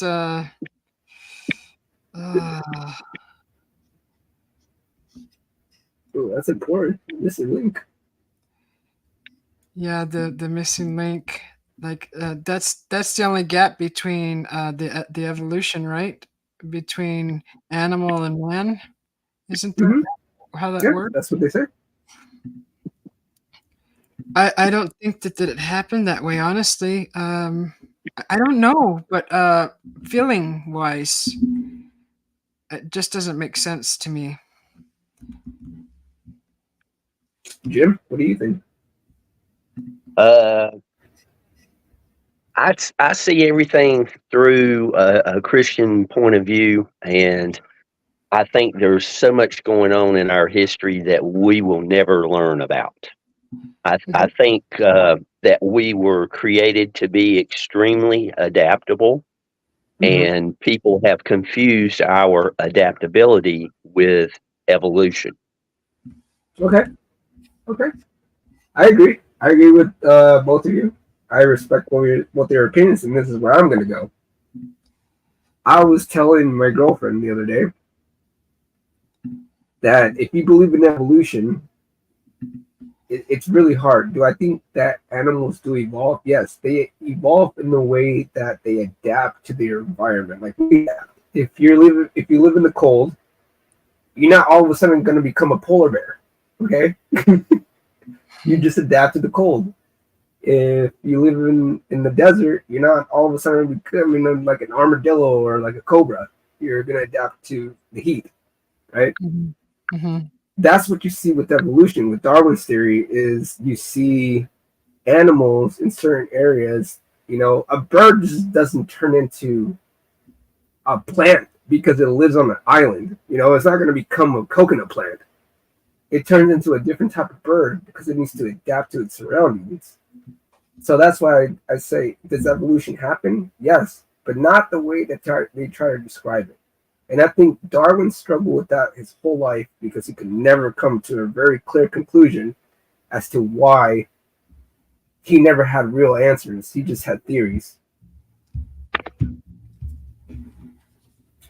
Well, if you're looking at evolution, evolving from being covered with fur to having to hunt animals and get their fur, that's kind of going backwards. I've watched Blackfish. I keep up with my documentaries. What about Blackfish? I've never heard of it.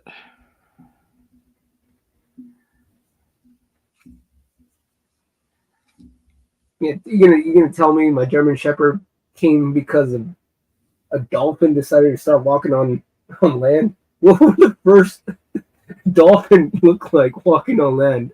Like, what would that look like? Like, how far would it go inland before it realizes that it has no chance of survival? It would just die, and this would be a repeated pattern. One of them got it right, huh? One of them made it to the finish line and was like, "Okay, we're good." Where did the echo navigation go? I mean, is it still there? It's still in the dog? I studied enough to know that there's stuff that we can't answer, and there's probably a reason why we can't answer those questions. But Juan and Susie, isn't it fantastic that we have the ability to have morning coffee and a polite discussion about the possibilities? Yeah, 100%. It's Wonderful. Except I'm not having coffee right now. I'm having a beer. 4:40 in the morning. I think I've had 4 cups of coffee already through this. You guys are wired. I'm not wired at all. The coffee really? is opposite to me. Yeah. Oh, I thought you were. I remember you telling us that. Yeah. Plus, there's Bailey's in it, so Oh, it's a lot. All that right. might be why I'm relaxed.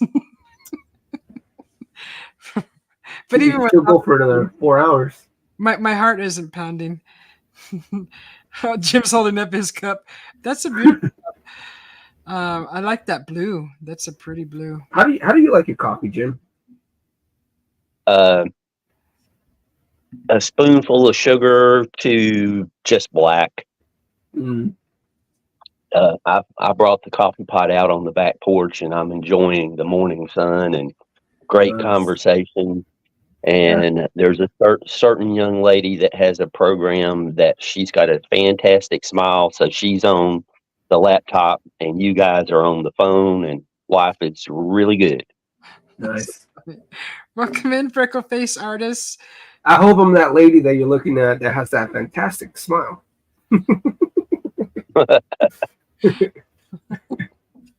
Call me it, what you want. it it gives them some hours on their videos, and Oh, it okay. it just puts a smile on my face because they're just a nice person. You know what I mean? Mm-hmm. I can hear you. I can hear you. I Yeah, can hear we've you been too. going. We're going on 5 hours. Wow.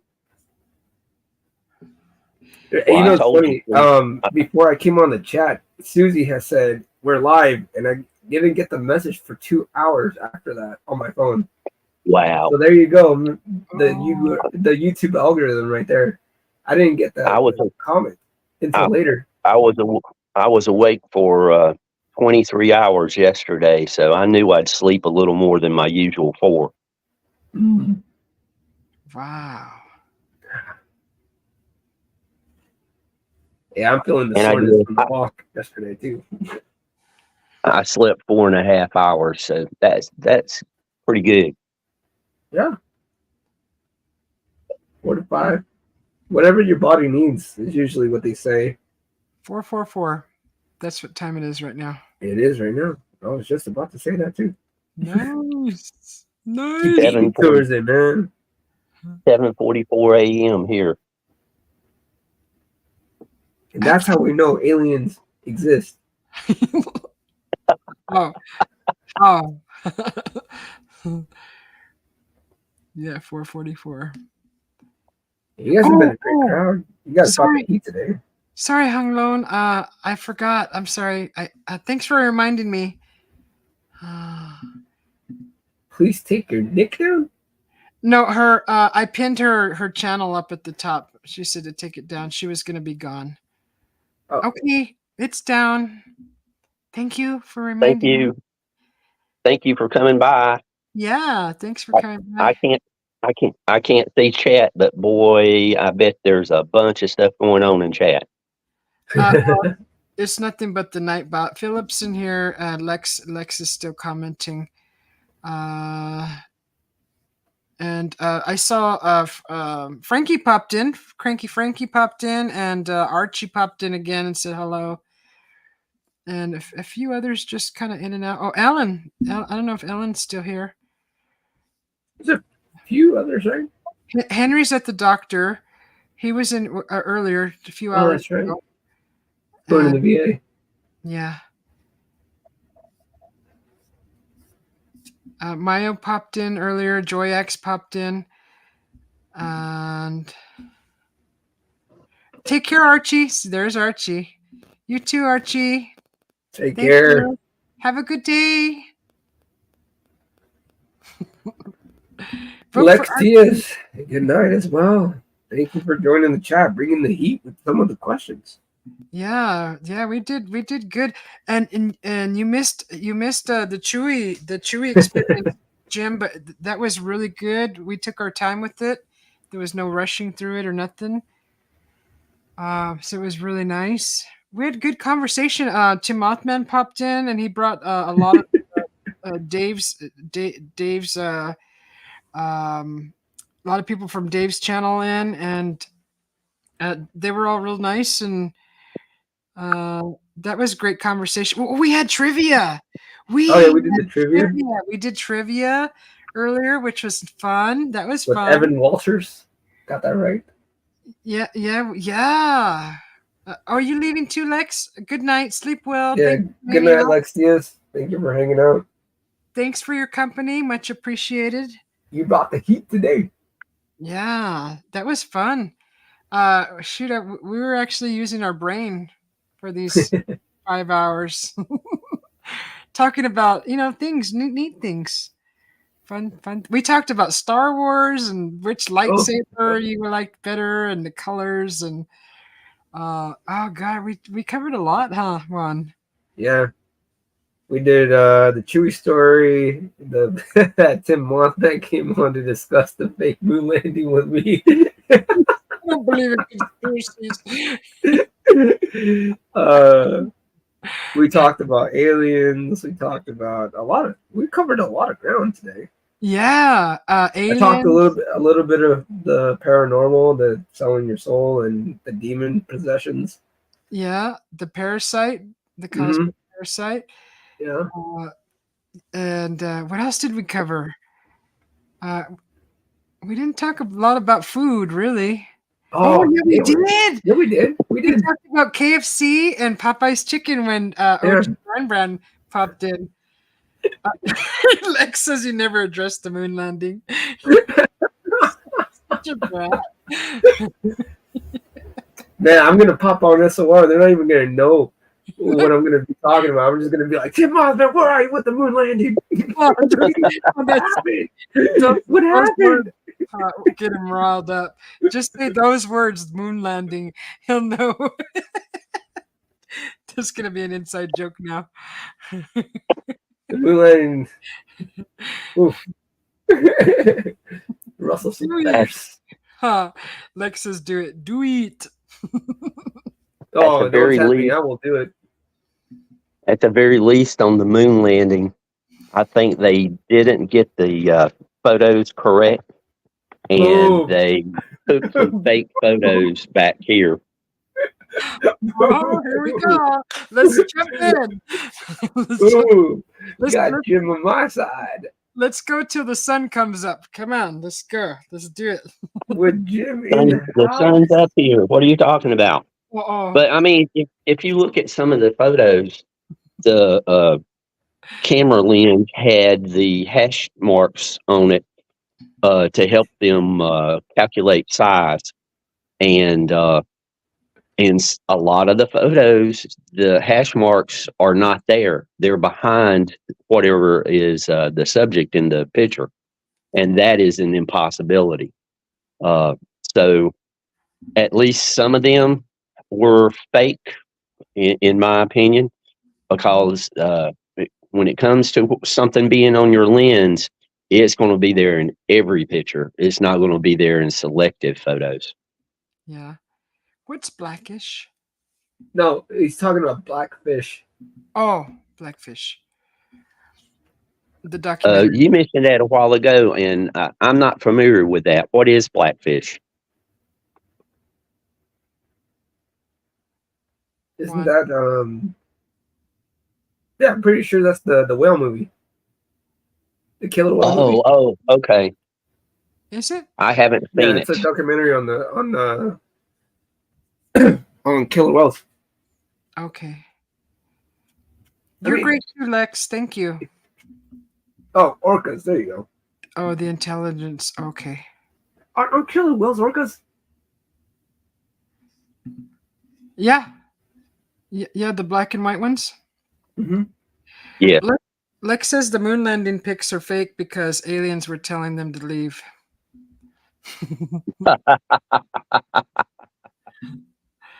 Night for real. Okay, sleep well. That's the movie why they started shutting down like the SeaWorld, where they had the killer whales captive because it killed 3 of the trainers. Uh-huh.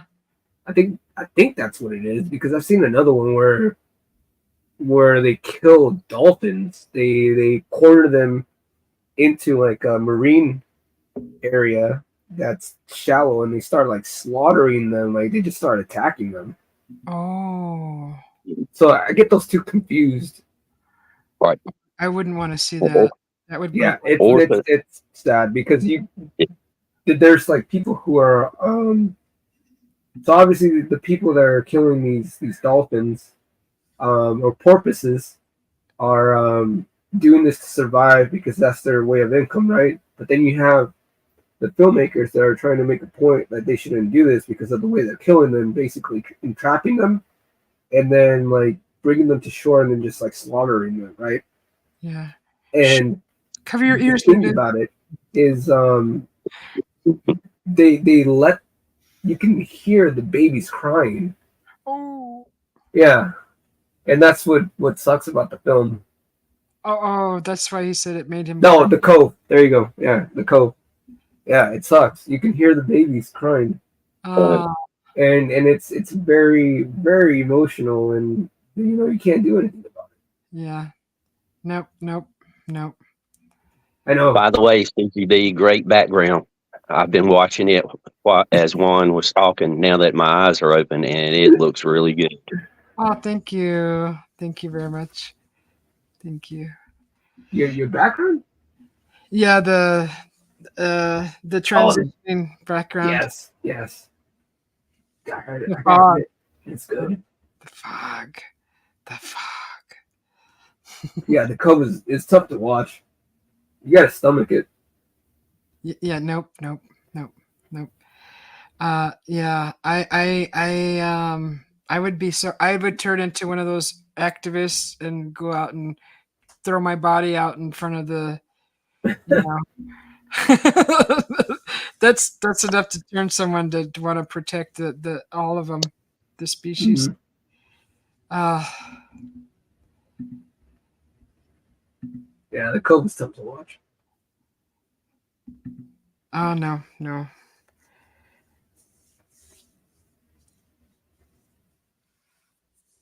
That dampened the mood. Thank you, Philip Blair. I know that brings up that subject where I don't know if what was this 3 or 4 years ago where they were using them for testing out sonar, Oh, yep. sonar equipment, Hmm. I and remember that too.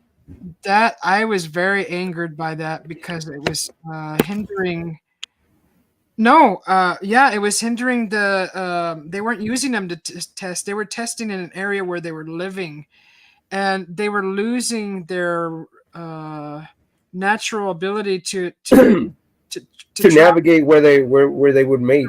Yes, and they were ending up in places that they didn't normally go, and it was bad for their life. Yeah, it's Really. not just that. Also, they were disrupting their natural like cycle Hmm. in through seasons, but also they were ending up dead on shores.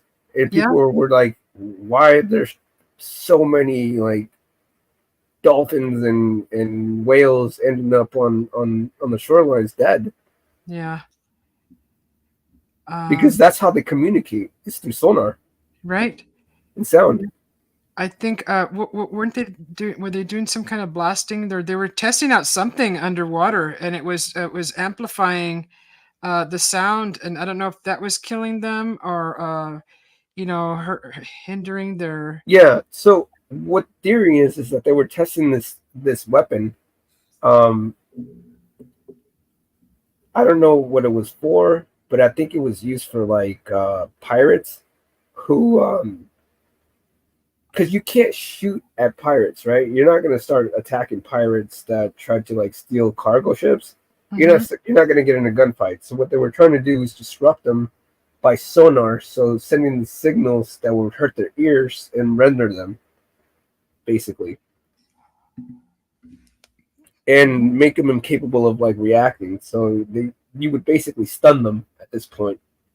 What they didn't know is that they were doing this to the dolphins and the marine life around them, and that's the reason why they were all so disoriented. Because they're more sensitive than us. Yeah, Philip says that they were training Flipper Mm-hmm. to shut that place down, and they succeeded.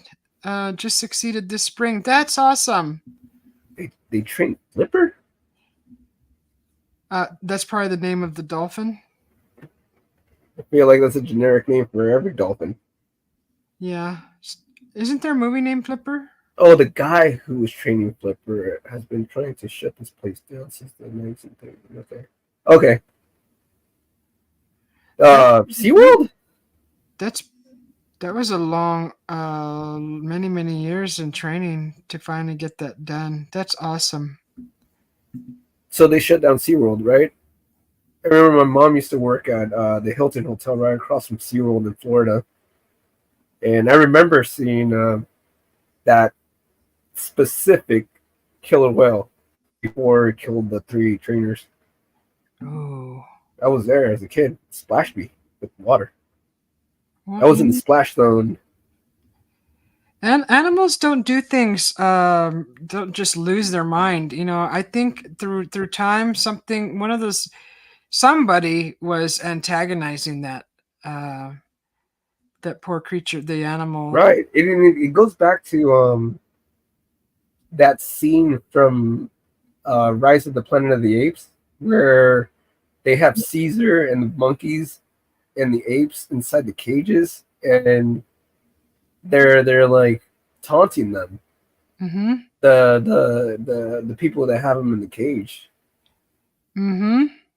And then they come out and they kill them. And once they have the freedom, and you're just like, why do you think they don't act on instinct? Sometimes they act on how you treat them. Sure. And then they start gathering together and making plans, right? They start to really watch everything. Everything is done at schedule, and of course, places like that are done on schedule. The feeding times, the cleaning times, the waking time. When the employee comes in, leaves. All these things are important factors of a revolt sort of thing. So yeah, it's not hard to figure out if everything's on a schedule. Especially if you're ignorant to the fact that, or arrogant as well, to think that you're superior over a species, and you become diluted by the fact that because you think you're the dominant, you're careless. Just because you think you're superior, and then all of a sudden you get the element of surprise, and then that happens to someone. And that boils down to poor screening of an employee being hired. Yeah, it does come down to that. Yep. Not digging deep enough. There's some people in the medical industry where I've told them to their face, you should be working in the prison industry. Your attitude. Yeah. And they're shocked. But it's the truth, and they need to hear that sometimes, because I don't know what's in their mind, but you're in the definitely. Even people that work at a grocery store, I tell them the same thing when they carry that demeanor. I tell them the exact same thing, because that's exactly where it belongs. Or not even that place actually, because it's humanity that they're watching over. But still, that's where I've seen that kind of treatment happen, and because the humanity just leaves. They got all that power and they abuse it. Like that thing that me and Jim were talking about. What was that? The Stanford University experiment. The experiment. Have you ever heard of that one? It's the one where they basically deprived the kids, right? They were doing some kind of testing at a university where they deprived them of normal things that humans would have. And this was where they just divided up the students, and certain students were pretend prisoners and the other students were pretend prison guards. Yeah. Yes, I know. I don't remember what it was called, but I know exactly what you're talking about. Yep. Right. It was very controversial. They did a documentary on it. Yeah. The scariest thing about that situation was the instructor that was doing the experiment did not realize what was going on in front of him. That's what it is. It's the Stanford prison experiment. Yep. And it was, I think it was one of his assistants that had to pull him back and make him realize what was happening in front of him. And once he did, he stopped the experiment immediately. So people can get caught up, that mob mentality. I mean, people It is crazy what people can do. And Susie, the flipper, that was a movie before either of you were born. It was very famous, and it spawned a TV series in the '60s, Flipper, and it was just about a very smart dolphin, and that's why so many people call dolphins Flipper. Yeah. Okay. Thank you. Yeah. So yeah, the Stanford prison experiment. I think Philip Blair named it. That's what it was called. Yeah. I don't know.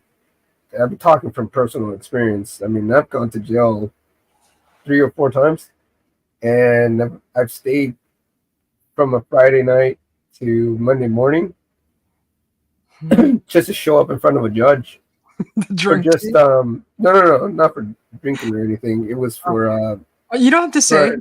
It's fine. It's like a traffic infraction, and I'm put with these people that are like asking me like, oh, what are you in for? And I go, oh, I had my license suspended and I was speeding, and they're like, oh, and you get curious sometimes too, and you start asking people around, and they're like, oh yeah, well, I'm here because I beat the crap out of my girlfriend, or I'm on charges because I almost killed someone. And I go, I literally committed just like a traffic infraction, and I'm here with like people that can literally end my life. But that's not the case. It's detrimental how they treat you there, because they see you exactly how they see everyone. The guards don't care what you did, they see you're a criminal for whatever you've done, whether that's traffic infraction, parking in the wrong space, or to the point where you might be, getting charged with murder. You're in the same place with all these people. You're in the same box. Mm-hmm. Yep. And so for me, I remember when I had to show up in front of the judge on Monday, I was seeing this guy who was in there in the cell with me, and he was in jail because he kicked his pregnant girlfriend. Oh, yeah. And she showed up to court saying like, oh, he didn't mean it and everything like that. And the judge was so nice to him, right? He was like, all right, well, as long as he promises not to do it again, then, then I'll lift the restriction order, right? Because she showed up and pleaded for him. And the judge was so nice to him. I show up, right after that, and he's mad because I have a traffic infraction, and he's treating me like crap. And I go, you were just really nice to that guy, and because I have the option to waive this traffic infraction, you're yelling at me in front of everyone when I'm like dressed to the nine. I'm like, what the heck is going on right now? I'm living in the Twilight Zone. That doesn't make sense at all, because they always say make sure that when you go up, the judge is in a good mood, or they'll say the judge is in a good mood right now.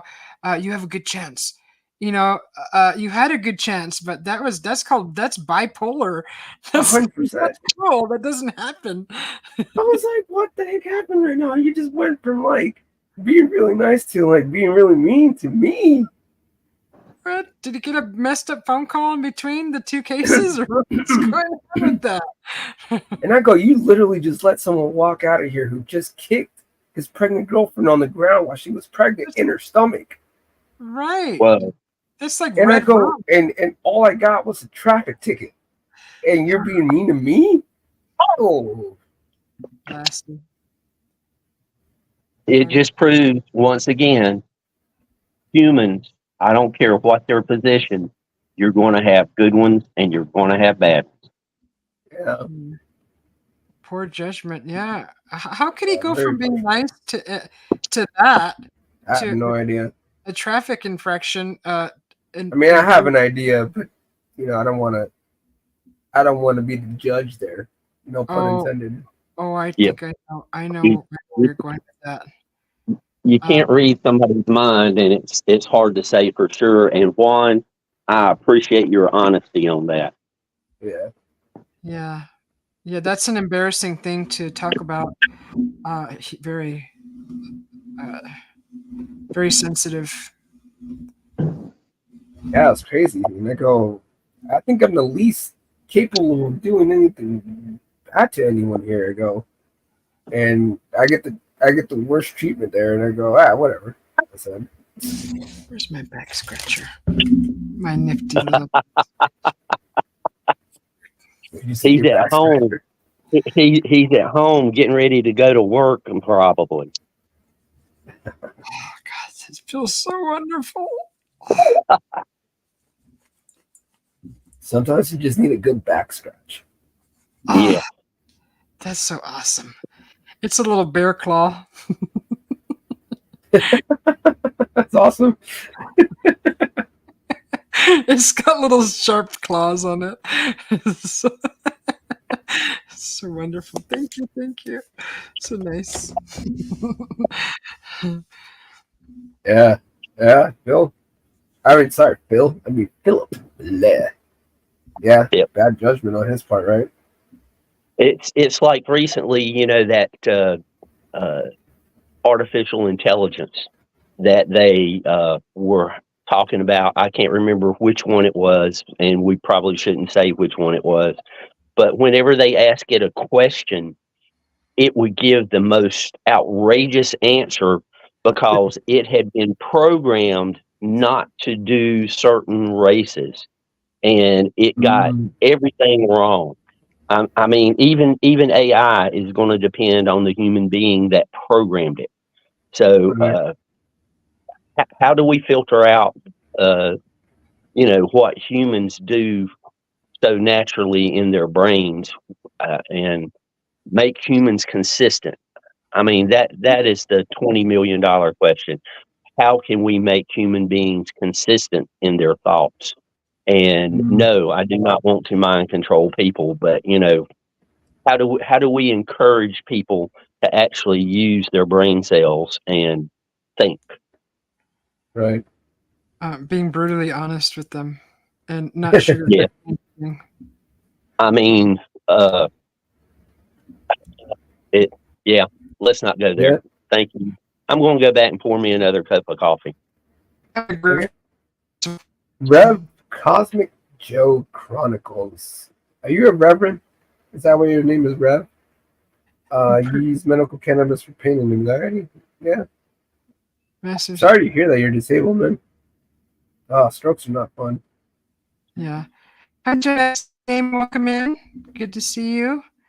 Let me just grab some water. I'll be right back.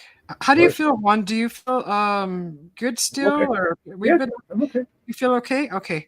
I Yeah, just want it's to up make to sure you you're guys. comfortable. Everybody's comfortable. Yeah. I still feel okay. I just need to start drinking water because coffee is a diuretic, and Yep. I've already probably flushed out everything out of my body with those. Yeah. It felt like I did, but I'm gonna grab water. I'll be right back. Of course. Juan and I have it. Don't worry, Susie. You take over. Just We'll walk take over. 4 steps away, grabbing water. Juan, I'm going to go back and listen after the show's over. Yeah. I've been waiting to hear your story. I know a lot of people have, and I go, should we do it now, or should we wait until Jim wakes up? No. I told Susie that I'd probably be asleep till 6:30 or 7.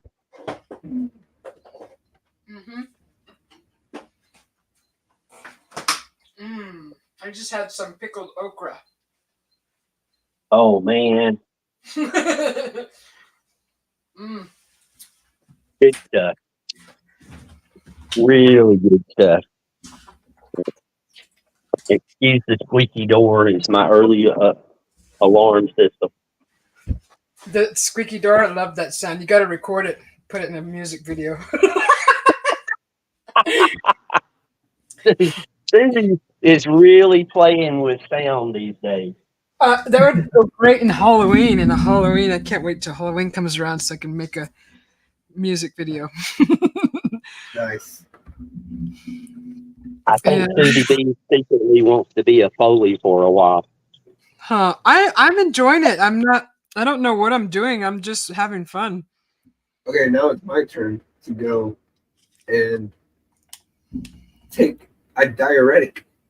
Switching to caffeine. You done with the beer? Yeah. Just remember to mute your mic. I think he did. Okay. Susie D, thank you so much. You are greatly appreciated. Oh, you're welcome. What did I do? Uh, I did- you're hosting the panel this morning. Oh, You've got a great attitude for somebody who's been up for quite a while. yeah. This is nice. We're having great conversation. It's running. It's carrying on very smoothly, and just great conversation. And this is what happens, right? You can go on for hours. And I try to tell people I do not take anything for granted. It's just everything I appreciate, Yeah, because when you start taking stuff for granted, I think that's not a good path to be on. right. Yes, Henry, I have been up on since you left last. We're still up. We're going on 5.5 hours. Good morning, Henry. And good morning to you. Yeah. It's down now where I am. Susie B was awake and I went to sleep, and when I woke up, there she was. Juan had joined her. Yeah. And he didn't even go into Chewy until 3 hours into the show. Wow. So just so you know, go fast forward 3 hours, and a little after that, when he starts his, because I mentioned it, I'm like, are you still gonna tell us? Because I made this background special for that story, that experience. He goes, sure. So 3 hours in, I looked at the clock. That's why. Excuse me. That's fine. Yeah, there's. If I go in and timestamp everything, it'll take me a little while, but it's possible. If it's a request, I can do it. Oh, geez. There's probably a couple of videos I should have put timestamps in, but I kind of got busy with that 360 camera, and it has really taken over my thoughts and imagination of what I want to do next. Reverend Joe, I've never heard. Have you heard of this, Jim? A neo thinker? Or are you being silly? Is that a joke, or is that something actually real? I'm fluffing my hair, okay, guys. I'm not trying to impress anybody. It's just I've been sitting here and I'm just trying to refresh my curls. I have not heard of Neothink.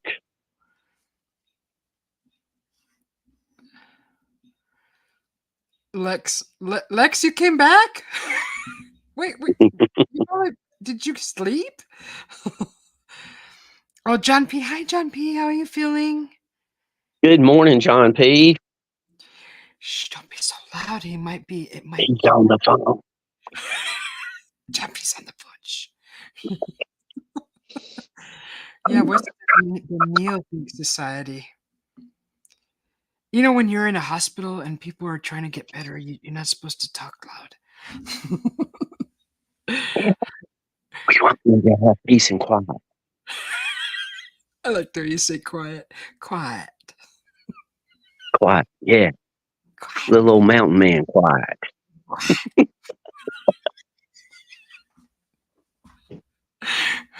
I'm getting goofy now. I have been on YouTube for years and have over 800 videos. Wow. I'll check that out, Rev. I'll subscribe to you and check it out. Oh, Susie, I'm approaching I think I got like 220, 230 videos. Wow, I think I'm at 400 too. I think I just hit. You're up there. I mean, really, you're up there. I think it's 400. Last time I looked, I think that's what I'm at. I think. Hmm. I'm Okay, trying to find in studio where that's listed, and I can't find it. I don't want to leave that other program in YouTube. just go to your channel part. It'll show there. I don't know where it's at in the studio section. Yeah. I don't want to go in. I'll go Well, look for yeah, you. I can. I know how.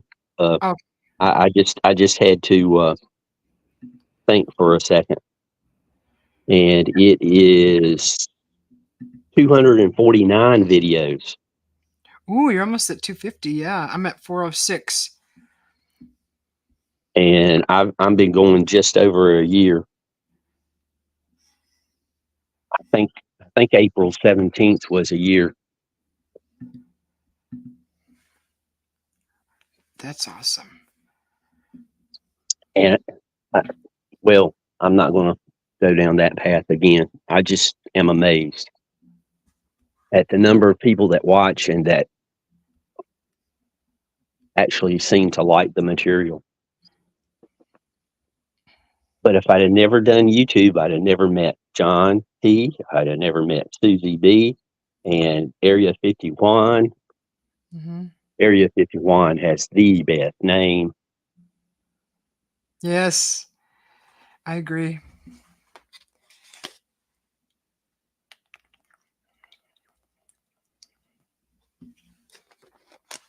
Oh, looks like the sun's coming up over here also.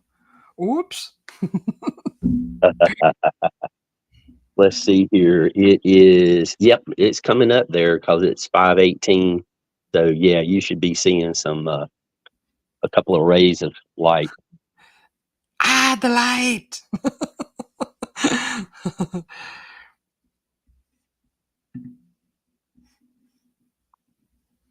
I'm curious. I'm going to look at something really quick. Susie, what would you say? And I know this is not going to be easy, but just off the top of your head, what would you say would be your favorite video that you've posted? Do you have a favorite?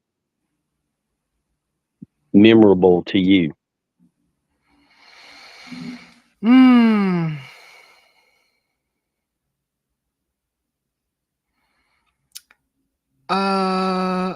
I know one that I posted that I enjoyed making uh was the one. I don't know what it's called, but I was in my kayak on a small reservoir. It looked like a small lake, and the clouds were perfect in the sky. It started to sprinkle and leaving little, the little ripples in the water. They were so Yep. lightly falling that the ripples were so far apart, like almost spaced evenly from each other, and it was just the temperature was perfect. The water was slightly glassy. The reflection from the sky was coming down. The clouds were perfect. Uh, there was a storm coming in, but it was just beautiful. The lighting, the water, the glassy. I was on my kayak, and I think that was the best experience and video that I made. I can't. Nothing else comes to mind but that. Mm, I don't think I've seen that video. That must have been made well before I got on YouTube. Uh, let's see if I can find it, and I'll put it into the chat. I don't think it's very long. It may be only, I think, under 10 minutes, maybe. I'm not sure. Let's see if I can find it. When you pull it up, tell me how long ago you made it, Okay. and then I'll know how good or bad to feel about it. Okay, it's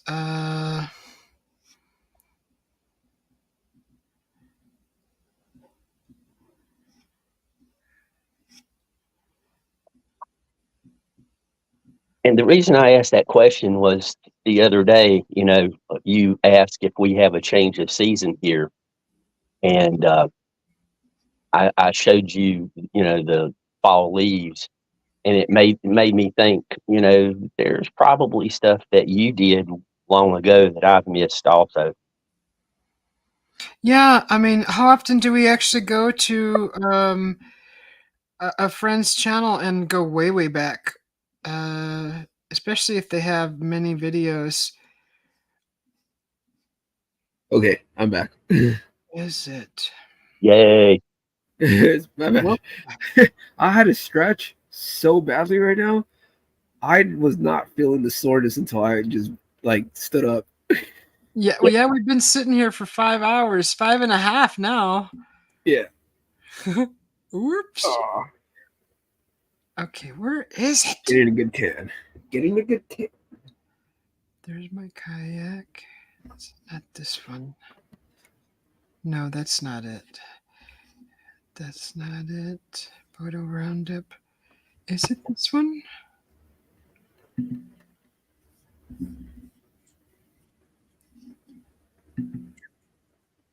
No, that's not it. Was it a short? I don't think it was a short.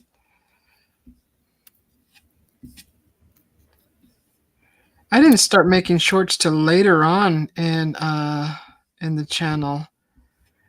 The shorts are like way after. No, it's not in the shorts. It's got to be a video.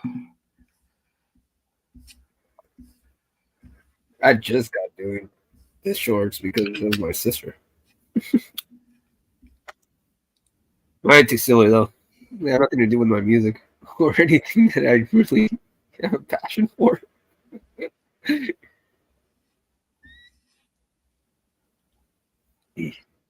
guys can still hear me, right? Okay, yeah, okay, you guys can.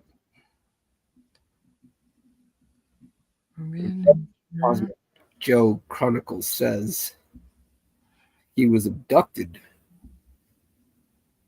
with his two sisters in 1970 and was experimented on. Ooh. Uh-oh. Ooh, you guys know already how I feel about abducted theories. Yeah, Lex, go eat, Lex. Enjoy your breakfast. I was abducted by a group of 3 once and a group of 2 once. But they weren't aliens. That's kind of leaving a lot to the imagination. I refuse to give out more information because you'll never think the same of me again. Oh, feisty. Okay, that's. That's not true. I behaved myself. I believe you. I'm stretching while listening to this, and I go, "That hurt." Huh. You all popping, cracking and I was popping. waiting for him to disclose, and I go, "Okay, he's gonna say something," and then he doesn't, and I go, "Ah, I'm stretching for no reason." I held that position for very long too. Oh, One, when I was in tech school, I was working my way through school as a bartender, and crazy things would happen after I got off my shift. Mm-hmm. After parties, just say after parties. Yeah. Yeah. Yeah. He leaves it too vague. You know what I mean? Like crazy things would happen afterwards, and then he stops telling the story. Yeah, I spent my 20s partying at the bars, doing the bar scenes, and I've seen a lot, experienced a lot, and not everything, but quite a bit. A lot of fun. Fun. I remember I told Susie B one day, I go, I saw a talking penguin today, and I left it very vague, right? And she was like, "What?" And I go, "Well, it was a guy in a penguin costume." I found it. Yeah, I left it vague for a while. She was like, "What? Wait, tell me about the talking penguin." And I think John P knows. If John P's still in the chat, I remember he knows too about the penguin. Well, I mean, it wasn't a real penguin. Like, it was a guy in a suit. But I just left it at that. I left it halfway through. Just like, I saw a talking penguin. I think earlier today, with the Cryptic Huntress, I go, I see John. John, you remember the penguin? There's no way you don't remember the penguin. I don't remember. I did it on Gigi's shows for like whatever. If he doesn't remember, then he doesn't remember. He must have been too high. But straight out. like yesterday, I go. I said something on one of the channels, and I go that I was trying to kiss a moth, and then I left it vague for everyone to hear it. And I go, I didn't know those things bit, you know. And like someone just started laughing so hard, and I go, I didn't think it was that funny, but apparently that person thought it was like the most hilarious thing he could ever like hear. And he goes, "You made my day so much more wonderful." He goes, "That was the funniest thing I've ever heard." And I go, I feel like they're messing with me instead of me messing with them. Oh my goodness. Yeah. I think I said something like I tried to kiss a moth one time, and then like I put like a ... and then I go, yeah, it turns out that they bite. And I guess they said they saw it in their head and pictured me trying to really kiss a moth and then getting bit by one. Just like, Ah! I hate it when that happens. Hey, don't get me wrong. If a girl starts kissing me and she bites me, I'm for it. I'm okay with the little bite. That depends on what's getting bit and how hard. That is true. That is true. Not that kind of show. Lip and neck. That's why I didn't go any further. No one go any further. Get that image out of your head. And it's one is a Christian man. John P said, maybe I'm still sick. You're still sick? That's why you don't remember. You remember the movie Cape Fear, the updated version, and the guy bites the woman's cheek and takes out a hump. I mean, along those lines, that would be a bad thing. Oof. No. I just watched this film called In a Violent Nature, the slasher film, and it's shot from the perspective of the killer. And some of the scenes are very elongated, where they build up tension. And I think that's probably one of the gnarliest kill scenes I've ever seen. If you guys ever get the chance to watch it, I warn you with extreme cautious. Like, be careful, because once you see that death scene, nothing makes sense to you anymore. Oh, nope. Yeah, I've seen some gnarly death scenes, but I go, this one takes the cake. Why do you watch this stuff? I'm not someone that like squirms. I don't squirm or anything, but I had to look at this death scene with like my fingers over my eyes and just like back up. Wow. No. Why? And then my friend watched it and he goes, I understand now why you said that. This is the perfect example of something we were talking about the other day, Susie.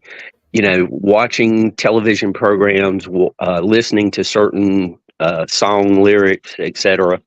It can change your perspective. At one time, I mean, I'm a huge horror movie fan. I enjoy horror movies, but at one time I came upon a traffic accident, and it was a horrific scene. I mean, a horrific scene. But I did not react. I had no reaction to it at all, other than, oh, yeah, it's a wreck. And the next day, when I got to thinking about what I had seen and my reaction, I stopped watching horror movies, I mean, for a long time, because I realized my reaction to reality had been so tainted by all the horror movies I had watched. Yeah, And that is a bad thing. That is it a is. bad thing. And That is if you're watching stuff, that makes you behave in a certain way that's not really that good of a way for society to be, uh, people need to think about that. Garbage in, garbage out. Yeah, Good point. and I think that translates to something that I was trying to explain to someone earlier. That, like I said, I'm not going to try to get into religion because it did tie to religion, but they were like, that. Just to be very quick, they go, did Hitler go to heaven if he was to repent? And I go, do you really think after killing 6 million Jews, that dude was like begging God for forgiveness? No, because you become so desensitized for doing it over and over, and that's what they did with the Nazis. They would give them puppies, and they would blah blah blah blah blah. yeah. Okay, so you know where I'm going, right? Yeah, So yeah. that they didn't have that Yeah. love for the people, so that they would take that aspect of where you think it's wrong to do it, and that's how they train their Yes. soldiers. And so I go, Yes, I see what you're saying. do you think that he really was repenting? No, he was not repenting after that. I said he did what he did, and he didn't care. So no. So that's where I can see how that happened to you too, because you become so used to it that And verbally, that's taking place today. I mean, you look on the political front, and I'm not going to talk about which side what, but you will hear people being referred to as Nazis. And the general mindset against a Nazi is you can do anything to a Nazi because they are so bad. And it's really, I mean, it should cause people to stand up and think clearly about what's actually going on. Yeah. Don't hang out with those people. No, you can't. I kept talking about it today. I said you got to value someone's life. You know, whether it's telling them the truth and respecting them, but at the end of the day, you got to respect that they have value. Yes. And freedom of speech, the biggest thing that I'm for freedom of speech is everybody ought to be able to say what's on their mind. But if people are saying what's on their mind, it makes it easier to tell which ones are the good guys and which ones are the bad guys, because they'll tell you. Mm-hmm. Sure. And YouTube right now, I hope I can be included in this, but right now, this is an excellent example of how people need to talk to one another. Yeah. Hi, Rosalie. John P. He's gonna start calling me a moth kisser. Watch. I mean, Juan, how old are you, if you don't 33. mind telling me? 33. And your heritage? I'm Mexican. Okay. And I'm a little old mountain man who has blue eyes and looks white, although I'm a lot Cherokee Indian. Susie B is Aztec, and she's a different age from both of us, and we're all getting along. Right. Yeah. Welcome in, Rosalie. Thanks for coming by. Philip Blair. That's mean. It's your fault. It is my fault. It is my fault. I can't believe you were going to describe that. I was going to describe it too, and you stopped me. I'm glad you did. You have to think of Lulu when it comes to things like that. Oh, that is true. Devastates her she will cry. It will hurt her feelings so bad. You know how she is. She's a Yeah. not, Oh, I don't believe me. yeah, she's sensitive and I got a taste of it when I first started dating my girlfriend.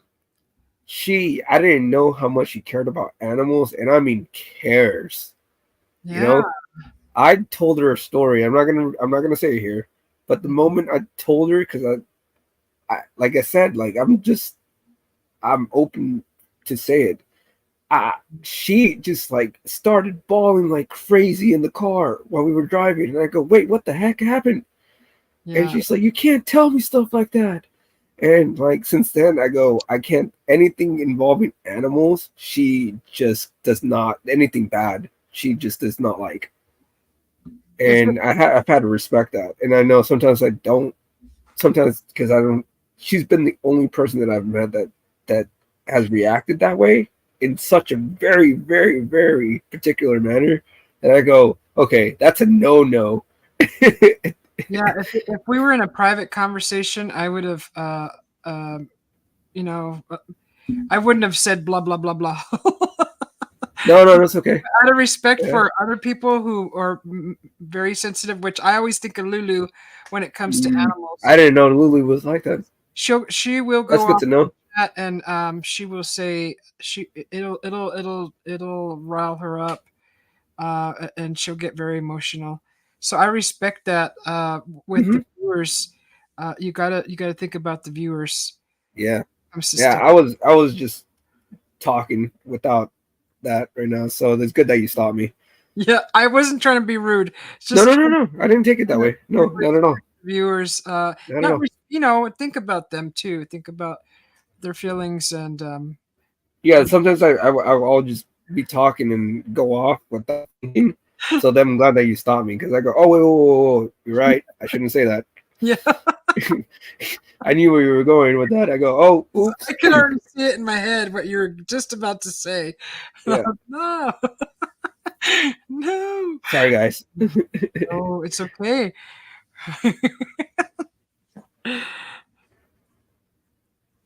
Rep says being a neo thinker deals with value creation product as opposed to value destroying to security bashing people. Okay, I can deal with that. I can dig it. That's good. You should always be uplifting people, never putting them down. Sure, Yes. I keep running across that saying. Um, a person with power. What is it? A person with power won't will always keep you down, but a person was it a person that uh something to the effect that a person that cares about you will always try to bring you up. Yeah. I'll have to go find the saying because it ties into this. It makes a lot of sense. Hmm. God, I can't remember. I keep seeing it. I've seen it twice already. It's crossed my path. This saying. I Mm, wonder if the algorithms are hearing us right now and they just toss things like that. Like when I talk about vacuums, it's like vacuum ads everywhere. yeah. Um, Here, Rosalie, give you your wrench. Jumpy, I know you're not a moth, Thanks for coming in, Rosalie. Good to see you. but you might be a penguin. Penguin. So like I said, like the subtleties like that. Like I was in the chat trying to be dumb, and it's how I gauge the crowd. It's like this is how I know if you're good. It's if it's a good crowd tonight or it's a bad crowd tonight. Mm-hmm. Yeah, like I just said, it's like, dude, you know what I did today? And everyone's like, "What'd you do?" And I go, "I saw, I saw a cat cross the road," and I just leave it there. Still like waiting for you to finish. And they just start asking. They're like, "And then what happened?" And I go, "Oh, I don't know. That's just what I saw." So then I just went home. Susie, if you find that quote, please note it and send it to me. Okay. Yeah. Because you Same. got my curiosity up. Yeah. You know what I just thought about, Jim? I wonder if Opie is still playing that video game. I was watching him 5 hours ago, 6 hours ago, playing Final Fantasy. Nope, he's not live. He's not. He played for 6 hours and 36 minutes. Oh my gosh, are you kidding? Dang, That's yeah, what it says. that's a long That's what it says. Dang. I hung out with them as long as I could. If I would have stayed, we would have never went live. I would have been watching him still play. That's a cool game. That's funny. When Space Invaders and Donkey Kong first came out on the systems that you put a quarter in, Yes. I played those games so much I developed a rash on my forehead from the radiation from the CRTs, and I had to quit. I had to quit cold turkey. I did. I mean, but I played so many times the Space Invaders tabletop version. I tripped the score and was halfway to tripping the score again, and I run out of time and had to leave. Mm. Oh, I bet that just bummed you out. Well, it bummed me out, but the person that I said, "Here, finish this game," they loved it. Ah. Oh. I got about 10 steps away, and I heard, "Oh my God!" Ah. Hi, Henry. Ooh, that sucks. He's laughing. Hey, I got a good one for you. Talking about video games. I mean, I grew up not poor, but not financially well off that you could like afford a video game console. So my parents went and bought like a PS1 when the PS2 had already came out and been out for a while. So I was still dealing with like the PS1 when people were already playing PS2. And I was livid, I got a PS1, playing Tekken 3, and my stepdad started playing with me, and then eventually he got good, and he started beating me, and I used to get mad. I go, "How is he beating me? He's older than me. I should know how to like be better than him at playing this game, right?" So he stepped away to the bathroom, and I unplugged this controller. Oh no!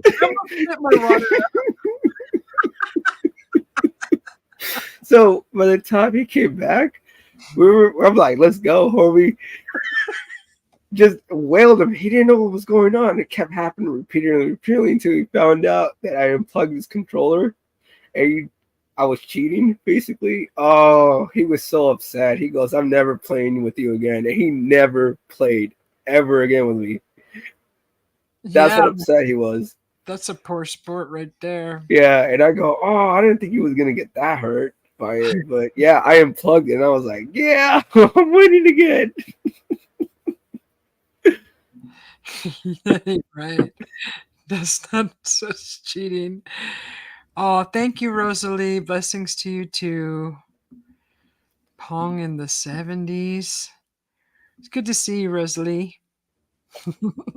I remember when Pong first came out, and we were all amazed because we had never seen a video game before.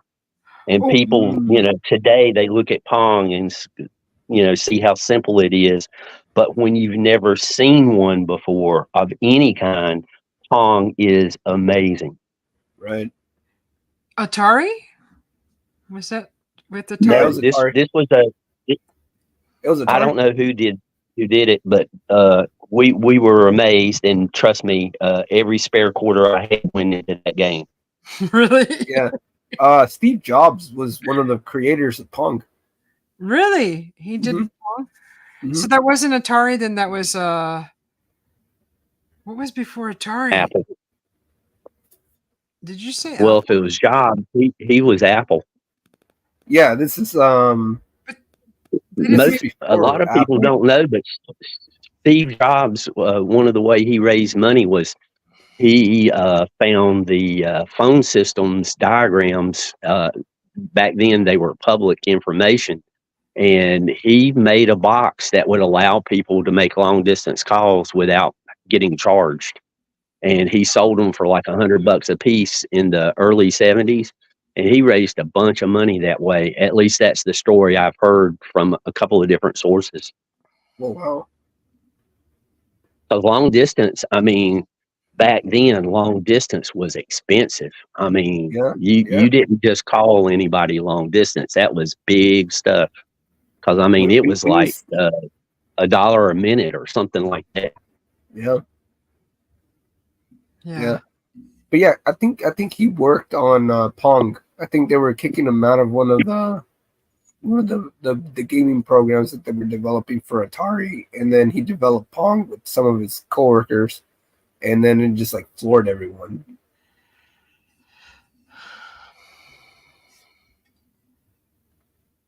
But Pong, that was crazy. That was I think what he said was, you make the game easy enough that you can get good at it, but hard enough that you don't always win. It was a weird saying that he said, and that's what keeps people addicted. Yep. I might have not said that right, so don't quote me on that one. You close enough. We get the meaning. Wow, the Apple. Yeah. There was one with the green screen with that Pong game. Wasn't it a green screen where it didn't have any color? It was just the two sticks. Yeah, that's Pong. Yeah. Wasn't it the green screen? Did they have a green screen? Wasn't it on a green screen or was it black? I think I thought it was. It was always black and white. Black and white? Was it black and white? Yep. Because I remember the neighbor had that, and we used to go over to watch him play. Because that was like exciting. That was something that was like entertaining. It's like only the rich kids had them. Yes. Yeah. Yeah. The parents with the good money, because they were expensive. Like I think an Atari back then was like $250 to buy. That's a lot. Yeah. And back then, that was a lot of money. I mean, that was when gas was still like 35, 40 cents a gallon. Shoot, that was by a mortgage payment, right? Back then? Depending on what size house, yeah. In 1982, I moved into an apartment. It was a one-bed. What it was an old house that had been converted into a duplex. And I had a really big living room, dining room, bedroom, had 2 walk-in closets and kind of a small kitchen, but I'm not a big cook, so it's no big deal. And I paid $225 a month for that apartment. It included water and electric. Wow. Whoa. Yeah. You'll never hear about that happening today. No. The first home that I purchased was a condominium in the mid 80s. And I was just over the moon that I got a mortgage rate of 9.5%, because mortgage rates had been up to 17, 18%. So they, coming down to 9.5 was fantastic. Yeah, you don't hear about that anymore. People need to learn through history so they realize what's happened. I mean, like the Boston Tea Party, it was over a tax on tea alone, and it was only like 2 or 3%. And people, did the raid the ship and everything. What on earth would they do today with the taxes that they've just slowly crept up? And by the way, you two, congratulations on making it 6 hours. I watched it at 5:55:55. I was gonna say something, but I got you back, Susie. I do the math. I do the math. Woohoo! 6 hours. Woo! We're still awake. It's Still it's having like kids. it's like the old days when I'd wake up and Susie B would be going strong, and I I would finish know. my coffee and have a blast. People would go to sleep, wake up. You're still on? That was me sometimes too. Do you ever You're sleep? I was like, Susie, when do you sleep? A lot of people started asking me that because we were doing a lot. How often was I doing those? Often a week, right? It was almost every day for a while. A Almost. couple of times a week at least, I and was. it sparked my favorite saying, Susie B. She's up every day at the crack of noon. Yeah, on camera the whole time. We've been sitting here the whole time on camera and just back to back conversation for 6 hours. Mm-hmm. Yeah, Rosalie, 6 hours. Just good conversation. It's just we've covered a lot of ground on conversation. Just everyday things. That's the way time is. If you're having a good time with people that you like, time flies. I mean, it just goes so fast. And we've covered a wide spectrum of subjects. Like Mhm. we've gone to food, to paranormal, to uh shoot, Oh, Bigfoot, wow. yeah, that kind of falls in, well, yeah, Bigfoot, UFOs, fake we moon did landing. trivia. We did the trivia. Where am I? I'm in Arizona. What else? Tim I'm in Mothra North coming in Carolina. talking about the fake moon landing with me. We talked about the moon landing, the flat Earth. We've talked. We got him going for a while. Allegedly. Allegedly. Allegedly, yeah, the alleged.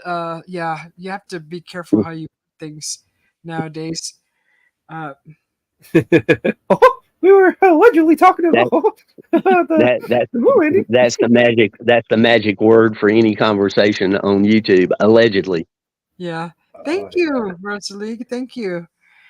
Allegedly, so and so is alive. Allegedly, so and so is dead. That makes me want to say, where's Hoffa? Where's Jimmy Hoffa? We haven't even Hoffa. Come on, that's you guys look at this. Ooh, there. Oh gosh, it's a blue sky over there. Oh, you got Yeah.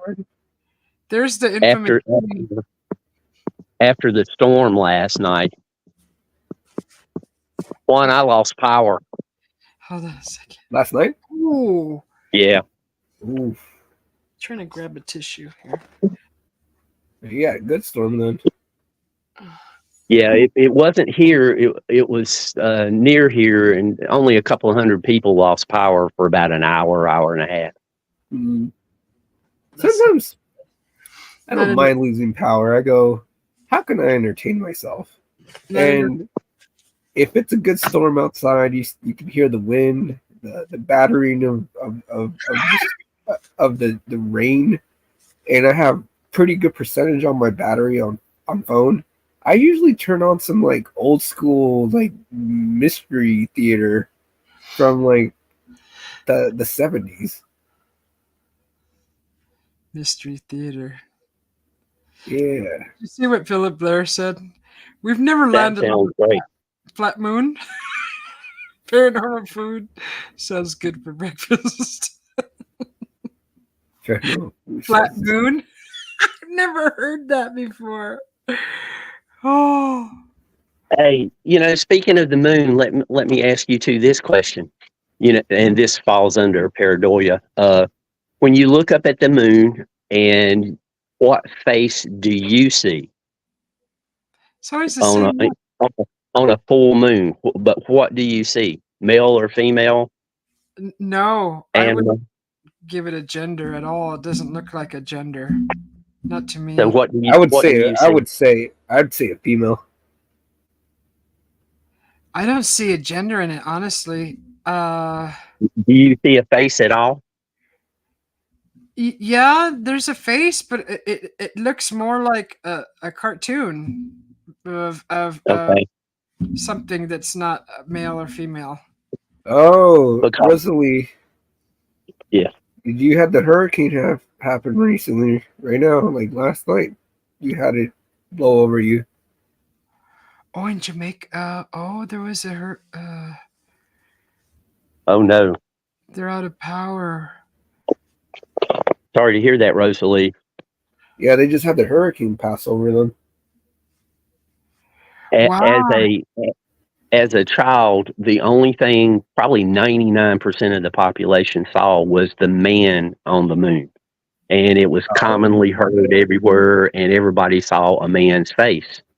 And I don't know what it was, but one evening, full moon, and I tilted my head. And as soon as I tilted my head a little bit, the man's face disappeared, and it was a woman's face with flowing hair down to her shoulders. And it just amazed me that you just changing that perspective a little bit, and it totally changed what you were seeing. So, Yeah. and that was before I ever heard the word pareidolia and such. But it's interesting to me how people see different things. There, there's a rock face over where I go hike, every week. And I always ask, especially if there's children there, what do you see in this rock face? And there's been some interesting answers, and then there's the normal answer. Mm-hmm. So anyway, I never thought about the Yeah, I man. never thought about it like that. Yeah, I can't say that I would tie a gender to that because it's not a face that I wouldn't tie to a human being or attach it to a human being. That's what I mean. Yep. Mr. Sun, so I would say Mrs. Moon. This is moon. I like that. Yes.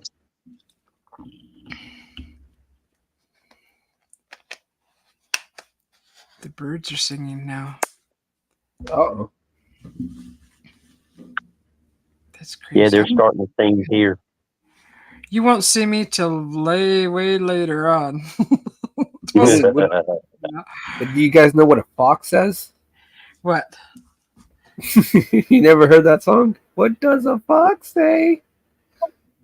No. You never heard that? You guys should look that up when you guys get a chance. Look up the song "What Does a Fox Say," and then when it hits the chorus, you guys are gonna die laughing. What? Yeah. I have never laughed so hard in my life until I heard that song. Is it Yeah. on YouTube? Yeah. Can you can't post it, huh? Without it getting copyrighted? I don't know. Is it like one of those kind of songs, Disney or anything? No, it's Sony? not Disney. Disney, No. Sony. I think it's some random guy from YouTube. It's called the Fox song. Yeah, just called "What Does the Fox Say." What does the fox say? Gotta look this up.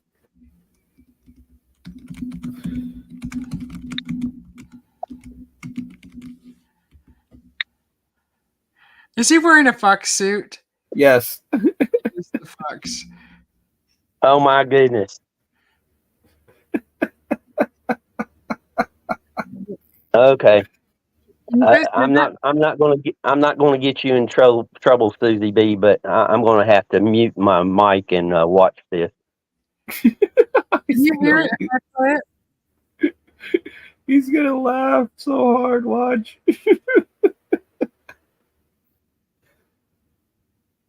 Can you hear that? I can't. Okay, good. So it's not.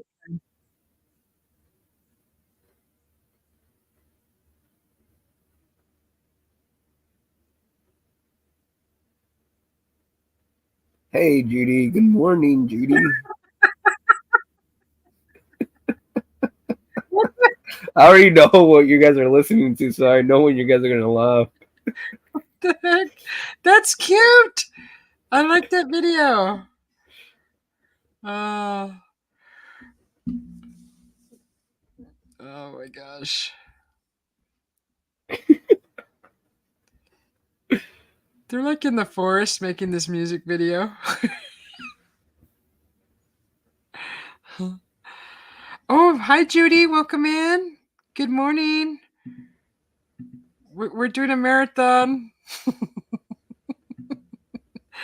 Hey, Neighbor. Oh, wow. Yeah, it's starting to hit me now. The insomnia, not the insomnia, delirium. Delirium. Okay, a minute and 10 seconds is enough of that. You're right. It's not what you expect. It starts out totally different. That is crazy. That is what funny. does the fox say? It's fun. It's fun, though. It is definitely fun. It is fun. That should be played on the school bus on the way to school.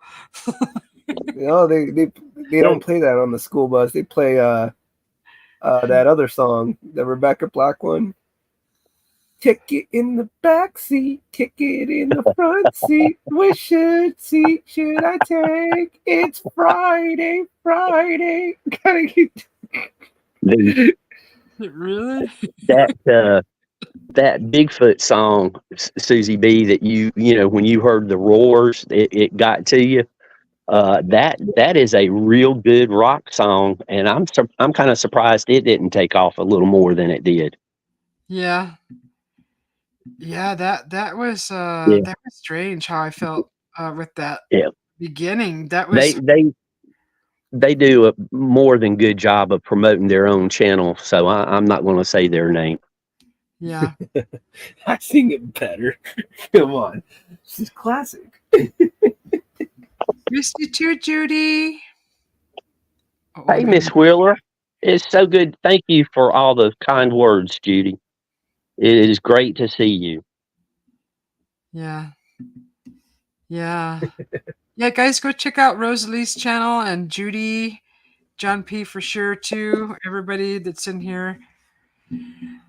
Oh. Judy, she posts some good videos. Yeah. Yeah, I haven't seen Judy in a while, so it's good to see her. I'm glad she's doing well. Yeah, where you been, Judy? Where you been? She pops into Moog's channel every once in a while. Oh, okay. Yeah. You're welcome, Judy. Yeah. Yeah, it's been a while since I've done lives like this too, because you know, I kind of took a break from it because I was doing like other things, but yeah, the lives are nice to get everybody together and talk about things. Yes. We covered so much in 6 hours. Oh my gosh! Oh, I thought I saw 6:41. I'm like, already 7? No way! But it's 6. Yeah, we've talked about a lot of stuff, and Juan told his Chewy story.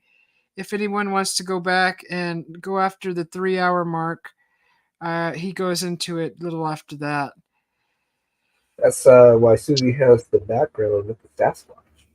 Yeah, I made this background for the Chewy story. Oh, Rosalie, you're getting ready for work? Okay. Yeah, I hope you have a great day at work, Rosalie. Yes, have a wonderful day. Don't work too hard. Don't put up with no crap. And yes, have a wonderful day.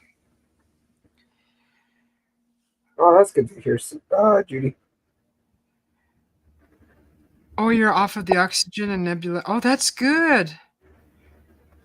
Oh, nice. You're doing your rehab's going really, really nice, huh?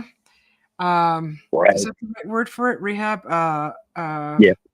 Okay. Rehabilitation would work. Yeah. Yeah, Judy had a tough time there for a while. She looked so thin. It made me want to, emulsify a couple of cheeseburgers and give her an IV.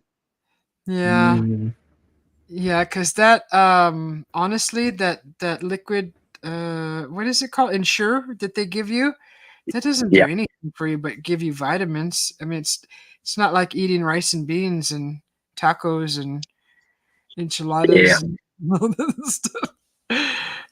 Susie, it's Huh. barely morning. You're making me hungry.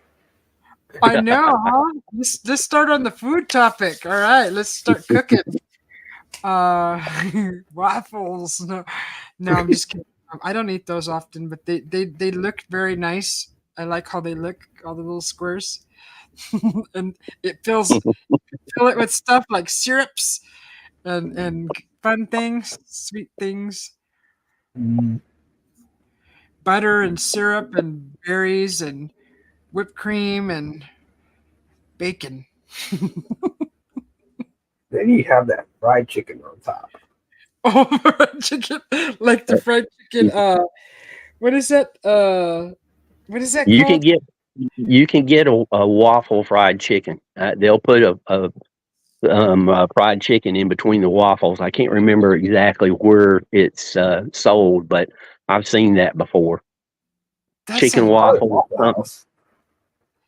the Bloody Mary, look, the Bloody Mary drinks where they Oh, stick a chicken in there and a waffle and all kinds of stuff, a hot dog, just a steak, a burger, and then just pile it all in there.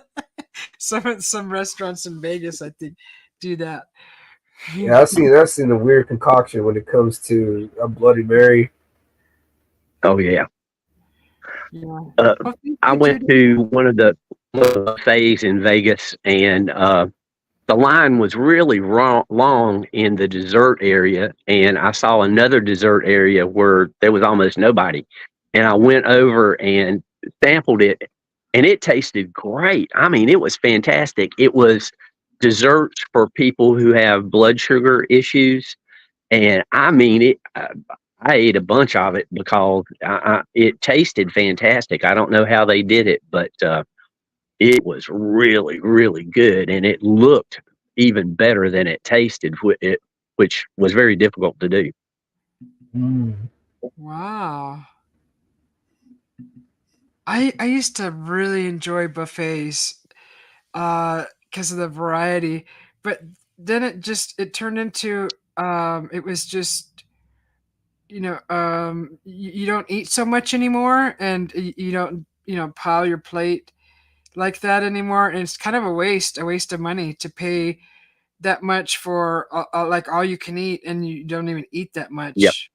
You're yep. better off just That staying at home that cooking. that's the way I looked at it. Also, it got to be where I would want to eat so much to get my money's worth. I ate Mm, too much, so I just stopped going to buffets. yeah. Mm. Displace bites and slice delight. Has chicken and waffles. They basically have everything. I'm a type 2 diabetic, so I must be careful about eating. Yes, that. And they hide sugar in just about everything these days. Well, Yep. everything turns to sugar when you're diabetic. I mean, even in a normal person, everything turns to sugar. You just have to be careful what you choose to eat. It's scary. It's really scary. I feel my heart goes out to diabetics. It's it must be a nightmare trying to put together meals every day and keeping consistent with it, and not, um, Well, not cheating and some uh, people depend on the taking their shots and they eat what they want to, and I don't know that that's the best of ideas. yeah, that's why I say my heart goes out to that, to those people that have to deal with that. Who As was it? Whose blood sugar was it? Raymond's? He said his was at 700 or something. Oh Holy my cow! goodness, Yeah. that I that's was. That's too really high. that's too high. Yeah, Yeah. I mean, crazy numbers, and It's like, whoa, shoot, what do you do? Drink water, walk around. I don't know, get a shot. I don't know. But that's panic mode right there. Those numbers. Yeah. Man, that's way too high. Yeah. I had a friend. She was having problems with her numbers too. They were just they were skyrocket numbers all the time, and it took her a while to finally get it down normal. Because shoot, that's your body. I've watched my mother go into one of those where hers got so high, she was looking up and she kept making this weird noise, and I kind of panicked. I was like, "What's wrong? What's wrong?" And she said, "Get me some lemon right away." And as much as she could speak, I understood what she said, and I put it in water. I squeezed some lemon in water. She drank it, and it brought it down. That's just always what she did, but you're supposed to drink water and walk. But I don't know, at that stage, you're not at. Susie, you there? Yeah. Hello? Yeah, I can hear you. Yeah, you're not at a point where you can function, to even walk. Is that safe? Are you going to fall down? So, Jim, are you having problems? I think he's cutting out, huh? Because his picture disappeared. Whoa. He's still there. I don't think. Yeah, I'm here. Can you hear me? Yeah. Okay. Yeah, your picture disappeared. It's just the stock photo. We'll fix that in a moment. Yeah, so that's scary. That is really. I've seen that happen twice. It's really scary. For some reason, I thought it was gonna have major, probably be pre-diabetic or something like that because of how much I drank, And when I went to go get checked, my blood sugar was normal, and I go, "What?" And no damage to the liver, nothing to my kidneys, nothing. And I go, "What is going on?" Yeah. So, other than my ulcerative colitis, other than that, like I also have to watch what I eat, but I try to do as much as I can to protect my body, even though I sometimes destroy it with drinking. Yeah. What do you feel about closing up this live here in a few minutes? Call it. Yeah. It sure shows.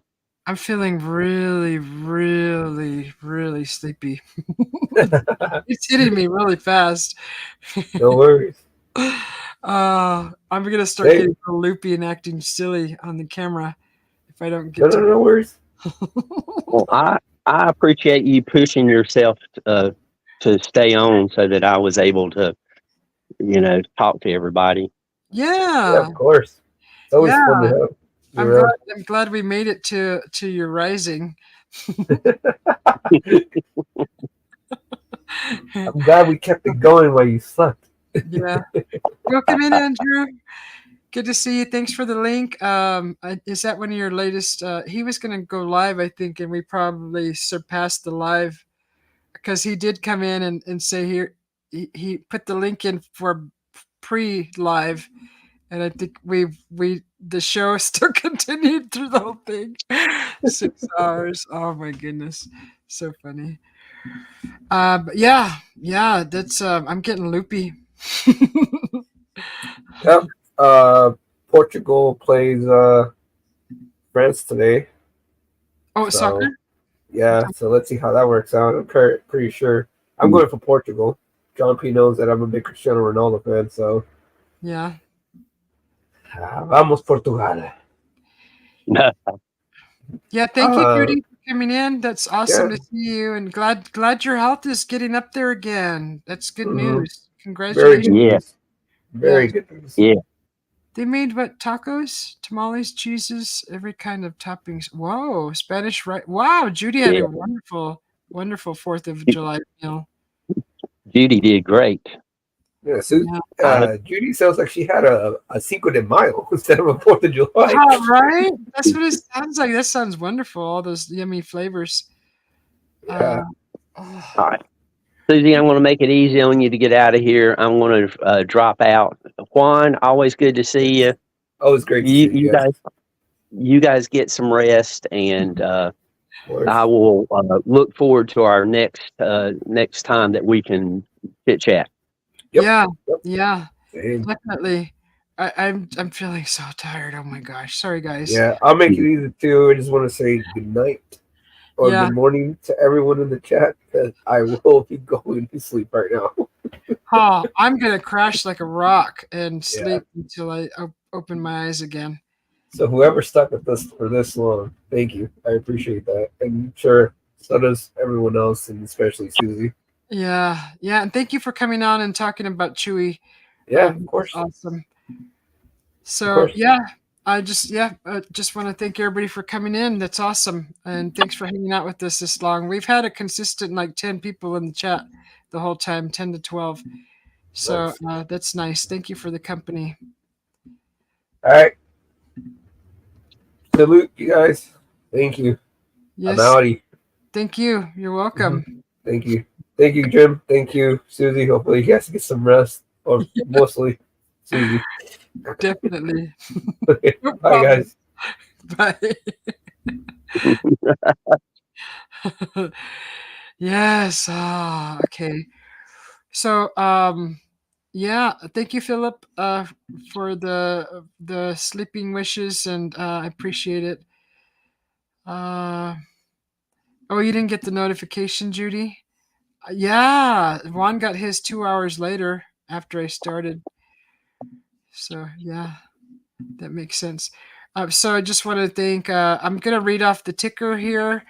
Thank you, Judy, for coming in. Freckle face artist. And it's letting it scroll through. This is why I like putting it on the ticker. Thank you, Philip, for coming in. John P. And Tenda Wedding and Dini Gymnastics. Thanks for coming in. Pramod, thank you. Big Roger, Oppo Yo-Yo. Eric the Crazy Viking, thanks for coming in.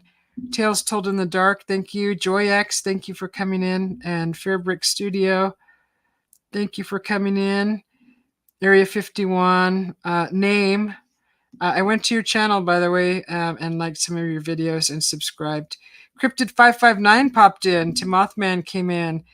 Manong, Philip, Malou, Evan Walters, Lex, Reverend Cosmic Joe Chronicles, Dilio, Aurora, Duck Charlie J, thank you, BJ's Adventures. I got Delio in there twice. Archie. Is that twice I put Cosmic Joe Chronicles in there too? Lulu popped in way earlier than Hong Lone. Lucky 30 TV, thank you. I can't even keep up with the ticker. Cranky Frankie, Mike Bothwell, Alan. And I think if I missed you, I apologize, but I will go to your channels later and leave some likes and comments on your videos, and I appreciate you all. Thank you very much for coming in. This was a wonderful live, 6 hours and almost 30 minutes. Have a good day. Have a good evening, everyone. I love you. Good night. I'm